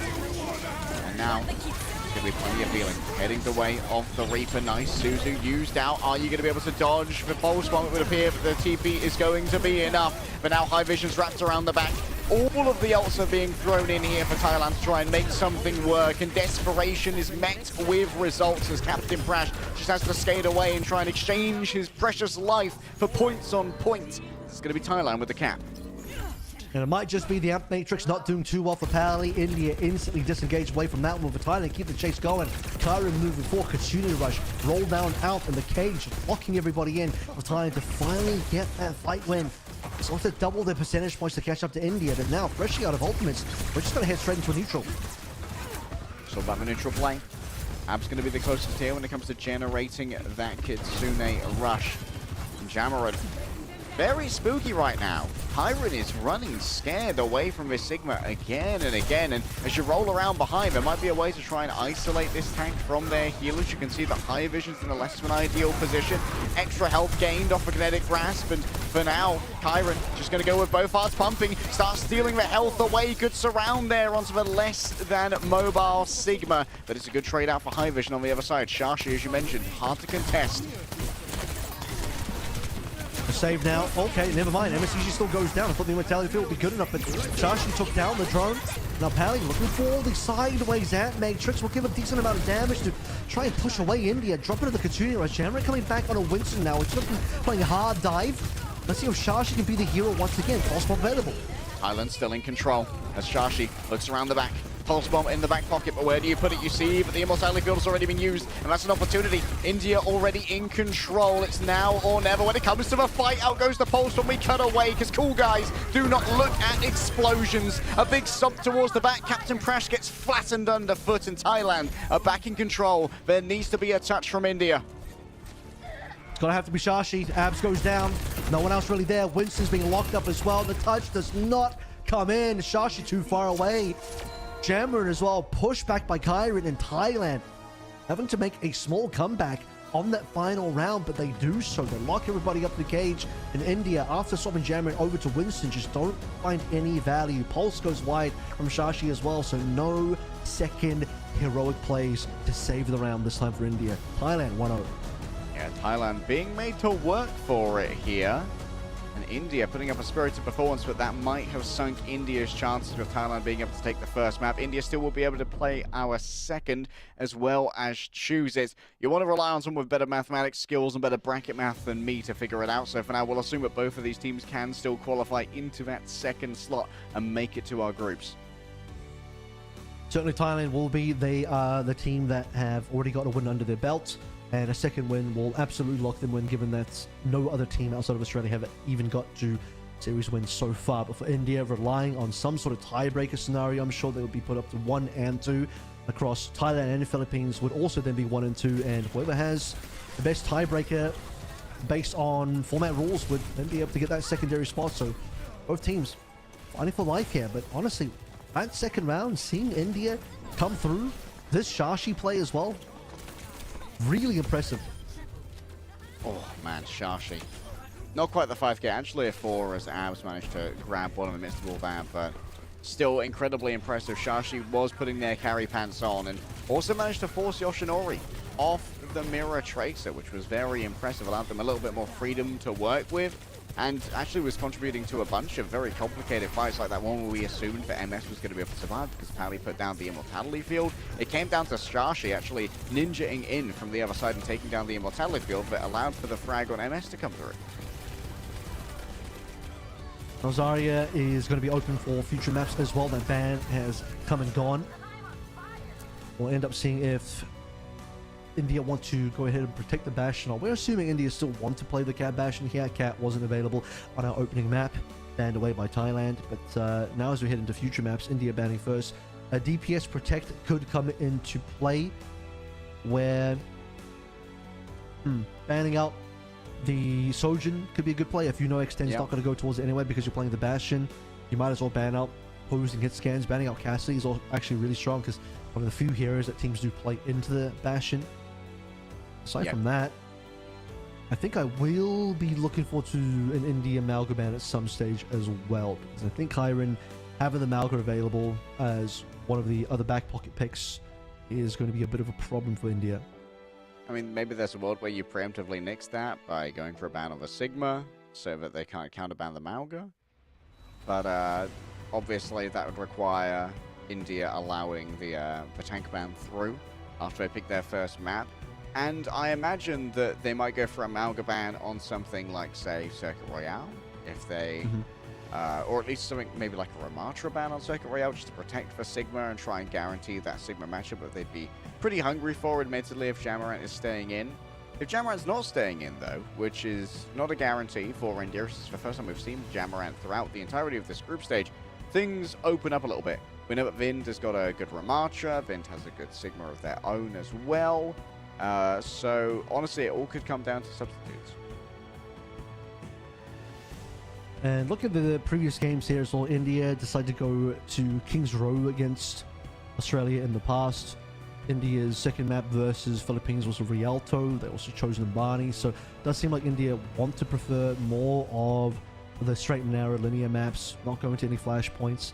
There was a Rumisapi there, which was slightly ill-advised for India. That one was a blowout in Australia's favor. But obviously, this is obviously looking at where the substitutions goes. As mentioned, is Jamarant going to remain in? Because usually we've had Ven play in, playing some of that Ramatra, a very stable hero. And not entirely clear if Jamarant has the same level of hero pool depth there. Yeah, we don't really know as much about Jammer and Satirical. Obviously, it's all over to a Winston, but we don't know if that's real or if that's more of like we just got a touch right now. Sometimes Doomfist is the choice for touches we saw come out from, I believe, Thailand during that matchup there as well. When emergency university touches were on the table, but that can just be down to that point's particular geography, where it's very easy to get your bunny hops over on the Doom. So I think that it's going to be very telling where India decide to take us. I don't know what their best map so far has been. Probably that Rialto against Philippines was their best, about 3-4. I wouldn't mind seeing them take us back to there. Yeah, and Numbani was decent as well. Honestly, this last map might have been one of their best maps, in all honesty, as taking the one round off of Thailand.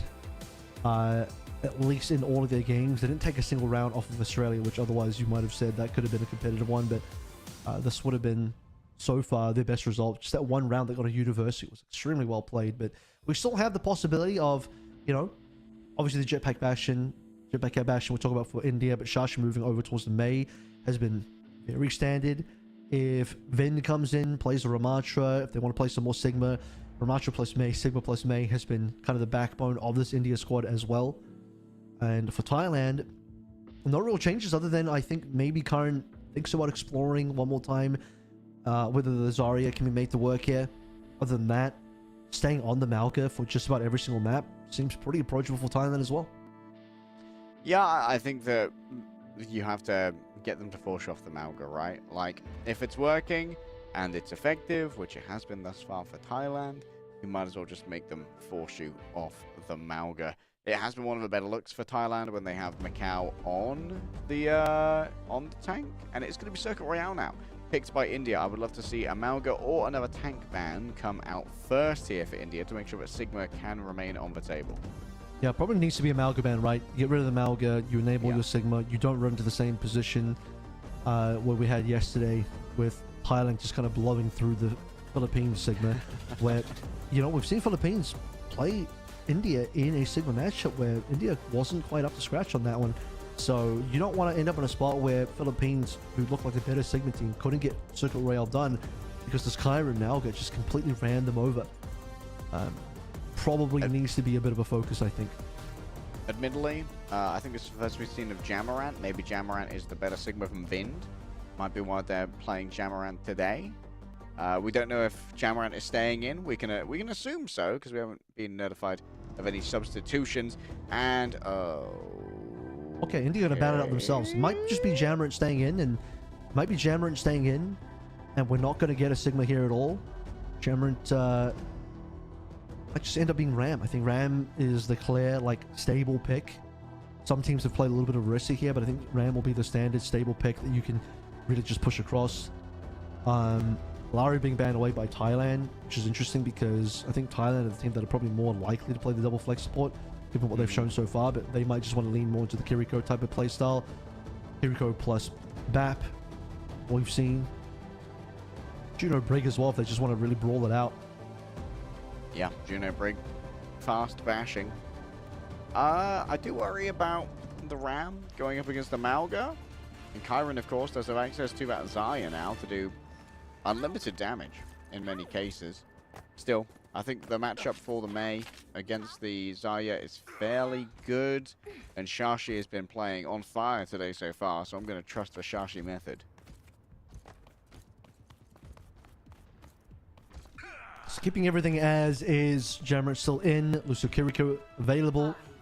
Tally will be going over towards the BAP, so BAP, Kiriko, and the Zarya from yesterday that Kyron showed back into play. Farah to start things out with a read from Yoshinori to say that probably more ground base for India, and even though X10 is going to be on the Soj, Yoshinori is not too concerned about that.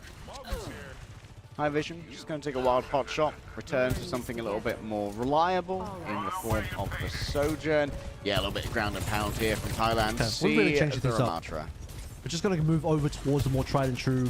Kyron and Yoshinori moving away from their previous heroes to get into the Malga, to the Zarya, the Reaper instead of the Farah. Play this ground game. Basically repeat what we saw in the last map in a lot of ways. There was to extend, she catches a headshot from High Vision, so sad times for the Sojourn. Nice dueling here from Abs. Yoshinori going to steal away the health pack and now runs down the Kiriko. India are pretty well scattered in this first fight. Thailand looking exactly where they left off yesterday, playing this exact same map versus Philippines, running through Philippines, now running through India as well. This next defense is going to be pretty darn good, as Shashi will be the one saying, I'll bring the fire into there. You don't have that much shooting to sky, and if Kyron is constantly on top of Jamron, he won't be shooting the fire, you would assume. Alright, high vision. Good angle to work with here. But needs to worry about the Shashi approach. The Ramatra shield broken down. It's open season for Kyron to start igniting some of these players from India, and a headshot as well is going to make sure that Shashi's hiding away. It's not going to be easy to receive any healing here unless Abs is going to invest for Swift Step, taking to the skies to make sure that Abs can find that LOS. This ultimate's coming online. Pally up first. At Matrix looking straight at the finish line for the cap itself. Could be tons of damage. Kyron's just going to dive on in as well. Yeah, when everyone's just forced into that corner, it's a big stomp for them. Now going to try and find with the overrun. Abs has greater rate of fire, and so is pouring out so much healing. But Thailand realized, hey, we can just leave from this. We can simply go away and wait until this fight is over. Really thought it would have been a lot more damage out for Pally. Had a decent Matrix positioning. Now it's going to be the cage coming in. Catches a decent amount of players. Sully comes in with the cage. 4 players get the sandbar here from Regime. It's a great answer to the incoming aggression, and Yoshinori is going to be surrounded by too many. High vision starts with the overclock, but Extend's already struck on the other side. Yoshinori's fallen down. High vision better when it comes to the aim. It's going to be a first point take here from Thailand with 4 minutes still on the clock. Yeah, Regime keeps them up for a little bit longer, but the extra ultimate's being played into by Thailand to lock it up, and Yoshinori even having the capability to bring a Death Blossom should the fight go any longer. Thailand, no further issues there. A little bit of slowdown, given that Abs dropped in the Kitsune rush earlier. Thailand already on to beat. India blowing through every single ult they had. Disrupting the ghosts, high vision. The voices told them to do it. As Yoshinori looking for an opening here to try and spin to win with Death Blossom in the back pocket. And India so far behind when it comes to generation of these ultimates. Just hanging out precariously. Sometimes it's just the implication of the Death Blossom that's going to be enough. Kyron might be overextended, forces out the Suzu from MS, and MS's triage is going to be punished here by Extend. She's found the opening and she's managed to exploit it. An opening found in India, holding for a little bit now. Pushing Thailand back and maybe even get a little bit of spawn count going here as well. Jammer exploring the possibility of walking just a little bit further forward, holding, building some ultimate. In fact, India is essentially put their entire defense on the ground now. Yeah, they just want to ground and pound sitting in main. Looking at my ranked games right now.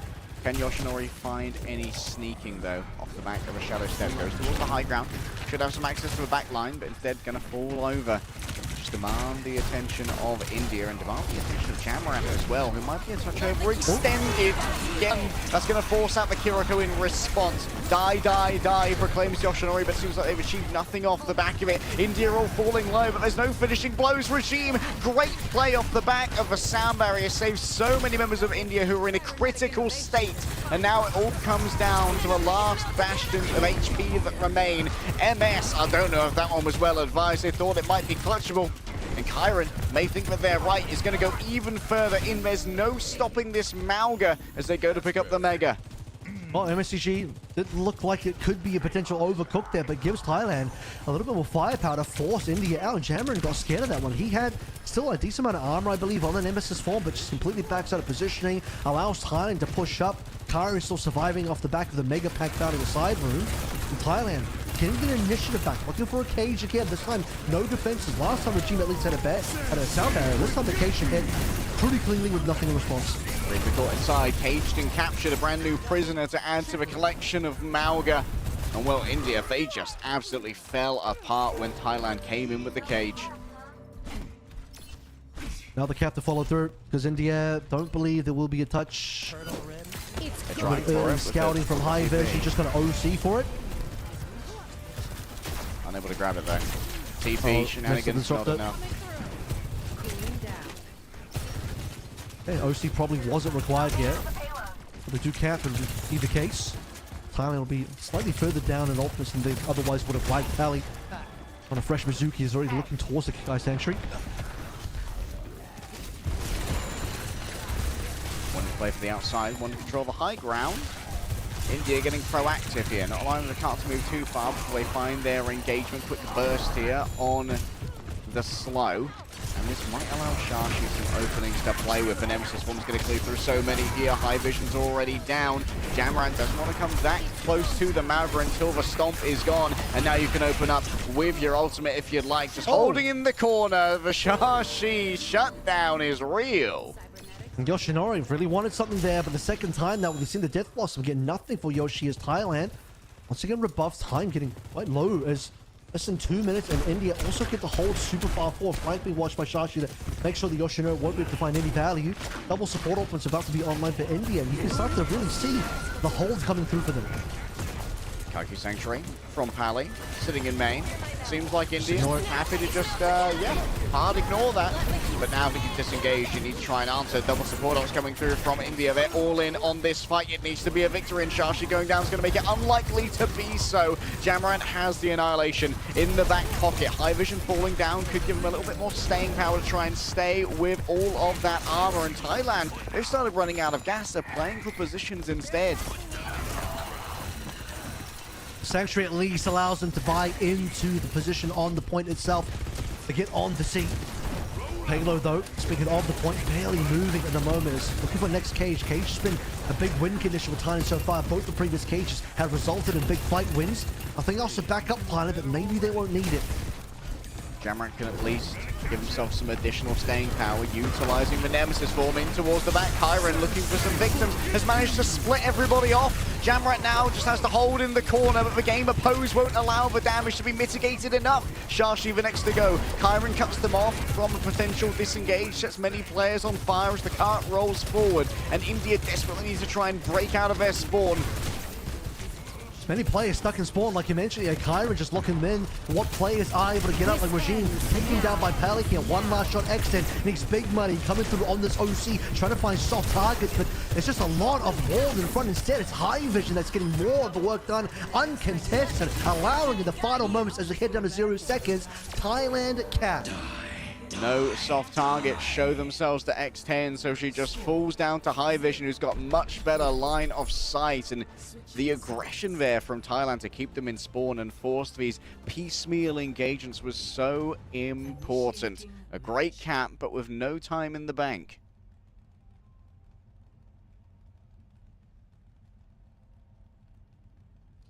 As we swap over the other side, where are we going to reset to?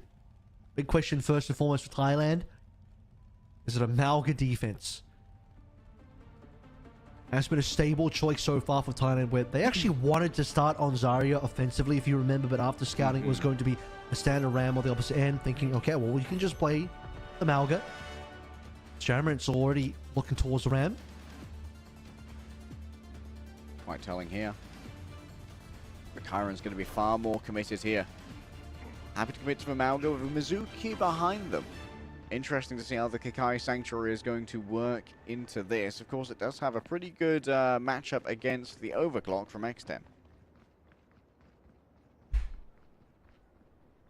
Happy to just repeat the same comp for Thailand in all respects, including the Mizuki, for what it's worth. And also, same positioning. I don't know if you remember, this is how Thailand opened up in the defense against Philippines as well. Crawled their way, making no sound, into the side room. And if India were watching VODs, or if they actually saw that last game, then need to know to check the side room. Well, at the moment, Yoshinori appears to be distracting players, but distraction became feeding real fast as they weren't fast enough to hop their spirit form.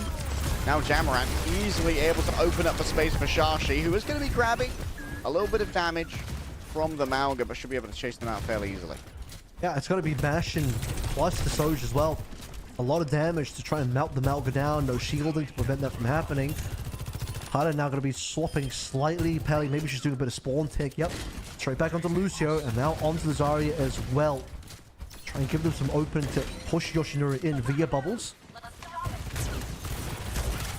A little bit of extra support for the Reaper. Can go a long way when it comes to that survivability. You can hear Yoshinori having used the Shadow Step already. But Kyron, only with a single bubble in the tank for now, is going to have to use it to save Yoshinori, who once again is getting aggressed upon by Jamrat. He's doing a great job of claiming all this space here and making sure that Thailand never feel comfortable with their engagements. Time is ticking. Payload's getting close. Thailand need to start thinking about making a move at some point. Is India building up these ultimates? And even in a position like this as well, usually artillery not going to do much for you, but when you're about the cap, layer the artillery on the cap itself, forcing positioning mistakes, and Kyron already have to force back. Going to be counting the levels of Kyron right now. One's already used, and the Immortality Field as well. But Regime and Shashi have been clutched up upon on the other side. Yeah, Yoshinori gets punished for the audacity of their maneuvers, but the trade-outs are all good for the side of Thailand, and India are absolutely stymied. Kyron finding his opportunity to push on forward. This is after losing all of his HP, forcing the lamp from Pally as well. With Shashi down. That ult has been played from anyone onto India. Big reset here, half the time gone. Payload in a good spot. India also reclaim space. Should be the Abs Kitsune rush first. The difference is Thailand's ready to respond now.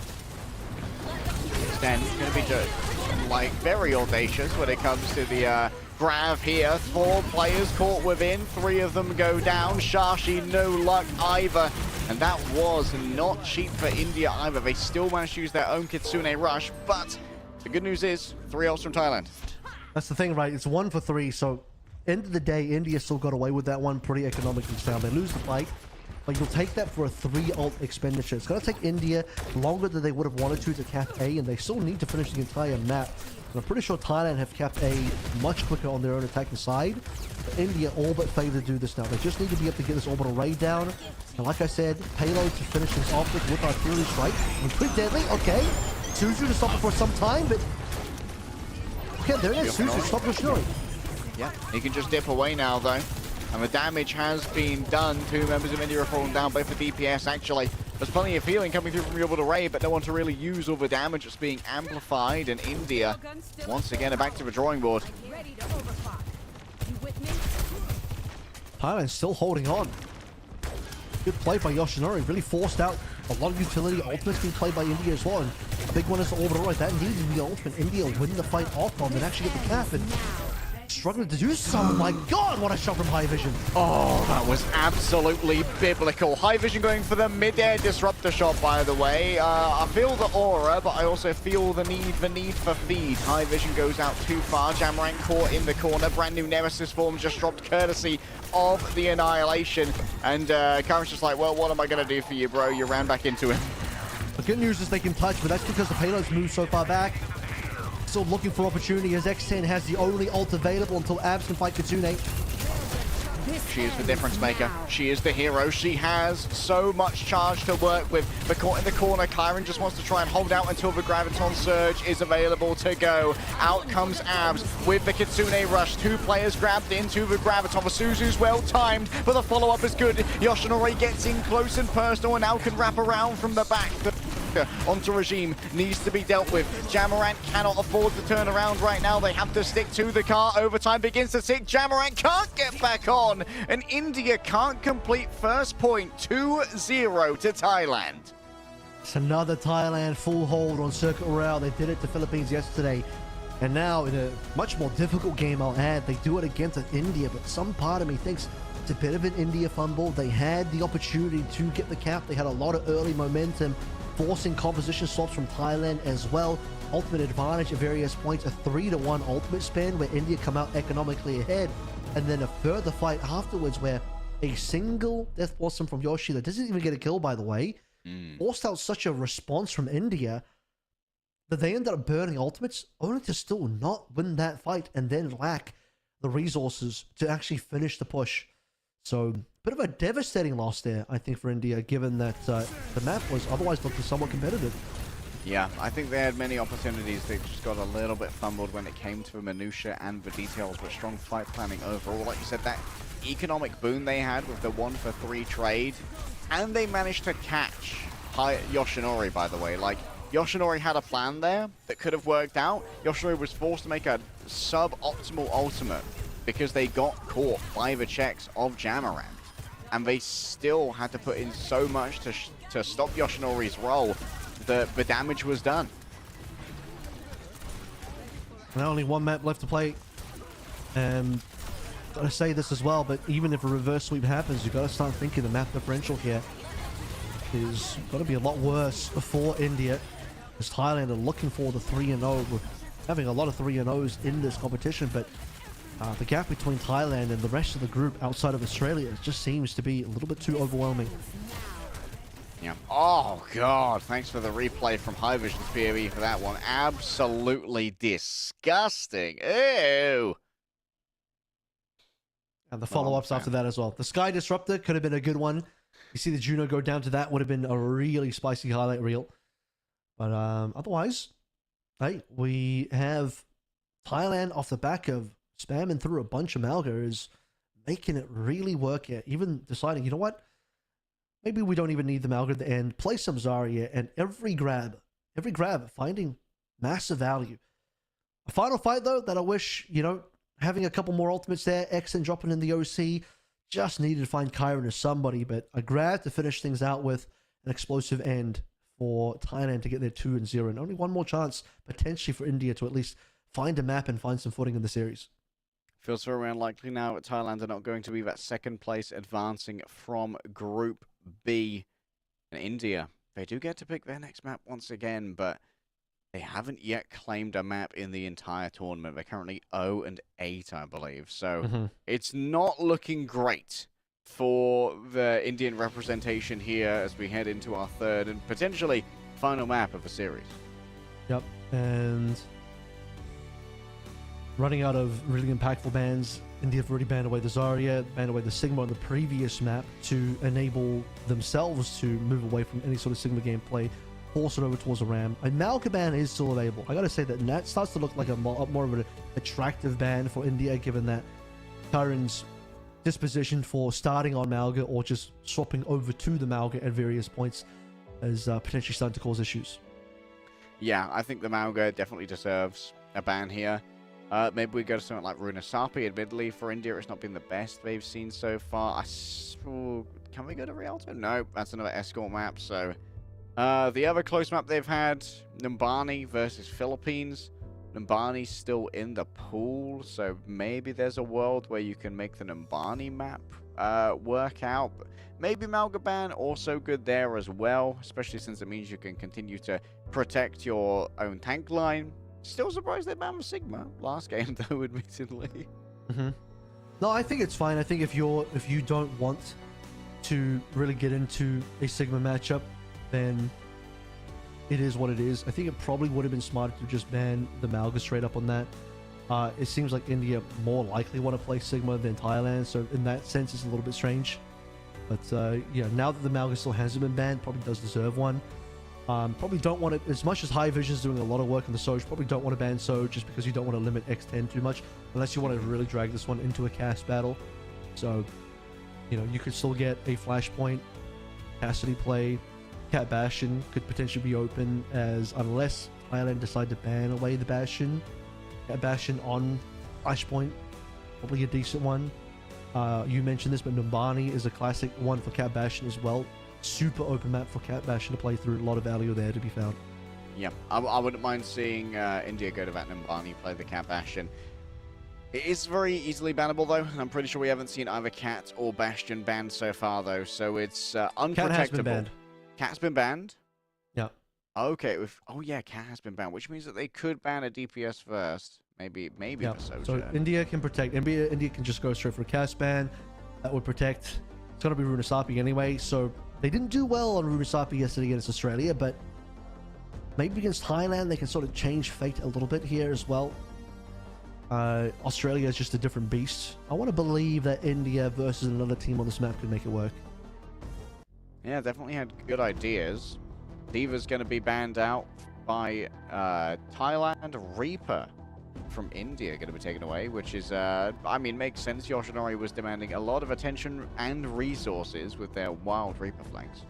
I'm pretty sure this ends up being the Bastion Protect. India had played Cat Bastion on Runasapi yesterday against Australia. Obviously, they didn't win with it, but the Reaper ban makes sure that Yoshinori is going to not have that available to play, but more importantly, protects the Bastion. I think a Cassidy ban would have probably have been more impactful just to prevent any counter to the Cat Bastion.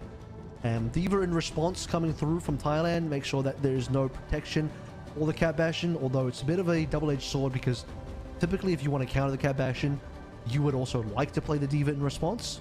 Yep. So we'll see if that ends up impacting Thailand at all. Unideal. But yeah, the cast here definitely going to be one that we're looking for. Great accuracy onto the jetpack cap, as well as the Deadeye being incredibly effective against a duo that really doesn't want to engage with the concept of cover too much. And we have a substitution. Lumi is in. Or Team Thailand. I'm actually not too sure if Lumi's played yet, but I think this is a first. Might be right there. Yep. See a DMP for Lumi so far. So Lumi coming in to play them out and instant TP through. All right, getting up close and personal. The Bastion, hard to miss at this range, and Ace has found that out the hard way. As there is going to be a quick drop onto the bot, and well, forward progress here for India. With Captain Prash out, Regime playing the cat instead. Everything else about expected is what you want to see. Exen just dropping damage hot from the sky. And Lumi just going to be such a big target that it's hard to miss. Drops from the cat and goes in for the battle. MSCG falls down. India, this is what they are good at. Thailand still yet to find anything so far in these opening moments. And by the way, for what it's worth, Amalga, one of the few tanks that has the capability to sort of put in damage and actually shoot the Cat Bastion. There's the Cassidy from High Vision, as mentioned previously, a good option for the hit scan into the Cat Bastion, which is why that probably should have been the ban instead of the Reaper. In either case, Regime hiding the Bastion for now. And suddenly, they are no longer hiding. Here comes the Bastion in the tank form. A disengage perhaps by using that teleporter, but the damage has already been done. Pally's fallen down. XM managed to grab that one, and now Lumi is in a battle of wills with their opposing tank. Despite a martyrdom of an accretion, the damage has already been done. That was weird. Hello, Shashi. This is the airdropped Bastion on top of Lumi, but Shashi's like, whatever, while you're just distracted onto the Bastion, Shashi takes advantage and secures the cap, pushes India further forward, and more ultimates still available, by the way. Thailand really slipping at the moment. Bro, actually hit them with a flash Bastion. What combo do you got to put in Helldivers to drop that one in? That looked like a same-day delivery via drone. Oh, Bastion dropping DHL onto you from the special. sky. Abs plays the off angle. This is a little bit greedy. The remainder of India, maybe a little bit too far forward to get some value out of this one, but no, XN is just dunked directly into the Kitsune rush. The remainder of Thailand are taken away, and India once again in good control.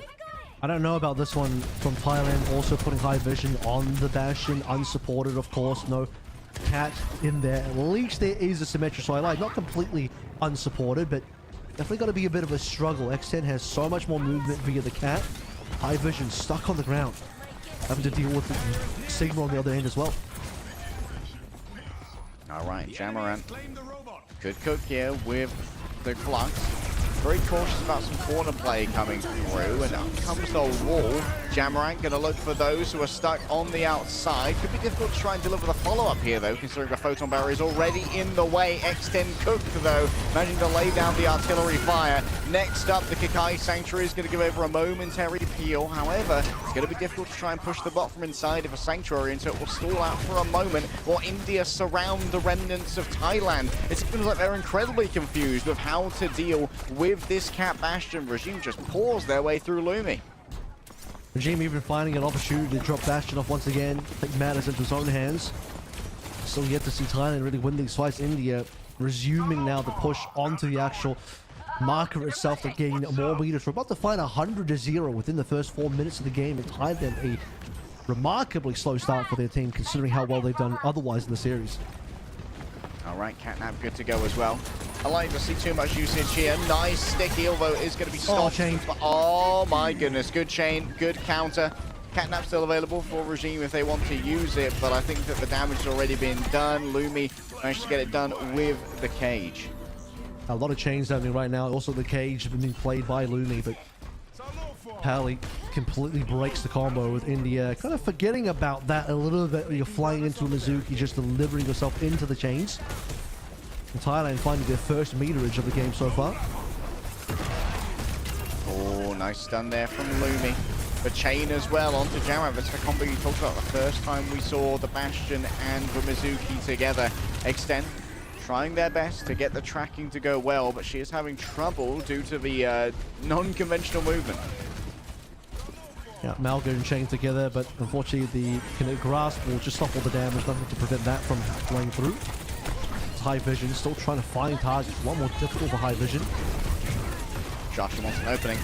A quick stick onto the Bastion could be great, but already the damage has been done. Jammer managed to find High Vision in the midst of all of that. Good avoidance of the Pulse Bomb. Shashi still getting these fast cooldowns as well, but Ace has managed to turn it around, going over onto Abs. Oh, Ace got subbed in as well. Nice to see.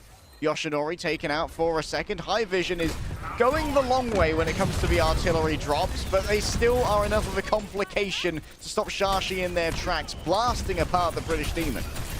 And now we have the cap finally secured for Thailand as the catch-up is in effect. Less than 40 meters in terms of differential now. Thailand preventing India from hitting triple digits. As we wait to see what Regime and Xen can do around the side of the map. Another Kikai Sanctuary available. Always a good counter into Cat Bastion. God, I love the reload from Mizuki. So much aura. So much power. And Xten's got plenty of that as well.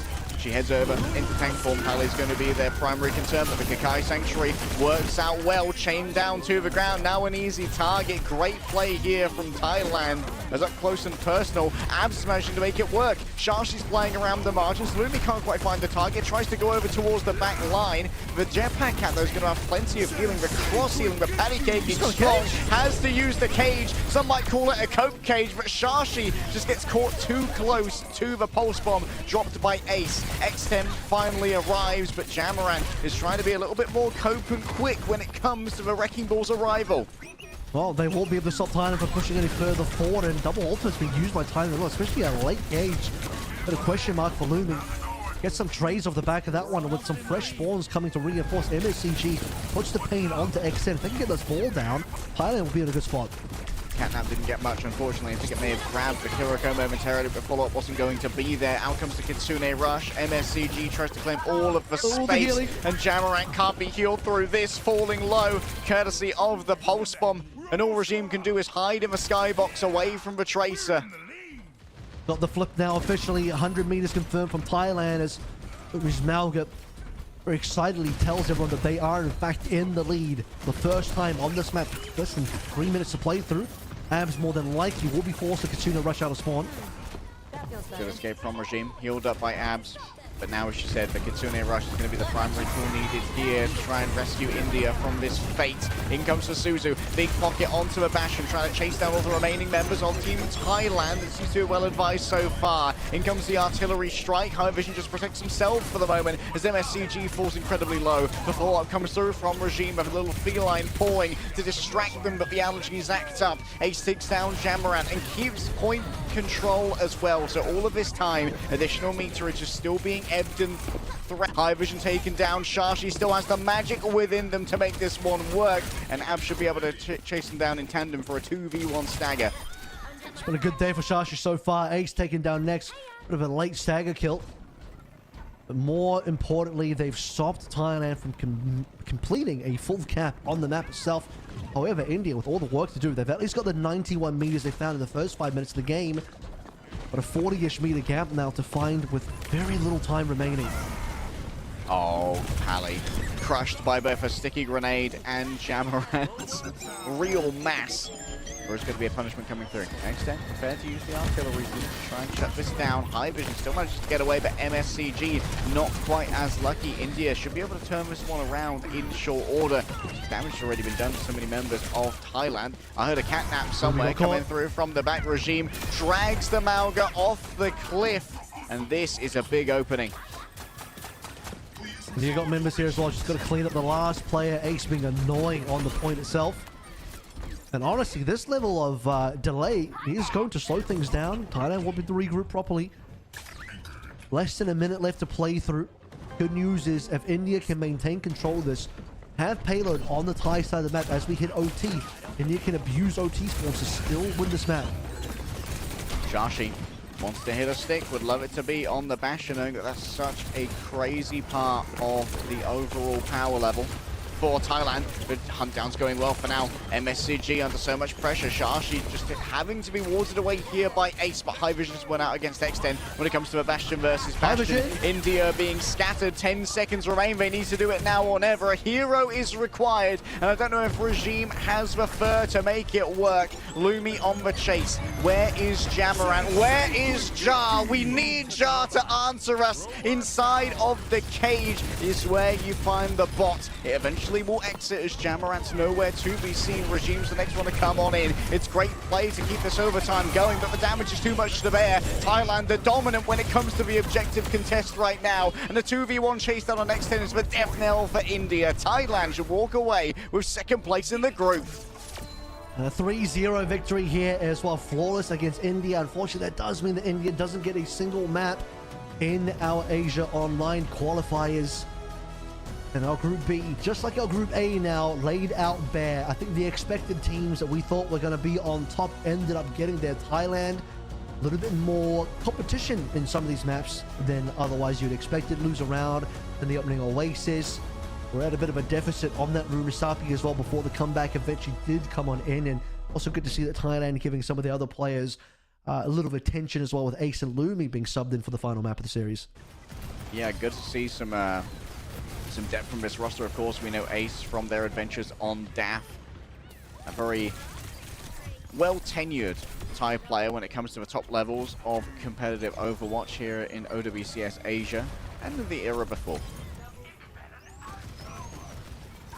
That settles it for Asia, really, as we look over for the remainder of these highlights, seeing Thailand slowly make their way back in this map, where early on just kind of being beamed down by the combination of Regime and X10 on the Cat Bastion, and it looked like it was going to be otherwise a quite comfortable map for the side of India, but didn't quite hit that triple digit figure, never got back to the 90-degree mark after the opening stages. Some good individual highlights. Shout out to Shashi for having some really good performances over the course of the series today. Yeah, Shashi definitely the biggest standout from Team India here, but good problem solving from Team Thailand. You can take that into your ranked games when you're going up against the Cat Bastion, the Mauga, the Mizuki in particular seems to be a bit of a sleeper pick against this. Gikai Sanctuary very strong, as well as that chain to drag the Bastion down to the ground, and he's got such a big hitbox that the follow-up can be fairly easy. Yep, one of the few ways that you can actually disconnect the tether as well. Very few bits of CC will do that. Change is one of the guaranteed ways, so the hot swap onto the Mizuki to make sure that you'll be able to find success is well deserved. And even High Vision just playing a raw Bastion on the ground, rolling around, making that work towards the end as well. But there it is, our final match of the day here in Asia. Thailand 3-0, keeping the 3-0 score lines strong, but at least we did get that 3-1 earlier today. Fun fact, across all of our matches here in the Asia qualifiers, only 2 games actually got a 3-1. Every other match was a 3-0, and I believe we had 12 matches in total. Yeah. So 10 3-0s and 2 3-1s. Pretty speedy days. Interesting, Pakistan was one of those teams that managed to grab a 3-1 going up against Hong Kong, so big credit to them. I think that we had some very real stratification in our groups. Obviously, we were expecting Australia and South Korea to come out with excellence, and then there were some questions just like whether Japan and Thailand were going to be a distinct second place, but I think that Japan and Thailand definitely proved that they are a cut above the remainder of our teams in these groups. Yeah, I mean, South Korea and Japan on their side of the equation as well. Australia and Thailand, these are the 4 teams that have managed to book their way over to the official international group stage in Busan a little bit later on in the year, before we head over to Anaheim to see who our top teams in the playoffs of the Overwatch World Cup are going to be.